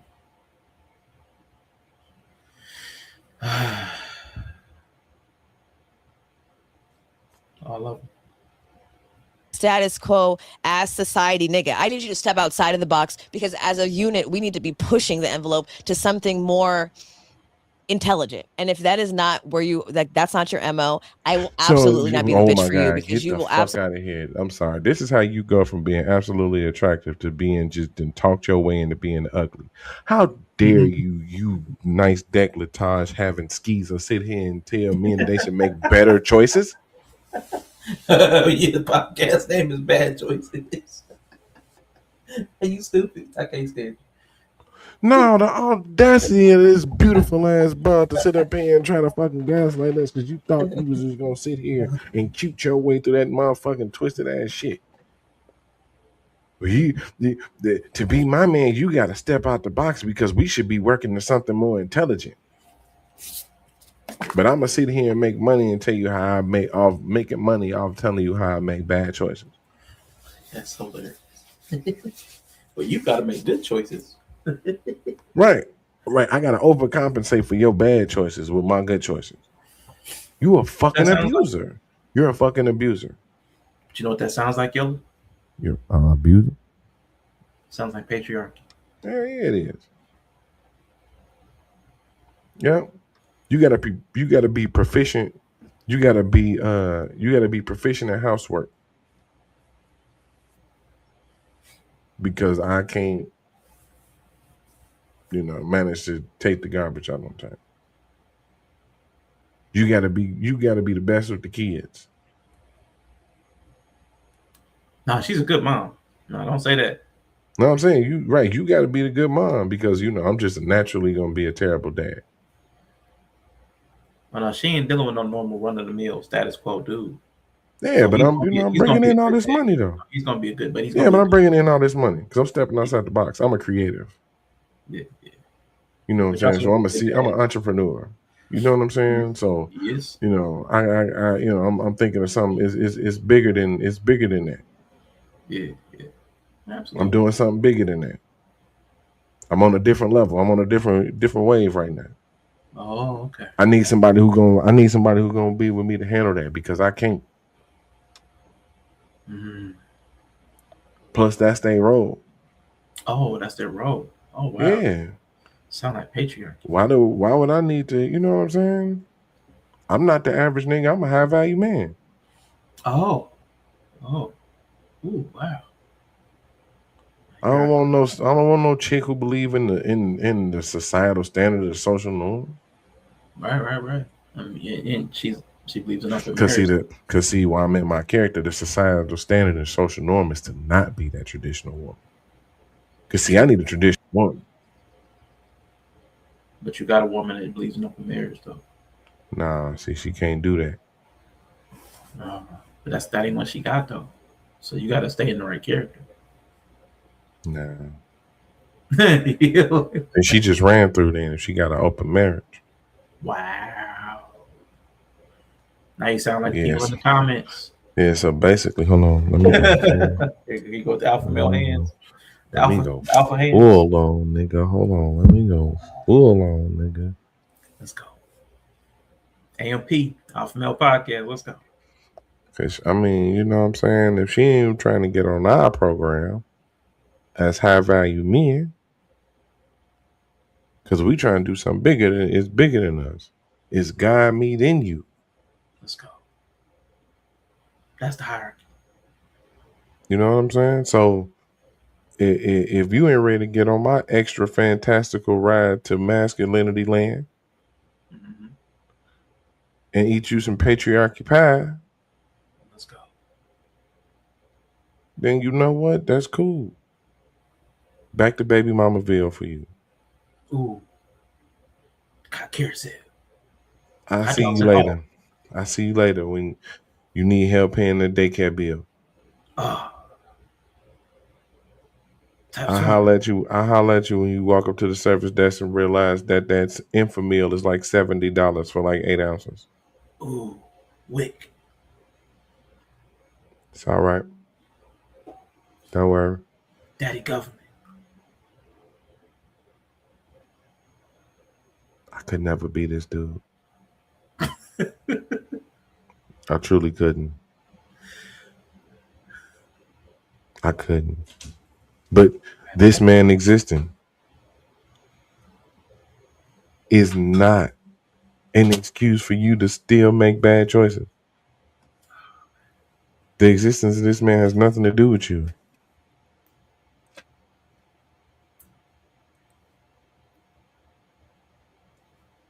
Use free. Yeah. You had a whole stream that said we was free. So yeah, you Use free. Yeah. You still want to claim chains? Because the chains work for you. Then you wonder why they look at you like a slave. Because you try to use the chains to your benefit. They told you drop the chains. You still holding on to them. You hold on to every chain you got. Because you think that chain gives you social equity. But it don't. It keeps you attached to the idea that you ain't free. Use free. To be so oppressed that you're able to design your own podcast backdrop with every little detail matching the exact way you want to say it, even down to the artistic choice of stealing the advisory warning type of straight out of Compton. Yeah, explicit language or whatever. You're just so oppressed. Mm-hmm. While you sit and talk on your podcast that you're being monetized for, that nobody can actually stop you from doing.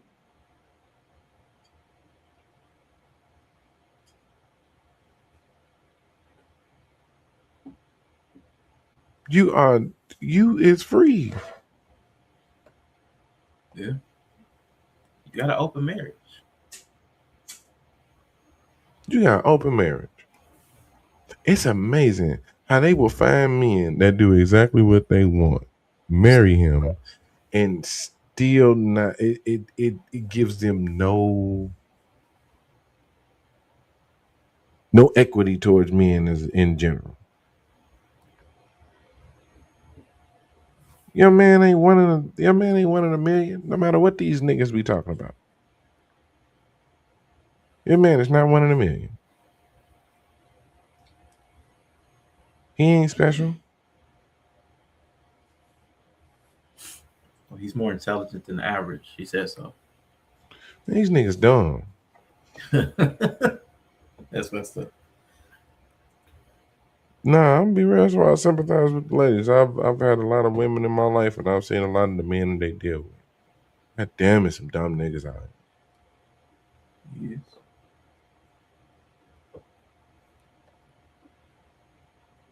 But you got one that's respecting your boundaries, letting you show half your titty on the internet. You talking about your open marriage, basically exposing all his business out on the internet. Men don't get no equity though.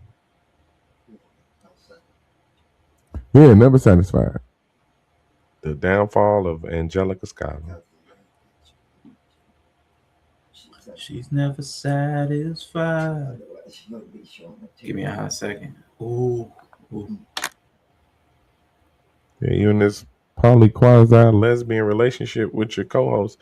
I'm personally waiting on the fallout between these two. Now that I know this is a podcast that exists, I'm personally waiting on the fallout because you know what's gonna happen. Soon as they find that sacred cow, man, it's gonna happen. Mm-hmm. Whether it's behind the scenes or not, we see it every time. When did this start? What did I say? And they be like, "Yeah, waiting for that." No, it is written in the stars. The pattern is what it is, and that sound bad, but them black female podcasts do not last long as a unit. We seen the Truth of Thoughts fall out. What's the light skinned chick who was doing the talk with Sarah? The one with the blonde curls. My bad. One more time. What'd you say? The video we was talking about where Sarah went on the podcast with the two chicks. Oh, Horrible Decisions. Horrible Decisions. Yeah. Right. So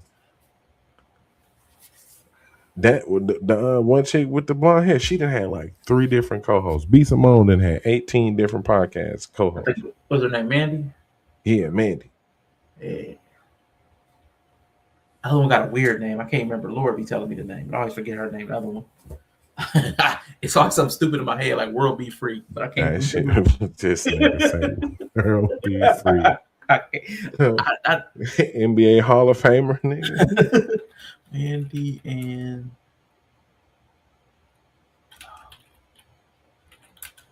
Wheezy. That's nowhere near World Be Free, but it's always something. My brain always makes up something weird. Mandy and Wheezy. Let's go. Mandy B. That's where you get the World B from. Mandy B and Wheezy. Yeah. All right. That's funny. Why do you think that is? Yella? Jelly?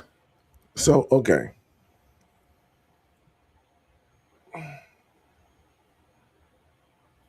I'm trying to put this in the best way possible. Let's go. How long do you think 2 massive egos can exist in the same room at the same time? Like, did you hear how she just described herself? Yeah, she's amazing. She's amazing. She's perfect. She's unlike any other. Yeah. Only being held back by the patriarchy, sexism, racism. Yeah. Only being held back by standard government issued isms. Okay. They've been doing this 8 years. That's dope. That's cool. Yeah, they've been doing this 8 years. They actually might be safe. They might be so aligned. They may not fall out. I ain't trying to hear it. I hear you. Gigi and what's the name was whole friends, best ass friends for 15 years. Oh, word? Yes. Roommates, living together, taking care of each other kids. Boy, look. I know I don't give a damn. I don't give a damn. It's been 20 years. Female friendships are so goddamn sketchy. Damn, go always fall out. Yeah, you could. I lost somebody more than 20 years. Yeah, so I mean, you could always fall out. It's always possible. I'm saying what brought them together for a podcast may not be as fragile as what brought some of the other people. Because B. Simone, she's it's all opportunity. Yeah. I mean, so I ask you. So it's ego. And how everybody in the room can't be a 10 because the room will eventually let you know where you stand. Everybody in the room a 10? They all perfect. That don't work together. Let me put it like this. Scottie Pippen was as good as Michael Jordan. The only reason it worked is because he didn't think that. That's the only reason it worked. Shaq and Kobe wasn't supposed to work because both of them niggas thought they was the greats. Both of them niggas thought they was the lead. That wasn't supposed to work, but it did. And then it collapsed epically.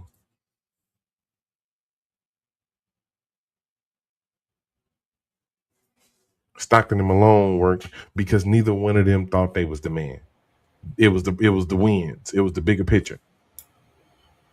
Yeah. Even though they was two of the greats in their position to ever play. Mm-hmm. For sure. Hands down. Oh, Weezy got engaged. Let's go, Weezy. Weezy. Oh, Weezy. Shoot, Auburn Preach, come to find out, they probably been doing it so long because they're not involved in each other's personal life. They got a professional friendship. I just found that out there in this whole Abba debacle. I was like, ooh, that makes sense though. Yeah. They describe it as not really being friends. I don't think you would say they best friends. I wouldn't say they not friends though. Yeah. That's why I say that's why I call it a professional friendship. Yeah. They don't hang out with each other outside of the content. Right. We definitely go do other shit. But they do shit together though. They do shit together outside of content. Right, but I get what you're saying though. It's typically within the vein of their common ground. Yeah, it's usually attached to their common ground. Yeah. Mm-hmm.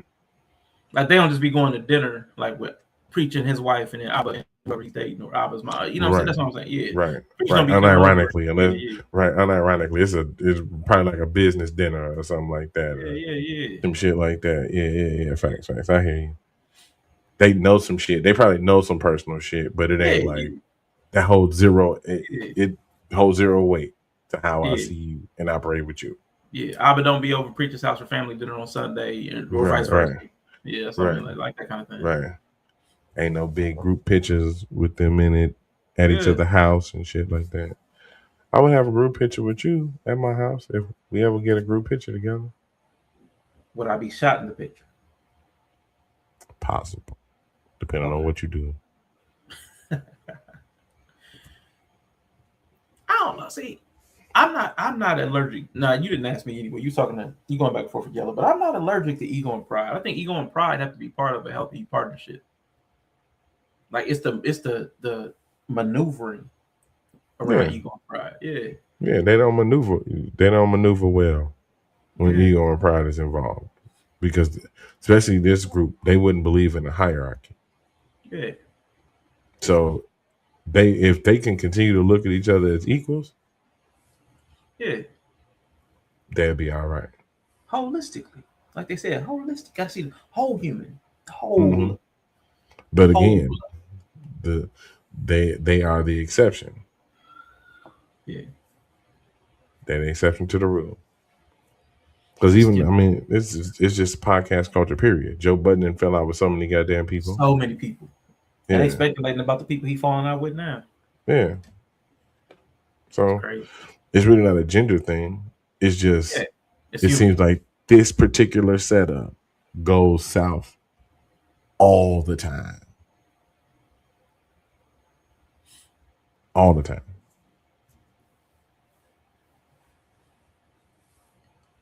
And I think that I know Bree talks about gender dynamics like within a partnership, like a couple. But I think that's anytime there's two people, like there's the possibility of conflict because of the same thing we're talking about, status hierarchies, the oppositional dynamics, like people making room for each other. Like the only reason if one of us wanted to dominate the mic, the other person won't ever get to talk, and you would feel the way about it. You know what I'm saying? So we make room for each other. I just think it's tough when people have opposing goals or goals that step on the other person's values and stuff. And I think that's why Sarah couldn't have a podcast with either one of them, because it would be too oppositional. Like I think even why is old girl just not on the couch with Sarah?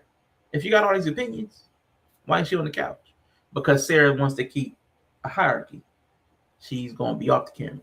I mean, because why else would you have this person off cam just interjecting and disagreeing with you? You keeping a buffer, and maybe she don't want to be on camera, but she still wants all her opinions filtered in, or you wanted all her opinions filtered in. But it keeps you in a position of power. The light's on me. I'm the authority, and I've even seen her shut down the off-person cam. I can't remember her name. She called her like Elisa or Jalisa, whatever, to shut her down because she was interjecting too much. So, I mean, it's hard to maneuver and navigate the different value systems and beliefs if you don't care to do so. If you don't have respect and can communicate. But it's hard, man. It's really hard between any two people. Yella shot me.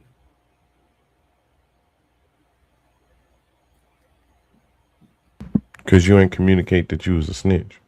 I wasn't a snitch. I wasn't a snitch. I was a cop. A cop is not a snitch. You snitched to the cops. You snitched to the cops. See, let's just play the video. See, and this is where the pride and the ego come into play. Because see, I refuse to flex on that. A cop is not a snitch. You snitch to the cops. But anyway, let's go. Be stuck in this mind frame that whatever they've built for us socially is acceptable, and it's just not, and I won't accept it. Amen. And bitch is a term of endearment. So Sarah, if you want to come sit on the couch. I call everyone bitches. I was saying this, I call everyone bitches except my mom. Literally everyone get it. Right, because you know she would slap the shit out of you. Mm-hmm. And guess what? Sarah didn't like it either. Sarah didn't like it. But you just gonna tell her that I call everybody a bitch. See, they're fucking abusive, bro. Yeah. So my values supersede your sensitivity. Right. My value is greater than your value. So you gotta just take that. And it's okay to explain why you did what you did, but she did not apologize for it. No. On best friend, even my gay bestie. I finally was like, Sebastian, I'm sorry, I keep calling you bitch, but that's because it's my language, you know. And bitch is my first language. I am your bitch. I'm like, yeah, I know. Bitch. Because you're doing it with a bunch of people happy Pride Month. You're doing it with a bunch of people who wouldn't respond to, because you know who to do it with. That's basically what it is. Mm-hmm. People that wouldn't be offended by it. Fucking enablers, no? Enablers. Because they'll never actually call it abuse because they're feminists as well. So they're not going to register it as abuse. They're going to register it as a term of endearment. I like how it's a term of endearment until it's actually said by somebody you don't like. Yep.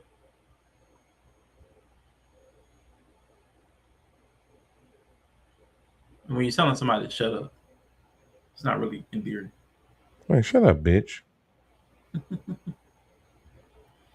Right, but we supposed to translate that as endearing.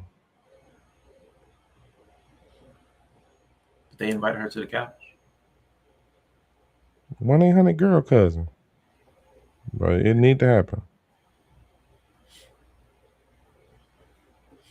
See, I miss the ladies that like grew up in a certain like area that I did. I like chicks who used to get in fights. They really know how not to like start too much shit. Mm-hmm. You can tell when people ain't got punched too many times in life. I know when they get violent. I'm sorry to them. But that's the type of shit when I need to get socked in their mouth on.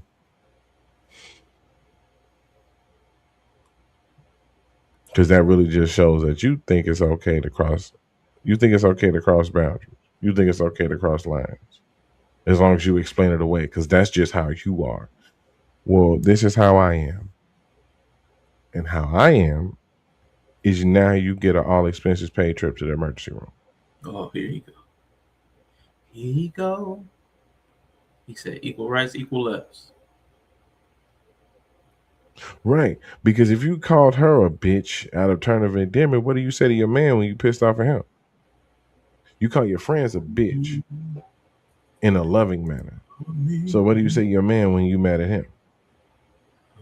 That would make you think he probably wouldn't. Chris Classic in the building. You know, just saying. Or make anybody do that.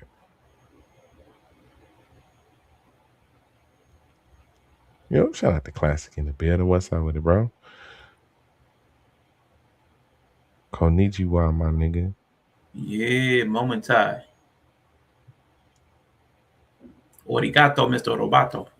Out there eating that good rice. That's that good shit, boy. Ain't got none of that American taint on it. Hold up, be right back. Appreciate it.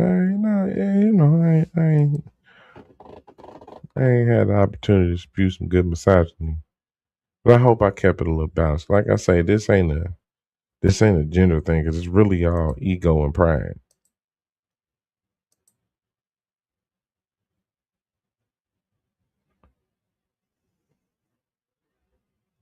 It's really just ego and pride.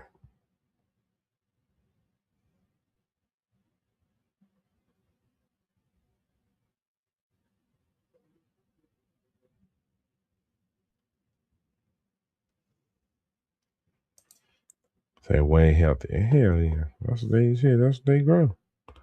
Bring that shit on.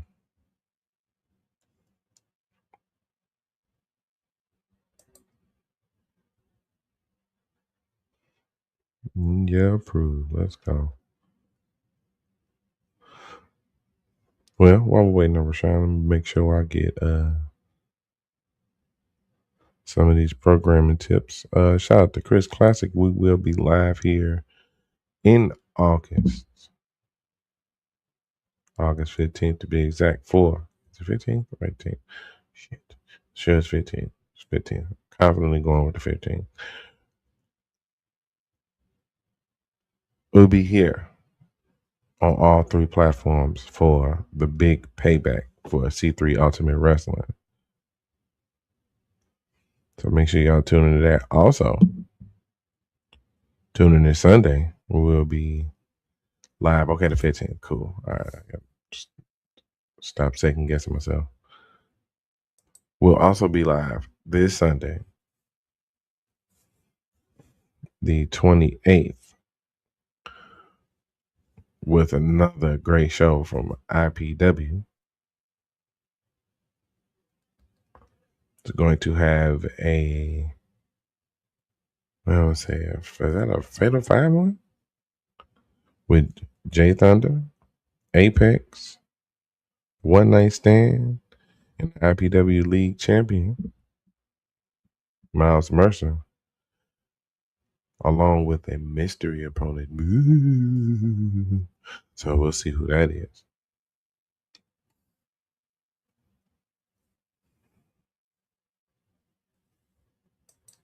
Could it be Chris Classic?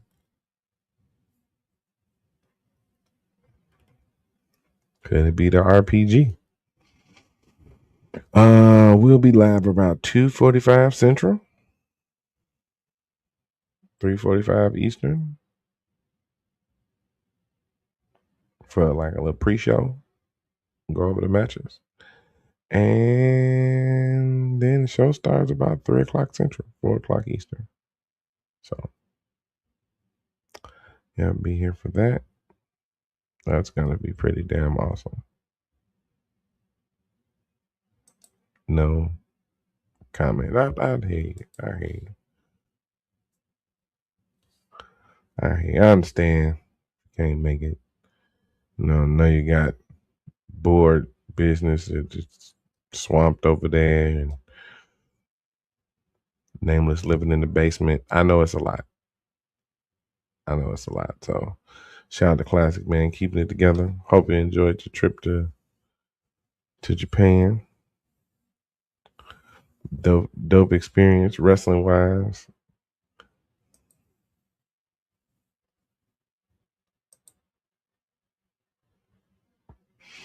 No, I need to get my hands on Timu Kev. That's the real deal.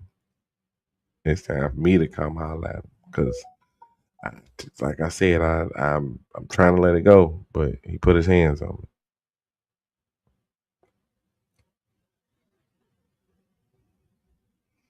me. You know, don't let shit go.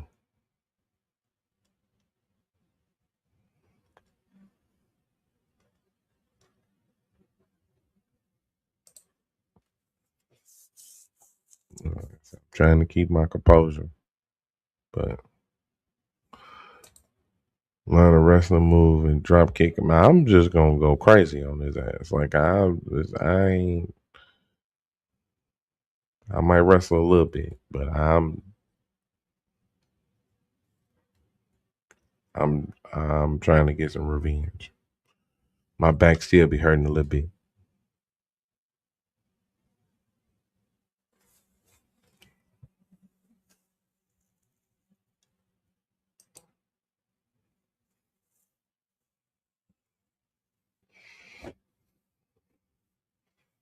He took the medallion.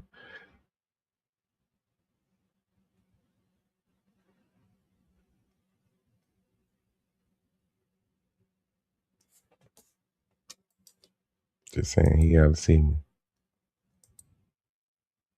Hopefully, maybe.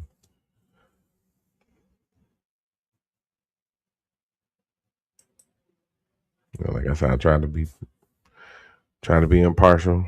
I'm the C3. I'm the voice of C3. I really try to be impartial. But you know when somebody just grind your gears, boy.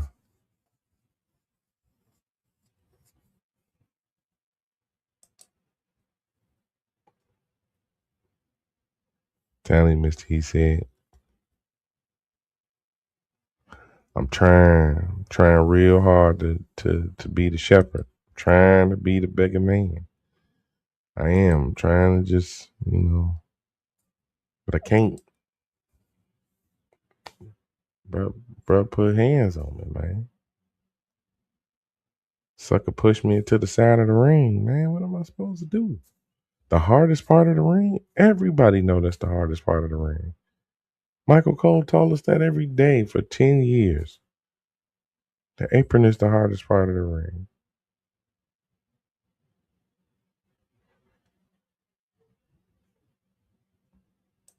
Man.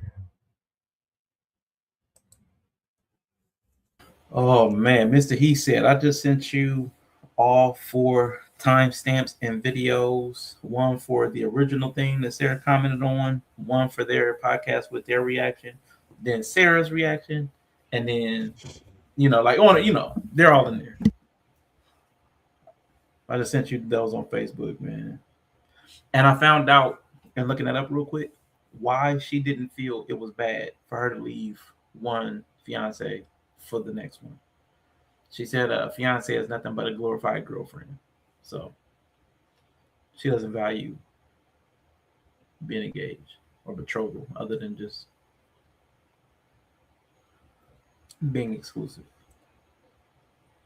That's interesting.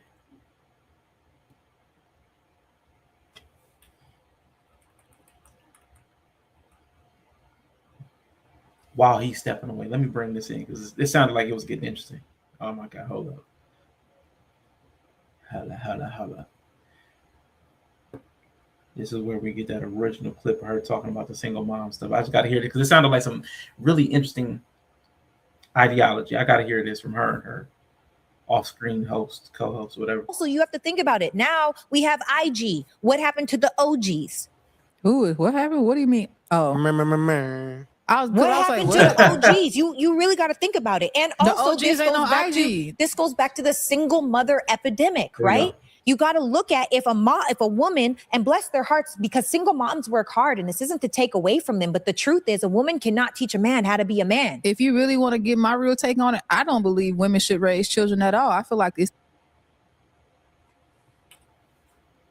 how to be a man. If you really want to get my real take on it, I don't believe women should raise children at all. I feel like that's hilarious. Hold on, man. How to be a man. If you really want to get my real take on it, I don't believe women should raise children at all. I feel like it's the man that is the nucleus of the household. He should be the man one is that not the nucleus of the household. What I'm the saying, man sets the temperature of the household. The woman is it's the nucleus of the household. That's what I'm saying. Like she reinforced what the father said. She is the support system. He is the head. She is the neck. Because I tell if I meet.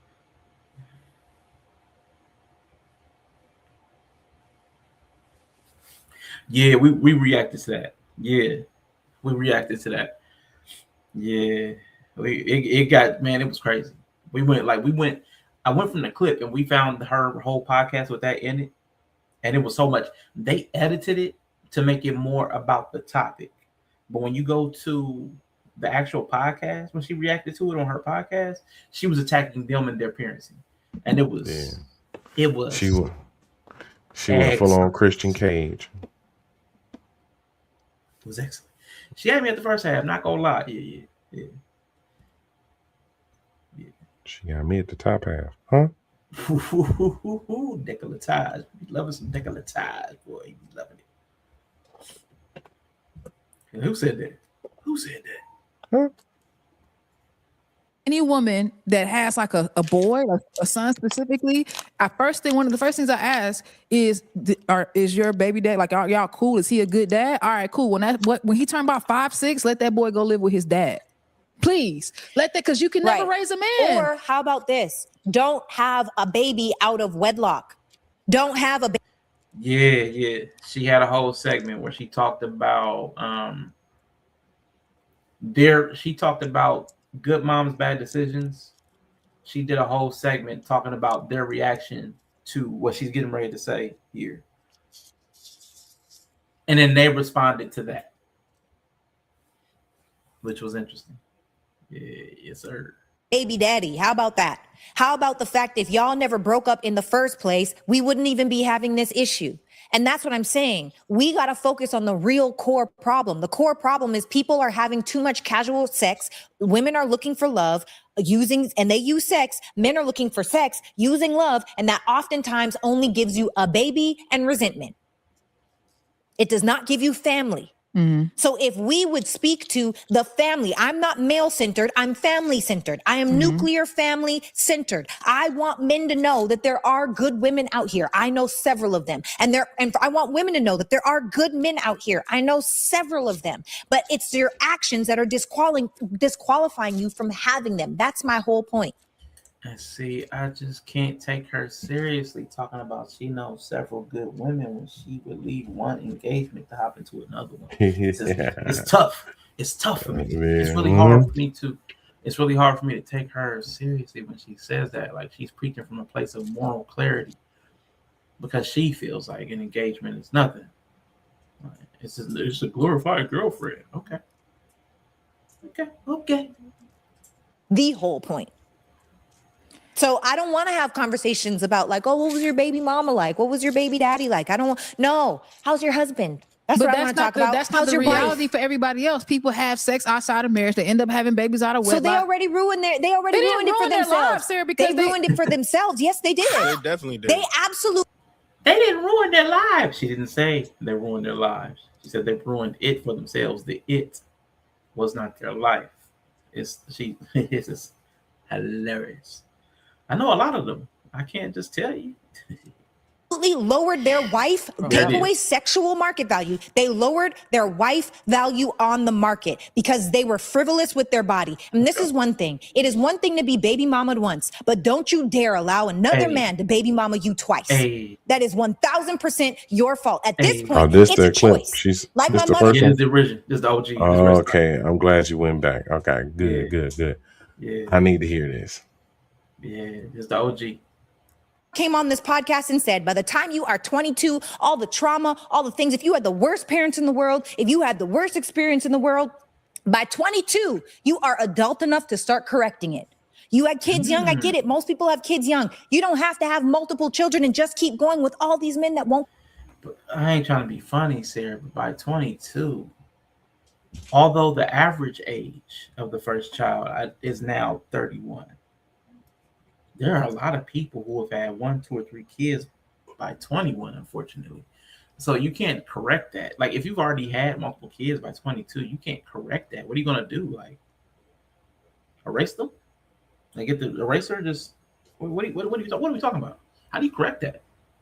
So I was hearing maybe like pass down the idea that it's not a good train of choices. Correct the ideology. Correct the ideology. Okay. Yeah, I thought you were talking about within their life. Yeah, no, you can't do nothing about that. But if you then, you know what I'm saying, don't realize that that's a bad thing and pass on that idea that, hey, look, you probably don't want to go the way mom or dad did.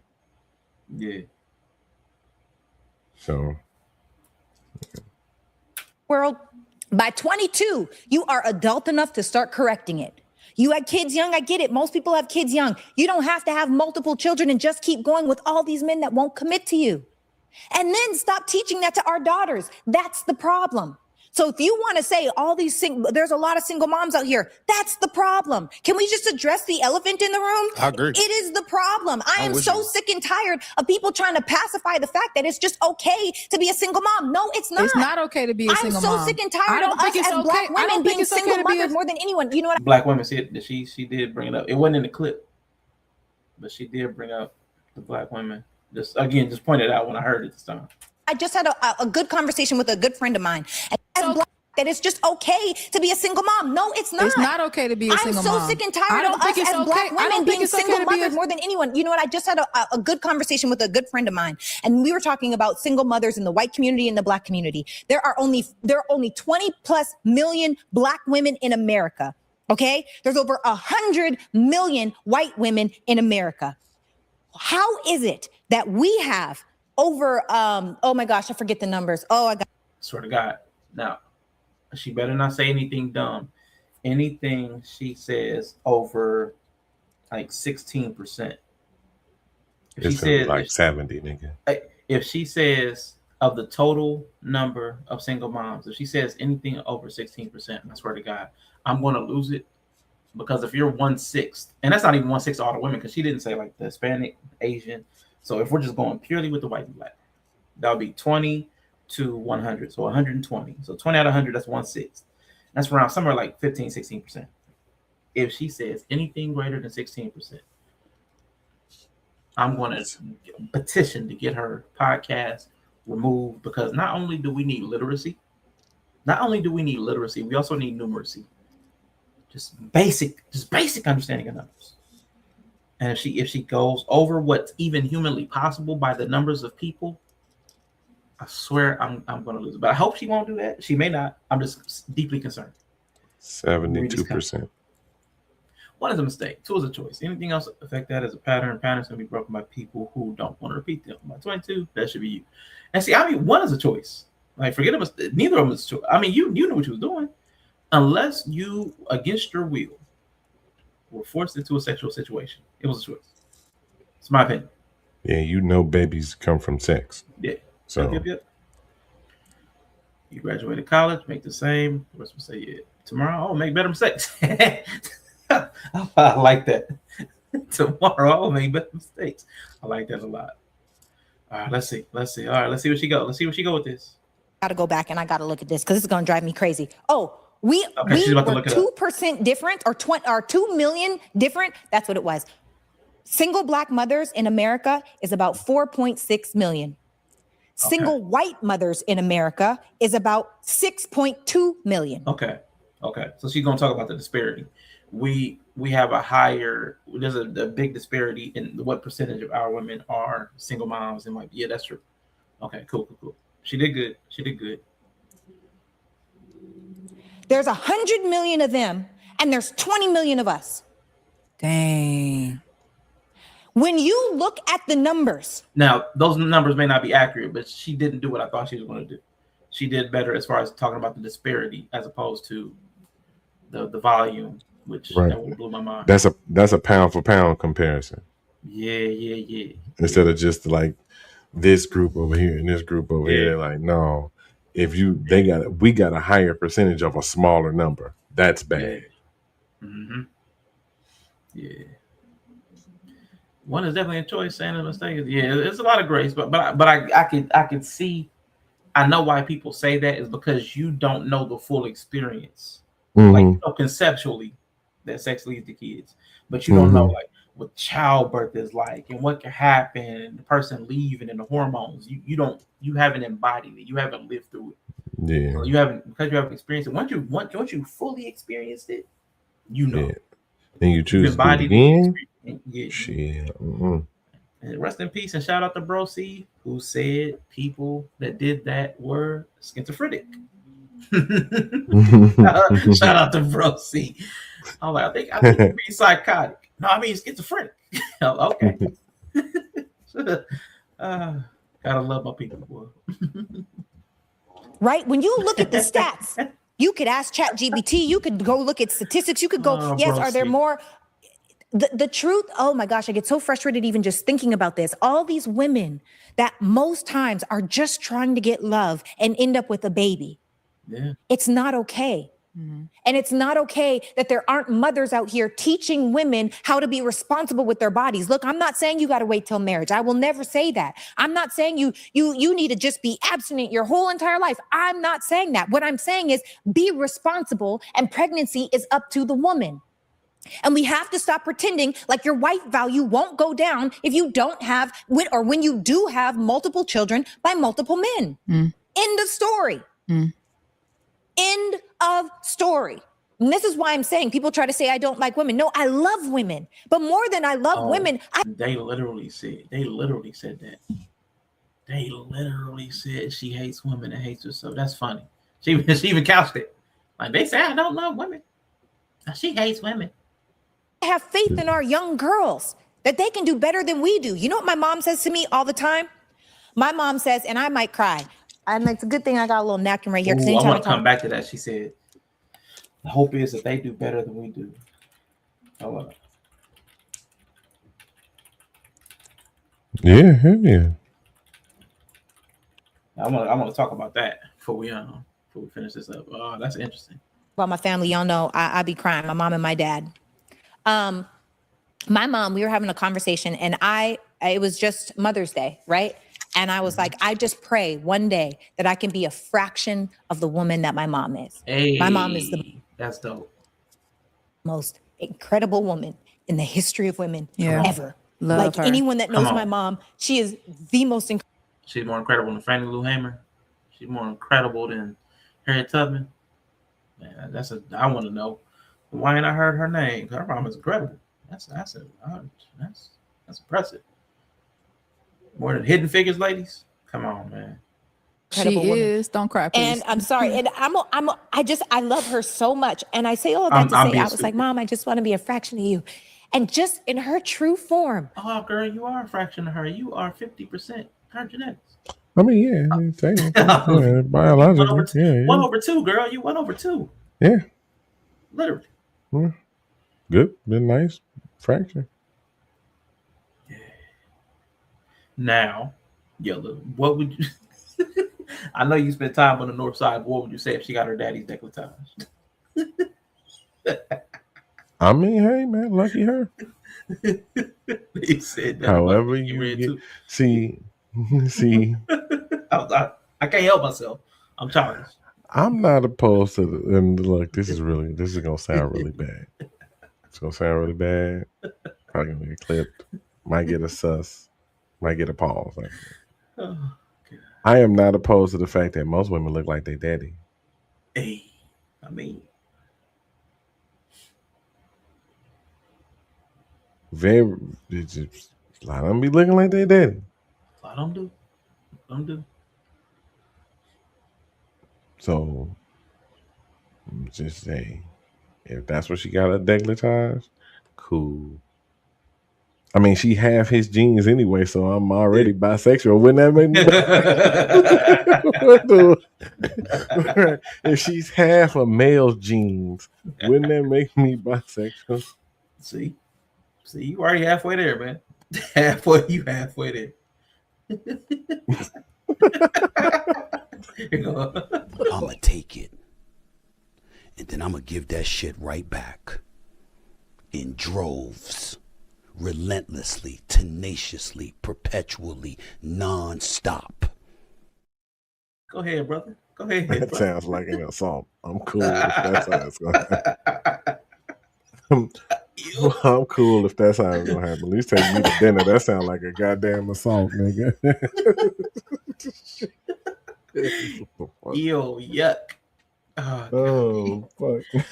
All right. All right, let's go. She was like, no, she said, baby, you're far better than me. She said, I am the bow, but you are the arrow. And I allowed life to pull us back and do whatever, but I aimed you in a direction, and now you are soaring farther than I ever could have. And I feel like that is the responsibility of women The responsibility is for us to be the bow for the young women that are coming up. And as long as we continue to make these excuses, these complete BS excuses of it's okay, girl, be frivolous with your body. No, because most women don't want that life. That's true. Most women want a husband. Most women want family, not single motherhood, not baby mamahood. And so I am tired of the rhetoric. And sometimes it comes out and I sound frustrated and women don't understand my frustration. And granted, yes, I have my mom and my dad and all these things, whatever. But also, I'm telling y'all because I love y'all. My job is to be the bow. Yeah. My job is not to try. And that's the problem. Too many women are competing with their daughters. Too many of these old women are competing with the young women. Stop it. We don't Teach want to them. talk about that. We ain't ready to talk about that. No, we should talk about that. We need to teach these young women how to be wanna know women, why? not hoes. You want to know why women do that? Though, like when are we about to get educated by the offspring, girl? There we go. Hey, they couldn't have watched the whole clip. No, they. I think they did, but again, remember the lens. Yeah, they were triggered.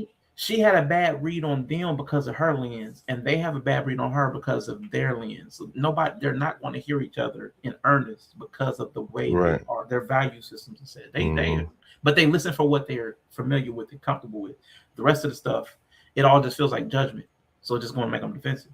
All this stuff, you're shaming. I don't care how hot you get. I don't care about you crying. I don't care about your mama. You're up here shaming people's choices, and we value choice above everything else. So all that stuff wouldn't mean the same thing. The way it lands on us would not be the way it lands on them. Right. She got a book. She probably do have a book. I'm sure she got a book or something. She got Everybody got a book. Yeah. Matter of fact, buy my book on Amazon. Don't Get Shot by Your Friend. And then when you grab his, grab mine on how to shoot your best friend. Yeah, you know what I'm saying? And my second book, I have an ebook coming out this fall. Cops Are Not Snitches.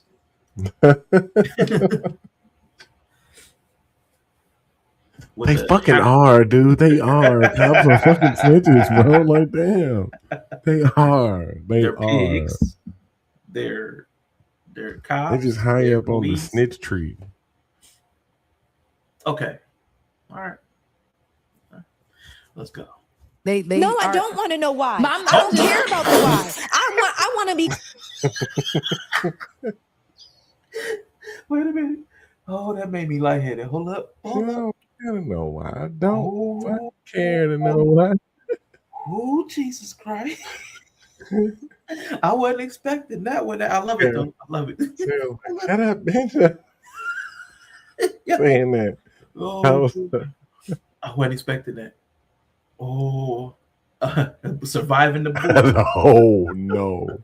No. That is, dude, I never thought that I would see such a diabolical boop. Me either, y'all, the maliciousness. I'm addicted to it now. I'm addicted to it. And it's just a wife being affectionate with her husband. That is not. But it carries so much implication. Just a little. That is not. Oh, my God. Poor classic. He used to be getting booped. I'd be getting booped. Young women how to be women, not hoes. You want to know why women do that? Though, like when they No, I don't want to know why. I don't care about the why. I want to be clear. I gotta stop. Oh yeah, for sure. But there's this. The problem is the reason why women are like that is because we need just a whole section of rock memes. It doesn't matter. Right. Do you want to know why? It doesn't matter, man. Come on, man. That is crazy. Shit. I mean, but it was genuine though. She's like, I really don't care about the why, but that's also why conversations break down. When people don't care about your why. That's all. Just thinking through this stuff. Mm-hmm. Yeah, I think she was like not interested in. Oh, girl, trying to soften it again. And like in that moment. Yeah. Come on. I can't give more. I'm giving all the empathy I have for them. You want me to slow down and give them more empathy? No, do you see me fucking crying right now? Yeah. This was a devil's advocate moment. I'm saying every moment does not need a devil's advocate. All right. Do you know why? Do you know? Right. You're like, no, man. You don't always need a devil's advocate. Not every moment calls for that. Not every situation. Sometimes let them breathe. Sometimes, man. They bullies and people be wanting them to be defended. Yeah. Sometimes, man. Like that, you couldn't even let you see your girl crying, going through this deep, moving moment, talking about her mother and how she feels about the next generation. And like, I want to play the devil's advocate. She just gave you the whole why. You're on her show. She just gave you the whole why. Now you gonna tell her why? Shut your ass up. She's the one telling us the why. You want to argue the why or try to redirect her why. She's with their host. God damn, boy. Yeah. The devil does not always need an advocate. Not every moment, not every day, not every place, man. Sometimes let them breathe. They see their daddies and their kids. They hate the daddy, so they hate the kid. They're so. I mean, and that's your why. That's what I swear to God. Right, you stopped her to say that. That's what you came up with. That was. Damn. That's what you brought to the party. Like she brought straws. She came to the party with a pack of straws, man. Paper ones at that too. They ain't even like the plastic ones. Cardboard straws, man. Come on, man. That's the heel she was. That ain't even a heel, man. That's like a Ant-Man. She's like, I'm about to kill him with this one, boy. Yeah. Watch this. I'm about to shut it down with this one. Yeah. I know you crying, but let me serve him one real quick. You know why they doing that? Let me tell them why they doing that. Let me tell. Okay. Cause their kids look like their daddy and they hate the daddy. Yeah. Sarah, like, girl, look at that, girl. Girl, is that the best you got? Let me save this. Look at her, poor Sarah. Had that whole mama stepped on. Oh. There's literally 1,000 different reasons why, right? Girl, there's literally 1,000 different reasons.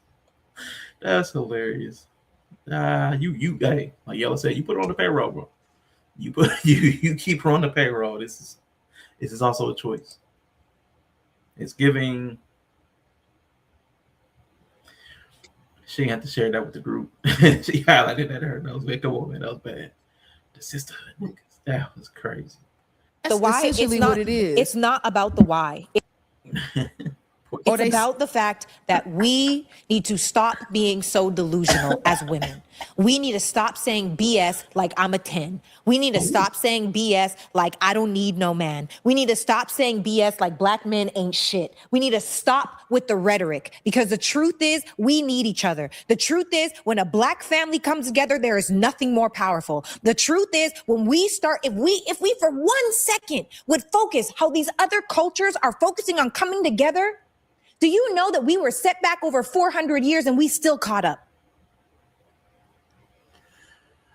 I'm just taking me a breath. I ain't gonna interject. I'm just taking a breath. Digest what was just said. I'm not gonna rebut it. All right, let's go. Think about that. I just feel like don't feel like anything. I need you to. Oh God. You keep her on the payroll, Sarah. This is your fault. This is now where you got to look at yourself and acknowledge your choices. You're having to shut down. She's still trying to chime in with stupidity. And Sarah she ain't where Sarah is. She's like, don't feel anything. Don't come in with your feelings right now. Look at her face. Jesus Christ. She is pissed. Because her friend, her homegirl ain't where she's at. And she can't meet her where she's at. She reminds you of Shane Bryant? Man, listen. Who the hell is Shane? Because that ain't.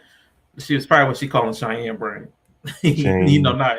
You know not. She ain't gonna give nobody no respect of a proper name. I shared one the other day where it was like, black women, what is this person's name? And it was one of them, I can't remember, it was one of them super knowable names, but everybody was just messing it up. Dang. It was beautiful. Dang. This woman, this is your co-host though. Like Yella said, you got on the payroll. So everything you feeling right now, how your whole situation and emotion got derailed, own that. Sit in that and own that. Do you know that we were set back over 400 years and we still caught up? Think about that. I just feel like no, don't feel like anything. I need you to hear me. Okay. We were set back over 400 years and we still caught up. Shut your ass up. Oh, was Did it she the Yella? do Did she did the Yella? Oh, God, she is this, and they kept podding after this too. This was crazy. Woo. Right, it was like another hour.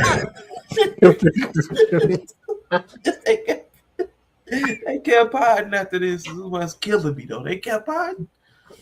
They kept podding. Boy, listen. Hey, this topic has turned out to be way more fun than I thought it was gonna be. Oh my God. Yo, this ain't even the topic. This ain't even. We still ain't. I know this one. Yeah. Can Joy be an active resistance? Sure. All right, back to that. From your original clip, I did not think. I thought I was mad. I was annoyed at how stupid the original clip was. But yeah, the deep dive. Oh my God, was so much better. You're right. I'm with you. I refuse to believe she did that. Man. We were set back over 400 years and we still caught up. Matter of fact, when I first heard the Yella, I thought you were doing it. Like, that's how much I didn't believe she did it. Because I thought you were doing that.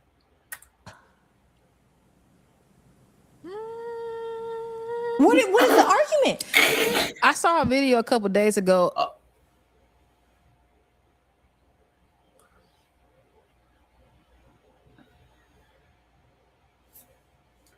A guy asked a group of white people and a group of black people what was their biggest flex. The white people was like, "Oh, my dad owns the largest one of the largest peanut butter factories. Oh, my dad is he's the CEO of one of the largest finance firms in the world, and his company alone controls 10% of the entire world. Oh, my parents did this." And what did the black people say was the biggest flex? Oh, I got a $180,000 chain on. Oh, look at my Rolex. Oh, look at this. Oh, look at that. So yeah, people in the comments can say the why doesn't matter. The why definitely does matter. But that's not the why, Anissa. Not for the this why, specific issue, but this goes back to Meg the Stallion. Because this is the music that little girls are listening to. What was that? What was that comparison she tried to make? Okay, so there's this dude. You know them street interviews, like the Hawk Tour girl? Yeah. Okay, so a guy was going up to people, white and black, and what's the biggest flex from your family? All the white people's flexes, and again, these are curated and edited, and we have no idea how many people had stupid responses, and we don't know how many black people had good responses, but it was edited, and all you saw was the white people always talking about wealth. My grandmother owned this, or like my grandfather was a general, and we owned all of South Carolina. It was all like very grandiose legacy type stuff. And all the black people, it was very short-sighted, new money-ish. It was all smaller accomplishments. So the scale in which the biggest flex was night and day, the way it was illustrated. So I get the point she was making, because it was one of the ones why I stopped and had to pause to breathe instead of interrupting her, like with a rebuttal, was because we haven't caught up, and that was her point. We have not caught up. It's just not possible to say we caught up, like factually, but I was like, that's not the point in this moment that she's even really trying to make. Right. Plus, caught up ain't leading. Yeah. You're just in the race now. Yeah.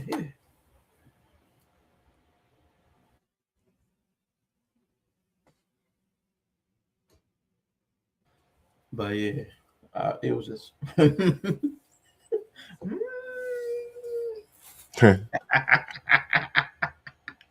This goes back to the Cardi B's. This goes back to all of these different women that they look at and they think that this is success. No, they're monetarily successful, but they are spiritually bankrupt. Oh God. Yeah. Yeah, Anything but successful that we I build as a agree. community, they'll come and destroy it. So Also true. that's how you know. So if it's growing and it's huge and it's in the masses, it's not good for us. Yeah, All but that like music, we're growing, but are we growing in the right direction? No, because we're not, and what that's the I'm saying. It's like problem. why aren't we growing in the right direction? Why is it that black people put value in frivolous aesthetic things, and the white people somehow they know how to build the families, they know how to build the generational wealth. All the problems that are in the black community, so to speak, are in the white community. Why? Because of all of the racist, the slave, all of the things that had the redlining, all of the things. I mean, the conglomerate of things that were done to us by these people that set us back 400 years. I don't believe we caught up. I just believe that we learned how to grow differently. No, we can't grow this way. We can't grow left, so we got to grow right. yeah, but in Sarah's defense, being No, she said some stuff in there. It's just this wasn't the time for that. That wasn't the conversation she was really having. Like I know I'd be semantic, and that's something I would have done. That's definitely something I would have done. And I'm sorry. I'm sorry, Bree. I'm sorry, Yella. I apologize for the times I've done that to you, because this is watching it being done to somebody else is so annoying. That's not what I was talking about.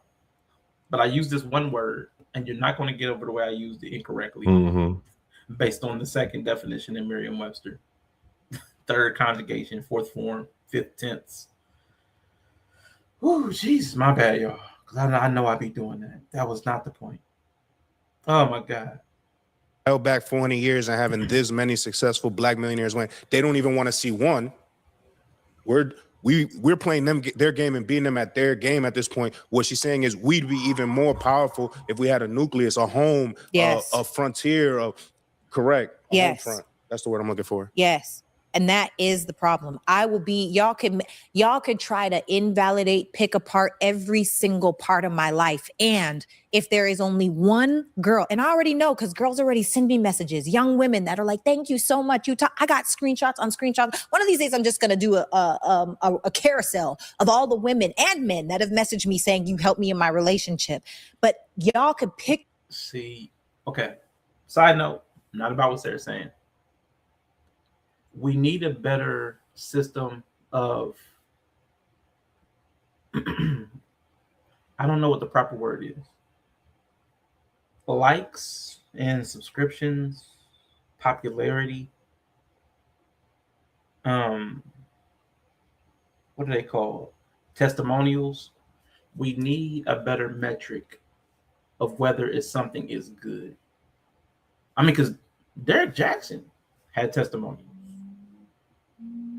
Like, I don't know. We need something else. Good luck with that. I know. We need something else, because there's somebody will tell you anything is good. There's always a proponent. There's always somebody that will back something, no matter how nonsensical it is. People were buying pet rocks. It was a national craze. Pet rocks sold. So I mean, I just need more. I need something. Me apart until the day I die. As long as there is one person that hears the message that I'm saying, as long as there's one person that is impacted for the better, I don't give a damn. The thousands of comments being called to pick me, the thousands of comments being told, oh, you got married in 6 days. What do you know? I know that I'm happy. What about you? Because you're married, you can't stand that man. What's your excuse? I hate you, dog. He got married. I know that I'm happy. And see, like, okay, by her own metric, though, there's so many people that would tell you that they're happy in the exact same things that she's condemning. So that's why I'm saying we need a better metric, man. If you're gonna preach like this, then we need a metric that goes beyond, like she said, I don't need you to feel. I need you to. We need something beyond what you're feeling to say whether something's valuable, good or bad. We need something else, because this ain't it. I love my husband. My husband loves me down. That's real. So what I'm saying is I'm teaching the best. I wonder if your other husband would have loved you down. I'm just curious. best that I know how based on where I'm at. And I am sick and tired of women deflecting so that they can run from the truth. I'm not doing it. We need to focus on family. I agree. But I also feel like we can focus on family without ignoring what got us here. And I feel like if we can healthily have conversation and dialogue. That reminds me of Country Wayne, because I produce skits for Wayne. Yeah. Anybody, all y'all know I produce skits for Country Wayne. Okay, let's go. Sometimes you got to dead a storyline and start a brand new one because the old one wasn't working anymore. And they will latch onto the new one and be like so happy that the old one is gone. It is the same thing. It is important to know history so it doesn't repeat itself in case the same things start happening. But I don't need to teach you why that happened. I just need to teach you why you're going here.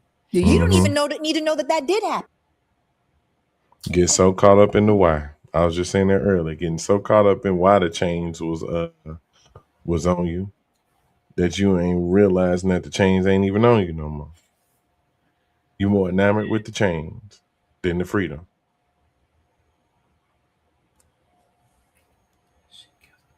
She killing. That's why I can't do the sinners and all that other shit.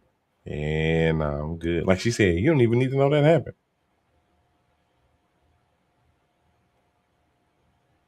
What utility does it have now? Not as much as people think. Not as much as people think. I know I've talked about that too. Because in essence, there's an essence. Where there's a layer in which I agree with that principle. That it would. I've argued this before. When we was going through the whole pro-black stuff, I was like, I think it might even be better psychologically if we didn't continually and perpetually reinforce the whole slave narrative. Like, what damage is it doing to make sure that we are hammering home? Whether it's the shortest month of the year, every year we have to remind our kids that we were slaves, we were beat down. Look at what they did to us. They burned down greenwood, rosewood, blackwood, greenwood, purplewood, bluewood, this wood, that wood. What does that do psychologically? So forget the people who are anti, what was that, CRT? They was like, anti-CRT, we don't need to be teaching that. Sometimes I think people get to the right place the wrong way. Because I think a lot of people who are not ingested a disempowered narrative could better acclimate. And even if you wanted to have a revolution, it would be better with people who didn't have the system thinking already ingrained in them and its shortcomings. I think an outsider would provide a disruption. So I think what we're doing is a disservice to ourselves. And I get why we do it. Because the thinking is, don't forget what happened, so that this stuff is still happening. And if you keep, because you're also saying a lot of this stuff is still happening, even if it's not as virulent and violent. So we don't really need that because it's still present. You can still talk about redlining and gerrymandering and all. You could talk to the cows come home about the stuff that's still going on in police killings and unarmed black men. You can still talk about it to this day. So you really don't need what was happening. Let's talk about slavery. Most of it's not really necessary. So there is some merit to what she's saying, in my opinion. It's a constant reminder of the past that we're supposed to be healing from. But we're not healing because we keep picking at the scab. Scab just keep getting picked at. Yeah, we always pick at the scab. And not in a useful way. Like that, like there's a way to revisit it and not be owned by it. But that's not what we're doing. You can tell by the way it feels. It's different between reflecting on your scar and picking at the scab. We're not reflecting at the scars. We're picking at the scab.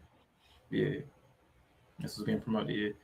So it's like even the way old girl said it. The short haired girl that she was in love with her décolletage. She kept the way she said it was very I'm still being oppressed. I'm still in the chains. The racism, the sexism, the thisism, the hierarchies. It was a constant thing of this is on me, this is on me, this is stopping me. Even though you're doing all the things you would want, you're living exactly how you would want. You would say you was happy, like to serious point. You would say you were happy. You've got the man you want, and he's loving you down, and he's intelligent. He's not like everybody else, but he's also open to you experiencing other people. Like he's everything. You got everything you want, but you're still oppressed. You're still a victim. So it's tough, man. It's tough. God forbid we talk about what men are complaining about. Oh my God. They don't even have that stuff holding them back, or the perception of that stuff holding them back. And they complaining about being victims in the press class. I'm like, oh God, Y'all really get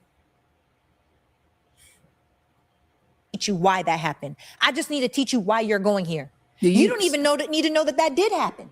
Why? I just need to teach you why you're going here. Like, so even her she still even wants to teach her why. It's just that's what she's losing me. Let me not nitpick. Because my job as the bow is I'm already here at this point. My point is to make you soar further than me. I'm not shooting you backwards. You don't have to know what was back there. Yep. My job is to shoot you forward. How do you do that, Sarah? What is it? I'm not going to nitpick. Rashawn, I'm fighting my nature over here. Yella, help me. Help me. Help me. Help me. Help me. You just don't make the pass what you teaching them. You teach them how to move on. You know what I'm saying?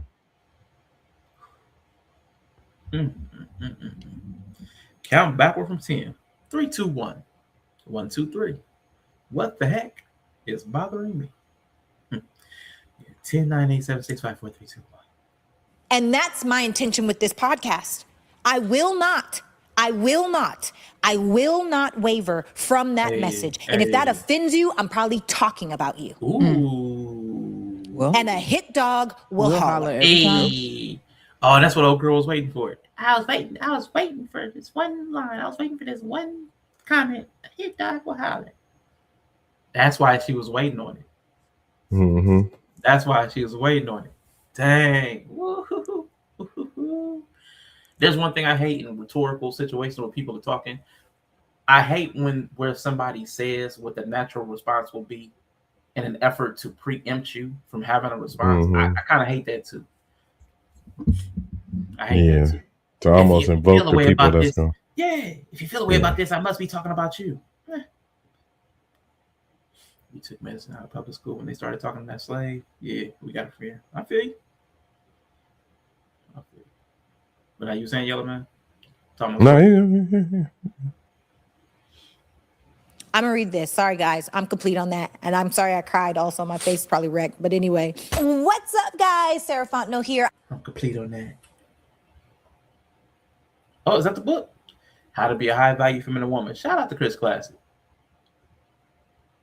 Shout out to me. Let's see, is that a book or a class? Let's see. For our ebook, okay? Yep. How to become a more feminine woman. People ask me these things. These are actionable 10 quick steps, intro to femininity, with a video that goes over some things in even more detail. So that's for you. Make sure to click that link below and get your ebook on how to increase your femininity. 10 really simple steps. Love you guys. Now let's get back to it. Someone, OP Frenchie says, what is the best recipe for a relationship that... Boo, boo, boo. 10 quick steps for your femininity. Let's see, was it to increase it? To find your femininity? Hold up.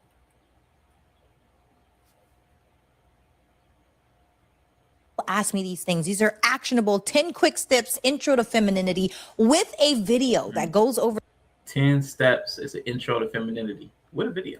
For some things in even more detail. So that's for you. Make sure to click that link. Yeah, she did fumble. She sure did. He said she easy on that. That's how they get you. That's how they get you. You overlooked it. They said something stupid.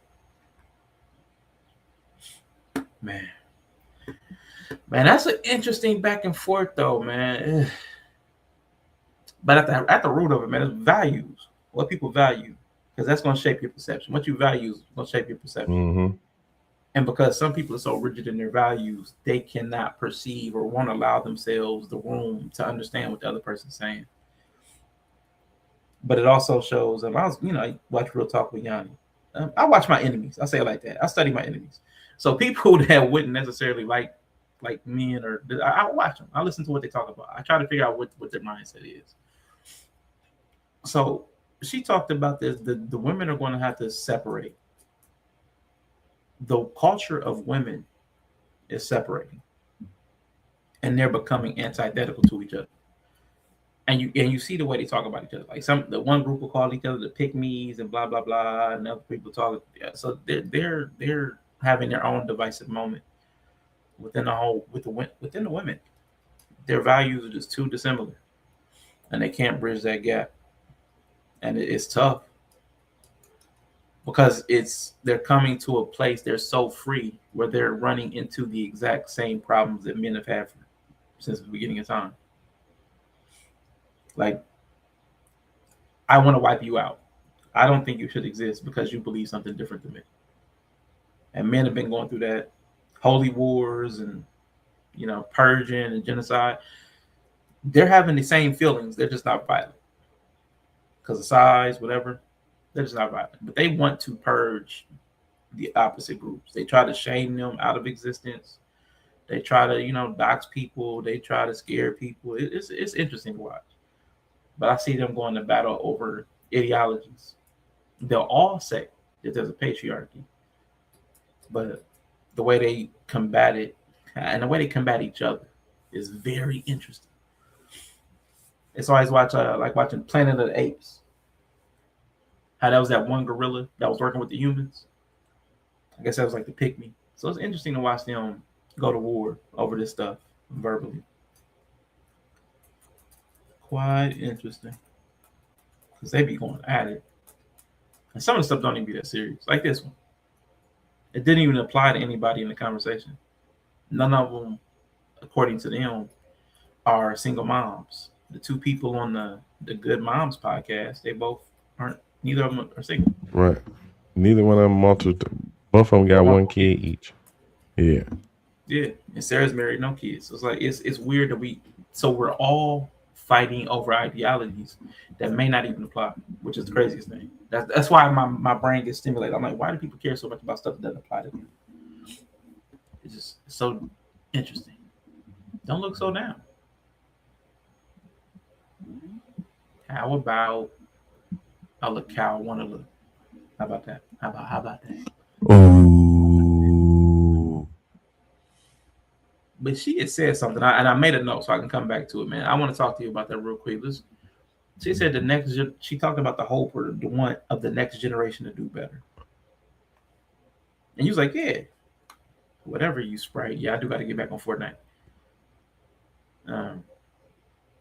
Yella, I got to get you on Fortnite too with the sprites. I got to get you on Fortnite with the sprites. There is a sprite that gives you shields as you emote. I just need to watch your shields go up as you do the Lachona. Was I here, Lachona? Let's go. I just need to see it from my own. I just need to see it. It would just entertain me so much to see. Because first of all, it's the cool duck. It's a duck with sunglasses on. And then just watching the shields go up with the duck, that would be hilarious. But anyway. But she talked about the next generation doing better. But what I thought about, because she was in her Fifi, so she wasn't thinking about it. She thought, we're catching up or caught up or whatever she said. But as far as society, each generation is actually doing worse. Like, not even just Black people. Each successive generation for a while has been doing worse. In many metrics, this current crop of people have some of the worst statistical facts, like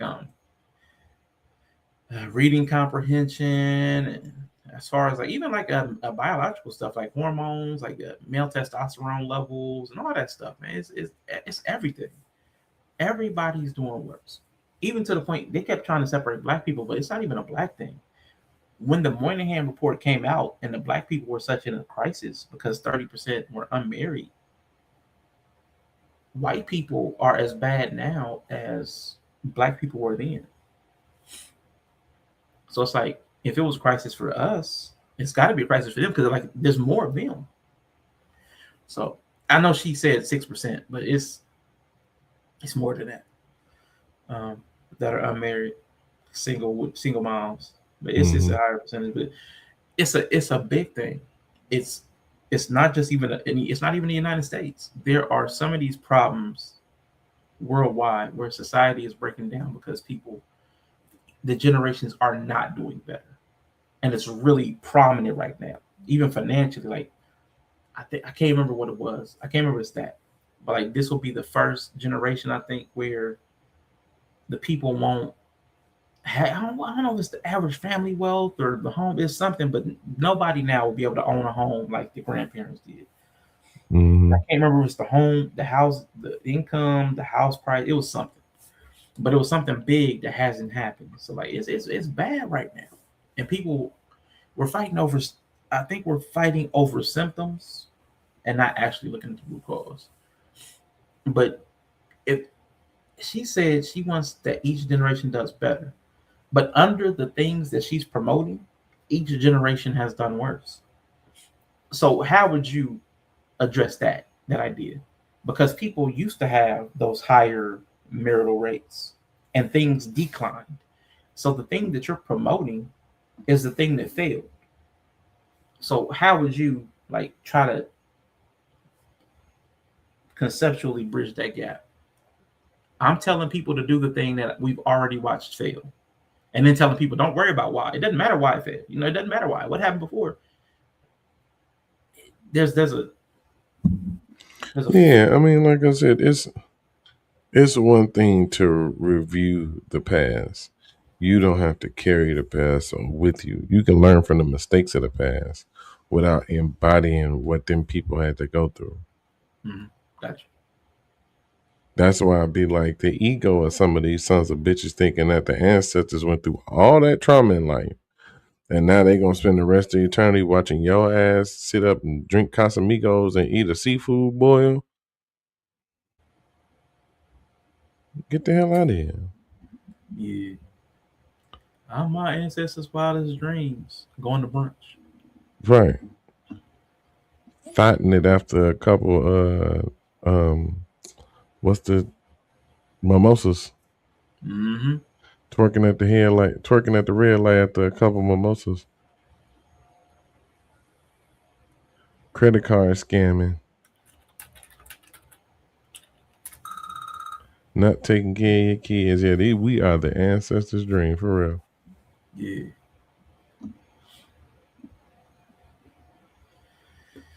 Yeah, that's too funny. Well, dang.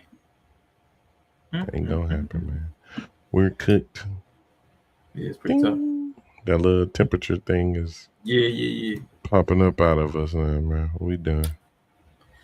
Dang, man. We didn't even get to the topic at all. It's been almost 6 hours. We ain't got to the topic. We are the worst, man. We are the worst content creators ever. We're the worst, man. That's I'm cool. ashamed of myself. Man. I ain't. That's why you shot me. That's the problem, man. All your flaws are just perfect. Mm-hmm. So, yeah, you're perfectly flawed. Yeah. I'm not ashamed of the fact that, we can't never really stay on topic. I'm not ashamed of that. Because it is who I am. I'm unapologetically me. All right. No, suck it, bitches. That's fair. So give me 30 minutes on the topic. Give me the next 30 minutes. Let's actually touch on the topic. Something I... Well, we're finna do the topic, boy. I am 30 minutes. 30 minutes. 30 minutes. 30 minutes. 30 minutes. Come on, bro. 30 minutes. I 30 already minutes. cooled down, nigga. Nope. Save it for next time. I'm off Monday. Monday? I'm about to say it might still be timely by Monday. All right. Yeah, I'm off Monday. It's a discussion. Oh yeah, it'll survive a week. Yeah, it'll survive a week. Yeah. Maybe I might be over by Monday. You know how I am. Oh shit. As I said, give me 30 minutes. Unless you about to go. Come on. I got you. No, I had wine to cool the brain down. Nah, you can keep the brain cool down. Keep the brain cool down. You ain't even got to rev up for this one. It ain't a heavy thought. Yeah, let's go.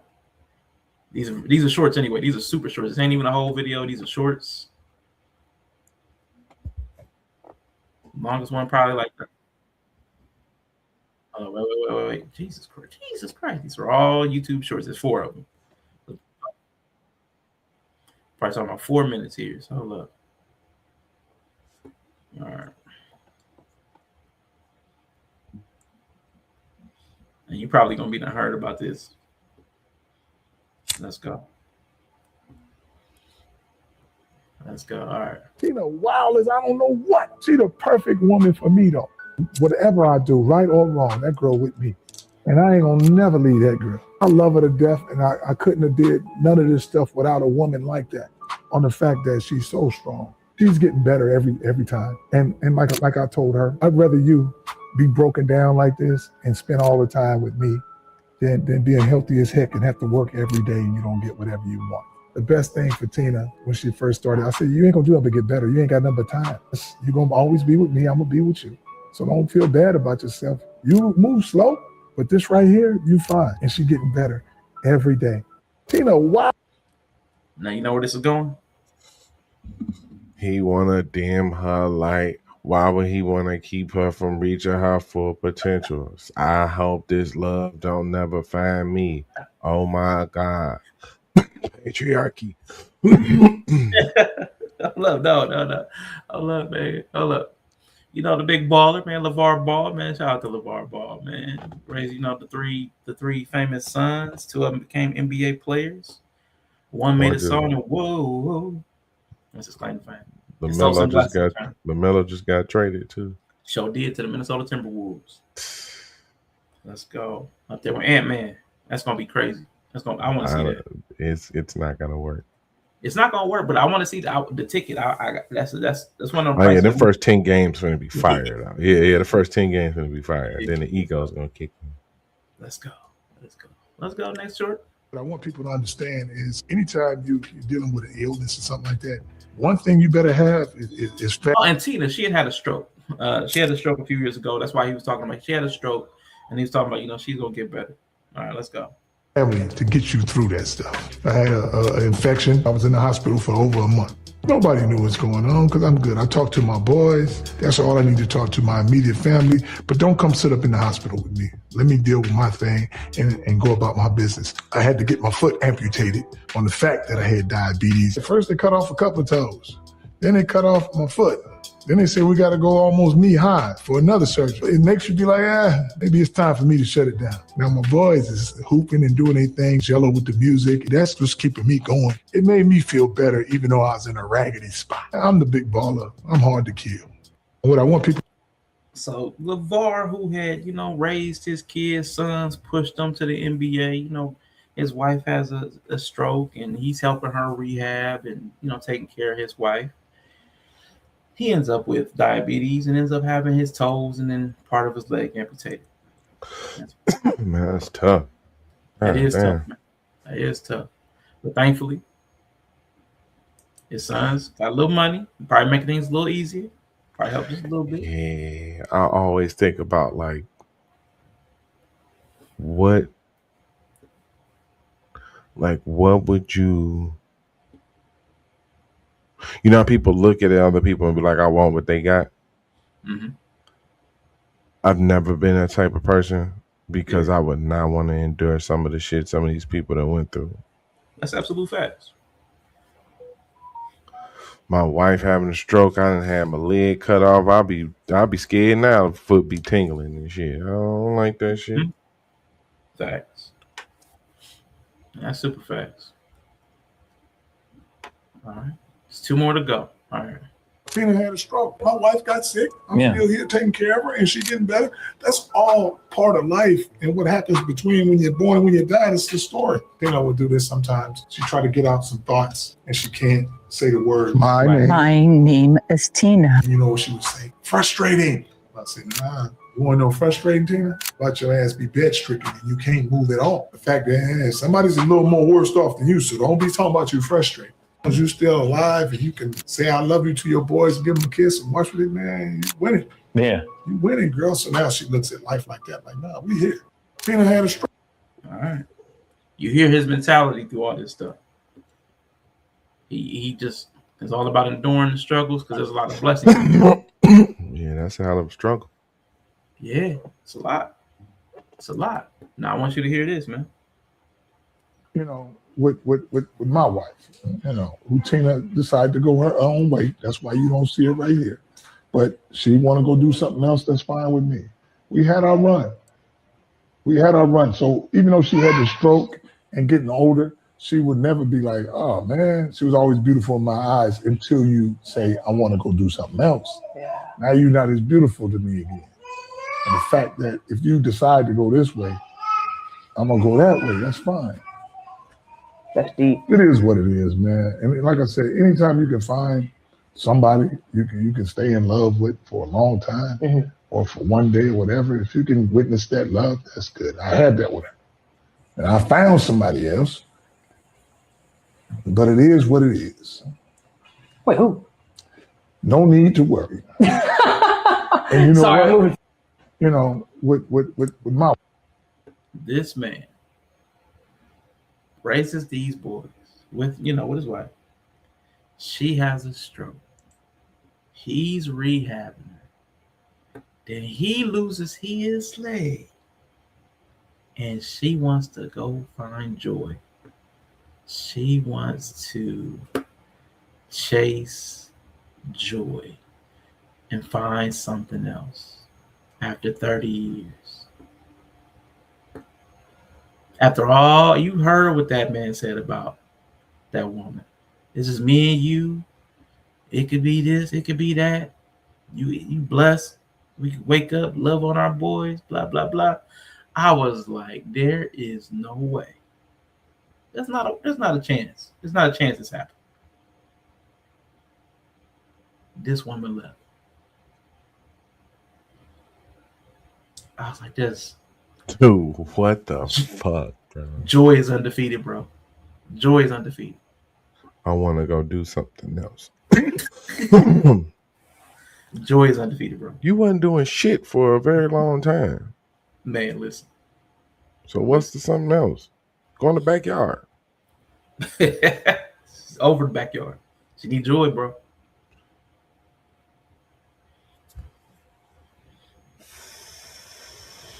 She done rehabbed. I was like, yo. Oh, man. Because I ain't heard nobody talking about this. So I wanted to get to before it hit the airways. I'm like, bro, listen. So that's a recent conversation he had with Neon? Yeah, I want to say within the last day or two. Yeah. Yeah, man. I'm like, joy is undefeated, bro. It don't matter how much you sacrifice. Joy got him. Joy gonna get you. Joy gonna take your girl. I was like, bro.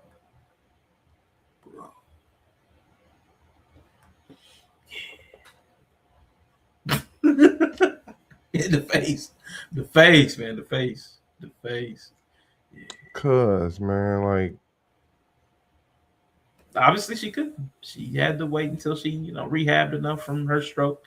Yeah, she had to recover and be good and get her life together, and then watch him have to go through something, and then be like, nope. Yeah, can't do this. Man. We can't both be. We can't both. We can't both. Oh. I want to go do something else. That's crazy. I thought that was crazy. I was like, bro. That's wild, man. He's like, yeah, you're the most beautiful woman to me till you say you want to go do something else. Yeah, I get you, bro. Whew, man. Yeah. Time for Yeah, gas is your flabbers, huh? Yeah. I'll say you got to turn your brain on for that one. Yeah, 30 years, bro. 30 damn years, bro. 30 years, man. And rehabbing her through a stroke, man. Years of rehab. Then that man lose his leg. She's like, you know what? I think Ooh, she lucky I'm mostly insulted out. Yeah, it's all good, man. And I'm trying to show because the lady had a stroke, so her brain ain't necessarily. That's a good enough. That was good enough. Dot. Yeah. You know what I'm saying? Yeah. People do have a personality shift that sometimes after those Oh my god! Because did you see the lady at tonight's conversation? Mm-mm. Was talking about the guy nursed her back to health at the brain surgery. Man, come on. Then the first thing they'd be like, me and Lee, so the fuck what? Man. So the fuck what if me and Lee the same? That's fucked up, ain't it? You won't even admit that's fucked up. Yeah. Yeah, I think it's terrible. Yeah, joy, man. Joy is important. Joy will take your spouse away from you. Joy is a homewrecker.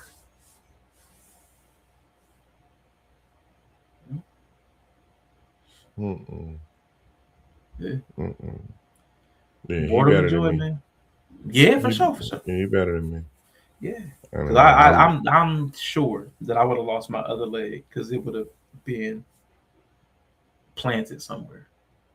Smooth up her little half stroked out ass, pretty much, basically. For real, man. I'm like, yeah. Ooh, mother. It's ain't no way, man. You do this when you have a stroke. Like, you know what? Because like he said, I don't want nobody up in hospital with me. I'm gonna go through my thing. Y'all just go have fun, live life, all that stuff to his boys. Boy, listen. Don't let me rehab you from a stroke and then you did anything. Don't let me put forth that much effort. Like, don't do that. I can't stand it. It's like the getting fired at the end of the workday. Like that. Mm-hmm. Don't do that. Oh hell, y'all done worked the whole 8 hours and you talking about your service is no longer needed. Why I be then tore this whole end cap down. That is. It is. And he helped her through it. Helped her through it, man. Up until I guess she asked for divorce anyway. I don't know where she is on the road to recovery, but I was like, Jesus Christ, That's that is crazy. crazy. Yeah, the big baller, man. Big baller. That's crazy. Yeah. Shout out to LeVar Ball, man. Dad stayed there the whole time, raised his boys, made all 3 of his boys something. Mm-hmm. Definitely got all 3 out through college, and 2 of them he got into the NBA. Helped you through your stroke. And then you're going to sit up and tell him you want to do something else. Gotta chase joy, bro. Gotta chase that joy, man. Man, bro, I don't even be on that like marriage ain't worth it. I believe it's worth it, but goddamn, it be signs that it ain't. See, and I didn't even need 30 minutes. That was 11. Yeah, I'm broken a little bit. Like, you know what I'm saying? I ain't even gonna hold you, nigga. No, because I low key fucks with bro. Like, yeah. Controversy or not, man, he ain't never really said nothing super out of pocket. Nah. I haven't heard him say anything that was wrong, even if it was like socially unacceptable. Like when he was talking to Christine Leahy on the Herd, he wasn't wrong. He was talking to a woman strongly, and that. Right, folks ain't like that. Yeah, I look, he fucks with a man. I was already feeling salty for him because he going through what he going through. Man, let me not talk about them dude mama like that, man. Man, we need I fucks with the Ball brothers too, man. It's them balls, man. You know what I'm saying? Gotta respect how they treating the balls up there, man. They got people playing with the balls, man. For real. Now you can have these balls in the way they can doctor them up, man. Like they take them in the steam sauna, rub them, get them all nice and get the balls right, and them motherfuckers stay going. Yep. He helped get one of the balls right, and she left. Get one ball right, she left. Yep. Ooh. That's tough, boy. That's tough, man. But yeah, man, that's it, bro. That's it. I had to get that one out there because that was gonna burn a hole in my brain. I can't believe that. Dude, that is man, Man. Only thing that'll make you feel better, man, is getting on Fortnite with these sprites. You gotta shoot some people. Man, I ain't fucking with that shit. I gotta. Come on. 8:30. Set your alarm. 8:30. 7:37. I was up till 4 o'clock in the morning. I ain't doing shit. I got a league game later. Oh, he about to crash out. And nigga, look. Oh, yeah, but it wasn't for nothing. Hold on. We better see. We better show. Let me show you. Oh, look. Let me show you what I did. Look. Look at it. Uh-oh. What we got? Okay. By the way, anybody watching, I am not Corey McHenry. Okay. You know what I'm saying? I got the. All right. I'm not Muggsy James. Just so you know. Especially Naya. That's not my name. Miles Mercer. I am the king. Jay Thunder. Okay. All right. Apex. Let's go. One Night Stand. Is One Night Stand or Stand? It is Stand? That's his name? Yeah, Stand. One night stand. I get it. One Okay. night stand. Yeah. I like it. I never saw it written out. Mm-hmm. So I thought they were calling him One Night Stand. I never saw it. And then, of course, how we start off every IPW show. Yeah. Let's go. Okay. Dude been in the lab. What you using, Canva? Yep. Went on here and got the pro. Let's go. Okay. So you see me with the cutout thing, you know what I'm saying? You see me with background the erase. Yeah. I tried. It's not the worst. You know what I'm saying? And that's the new IPW logo. Okay. Yeah, that's fire. Yeah. I like the black and white. Man. So yeah. Man, I'm trying to do something. You know what I'm saying? Since Rashawn retired. That's funny. Which, it's wrestling, so yeah. It's it's a wrestling retirement. So yeah, he'll be back in about a year or so. Yeah, I ain't put my boots or gloves in the ring. He'll be back in like a year or so. Yeah, but real quick, man, while I still got you, man, it's only 15 minutes of my 30. You had said you wanted to talk to me, be in my ear about IPW. Does it, can we do it now, or you want to, it's got to be the off string right now? Will you be able to do production that day? Just as far as like the man camera angles? What day is man shit stuff. The 28th, Sunday. Wait a minute. I don't know. Hold on, let me check because my mom has something where I am going to need to be there, but I don't know what day it was on. What time is it? Show starts 3 p.m., 2 p.m. We're going live about 2:45. Let me check. I feel like something's happening on the 28th because I know she's got something going on the 30th that I got to drive for. But I felt like something was happening before that. So let me double check. I feel like something Sunday. It's a strong feeling too, so I don't think it's just nothing. I don't think I'm just making it up. Yeah, I was up for a couple hours making this shit. Yeah, stuff can take some time, man. Yeah, it's like it looks super simple. It's not. Yeah, I was listening to somebody else. They was talking about that. It's like it's one thing to do something and do it good, but it's a next level is when you make it look easy. When you do what? When you to do something and do it well is one thing, but then to make it look easy is the next level beyond that. Yeah. Like it's like one thing to be like, oh man, it was a lot of work. But then when you're like super good at it is when you made it look so easy that people think anybody can do it. Well, I could do that. Mm-hmm. Yeah, that's why these dudes are who they are. You know what I'm saying? Because the better ones make it look easy to the point to where anybody think they can do it. Then they come to find out, no, you probably couldn't do this. Probably couldn't get slammed like 6 times in 11 minutes. Punched in the face. This motherfucker Nick Diamond had his whole lip split open during the match. Yeah. Finish the match. You never to do that shit.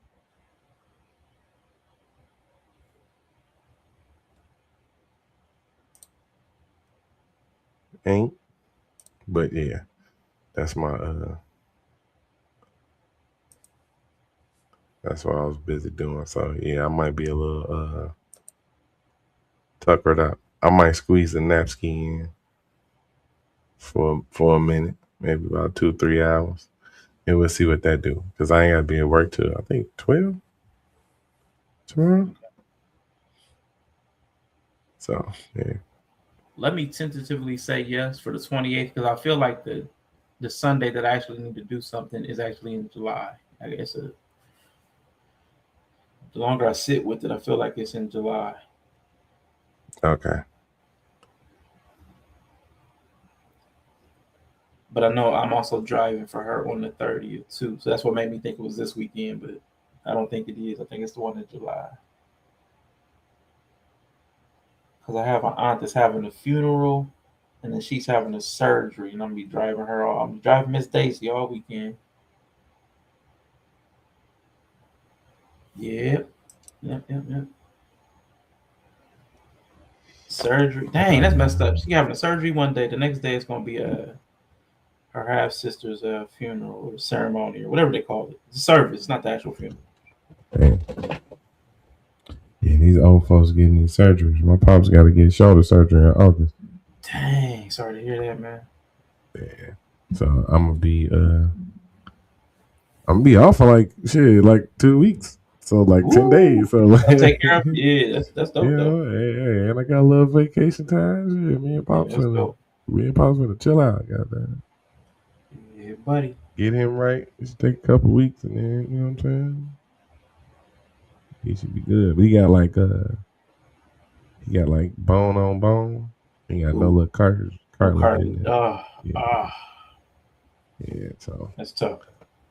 Yeah. Man, but yeah, man, cool. Yeah, I again tentative. I mean, a mechanical pencil, yes, on the 28th. I'm pretty sure. Mm-hmm. I'm pretty sure that I'm cool this weekend. Yeah, that's it. Other than that, it was gonna be if you can't or if you don't be feeling it, because I know that ain't, you know what I'm saying. You trying to ease back a little bit. Nah, my thing was the video edit. That was it. Was the video edit. Yeah, my only thing was the video edit, only because my computer for some reason seems to be regressing. Like it can't. At first, it definitely can't do. When I first bought this game, it was a gaming laptop. Mm-hmm.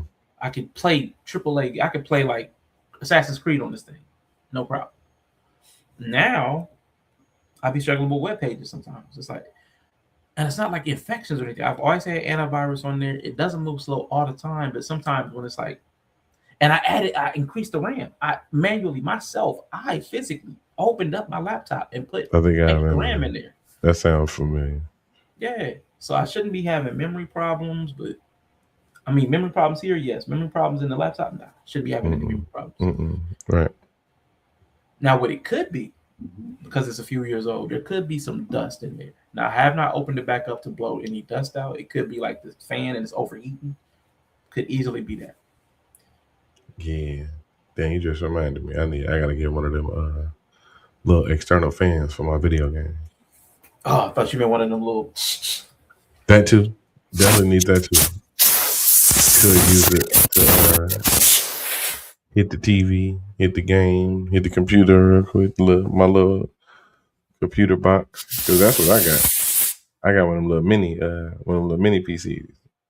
Man, y'all, if y'all feel like y'all can't afford like a PC or a laptop or something like that, and you want something that work damn near as efficient, get you one of them little mini PCs, y'all. Them things work damn good. Yeah. If you have a monitor, if you already have a monitor, or know somebody with a monitor, yeah, absolutely. Shit, or a TV. I'm using a regular TV as a monitor. Yeah. You use a regular TV. With HDMI, yeah. Yep, anything with HDMI. And then you won't need speakers. If you have regular TV, you won't need speakers attached. Yep. Yeah. So yeah. This is probably one of the best purchases I've made in the last 5-6 years. That reminded me, I broke the little TV I used to use as a monitor, man. It got broken in storage, man. I pulled that thing up, the whole screen was cracked. I was like, no. I need to get another one. I need to get another one. These little 22-inch Samsungs are perfect. You can go to the pawn shop, get you one for like a dub. Mm-hmm. That's dope. Yeah. So I had a little 20 something inch for like $30. I got used from somebody on Marketplace. I was like, yeah. But that's it. Yeah, cool. Yeah, as far as like even the graphics and stuff is if I can do it on the free tier, I probably because I went ahead and cut off some of that stuff, man. Because I don't, money been funny, but I'm still gonna spend. That's what I do. I'll end up getting a free trial or something for the month. So even if it's with the graphics, now I like the fact that you went ahead and did the graphic stuff. I like the cross training. Yeah. That way, if I ain't around, if I get my big baller hands amputated, you can still do the graphics. So that's dope. This nigga. Yeah, man. That's dope. So I'm glad you can do that. It was really just the video editing because I got I was paying for CapCut Pro or on PC, and for some reason, number one, because of subscription service, they would change things. So I would know where something was one week, and then a couple weeks later, when I go back to edit, because more videos were coming in or it's the next show, stuff would be moved, and they changed. Some of the stuff I use is no longer available. And they can do that because it's not like I purchased the software. I'm renting it basically. So they did what they wanted to, and I'm like, I hated that. Then for some reason I couldn't see my edits. It would just freeze up my computers. That's why bridging the stories. My computer slowing down, and then when I tried to edit, I could no longer see what I was editing. And I don't want to go back to editing on my phone again. Mm-hmm. So I don't want to go backwards. But yeah, man, I'm definitely happy to be man in the chair and help out with any graphic work. So yeah, let me know. But again, that was it. And then the sponsorship thing, I went ahead and did the sponsorship for August too, because I had some money come in I wasn't expecting. I think I told that on stream. I had one of those class action things. I was a part of one of them class action. Let's go. Let's go. $60, and then I had $60 sitting in there from something else, and I was like, 100 to 120 was sitting in there, and the sponsorship was like 150, 160. Let me go ahead and do that real quick. Man, I got like $250 off of one of those one time. Ooh, that's dope. Yeah, all right, cool. Shit. Yeah. Man, leak my information more often. You know what I'm saying? Yeah, for real. If I get a quick 250. All I got from when they leaked my information was the free, what's that the where they scan your social security number to make sure you say like Simply Lock or one of them type things. Yeah. They did not pay any money out. They offer everybody either a free credit monitoring. That's what it was. They free credit monitoring. I was like, come on, man, y'all leak people's information and offer them free credit monitoring. That's the biggest scam in the world. All right, get out of here, man. Because then you're gonna want me to pay for it after the free year. Mm-hmm. That's like a year free trial of credit monitoring. I'm like, nah, I'm good. Keep that. Because it's not like I can even pick my own credit monitor. They were suggesting somebody. I'm like, this feel like a racket. Right. Yeah, I was the one that did the leak anyway, probably. Mm-hmm. Look, we're gonna leak all these people's stuff, and then we're gonna send them to you. So you'll have like 1 million class action people claimants, and after the year, they're gonna all have to pay. Mm-hmm. That's crazy, bro. But yeah, cool. Yeah, I'm definitely down, man. So yeah, we can get ready to get out of here, man. 6 hours, man. We put in a good. We ain't been streaming too long. We put in a good day. If people didn't appreciate this, man, they don't appreciate nothing. Bastards. Yeah, man, that was fun, man. I'll check you later, man. Get you a nap in. Either. Right. Thanks, y'all, for watching. We out, y'all. Wait. Rest in peace. I'ma take it. And then I'ma give that shit right back. In droves. Relentlessly, tenaciously, perpetually, non-stop.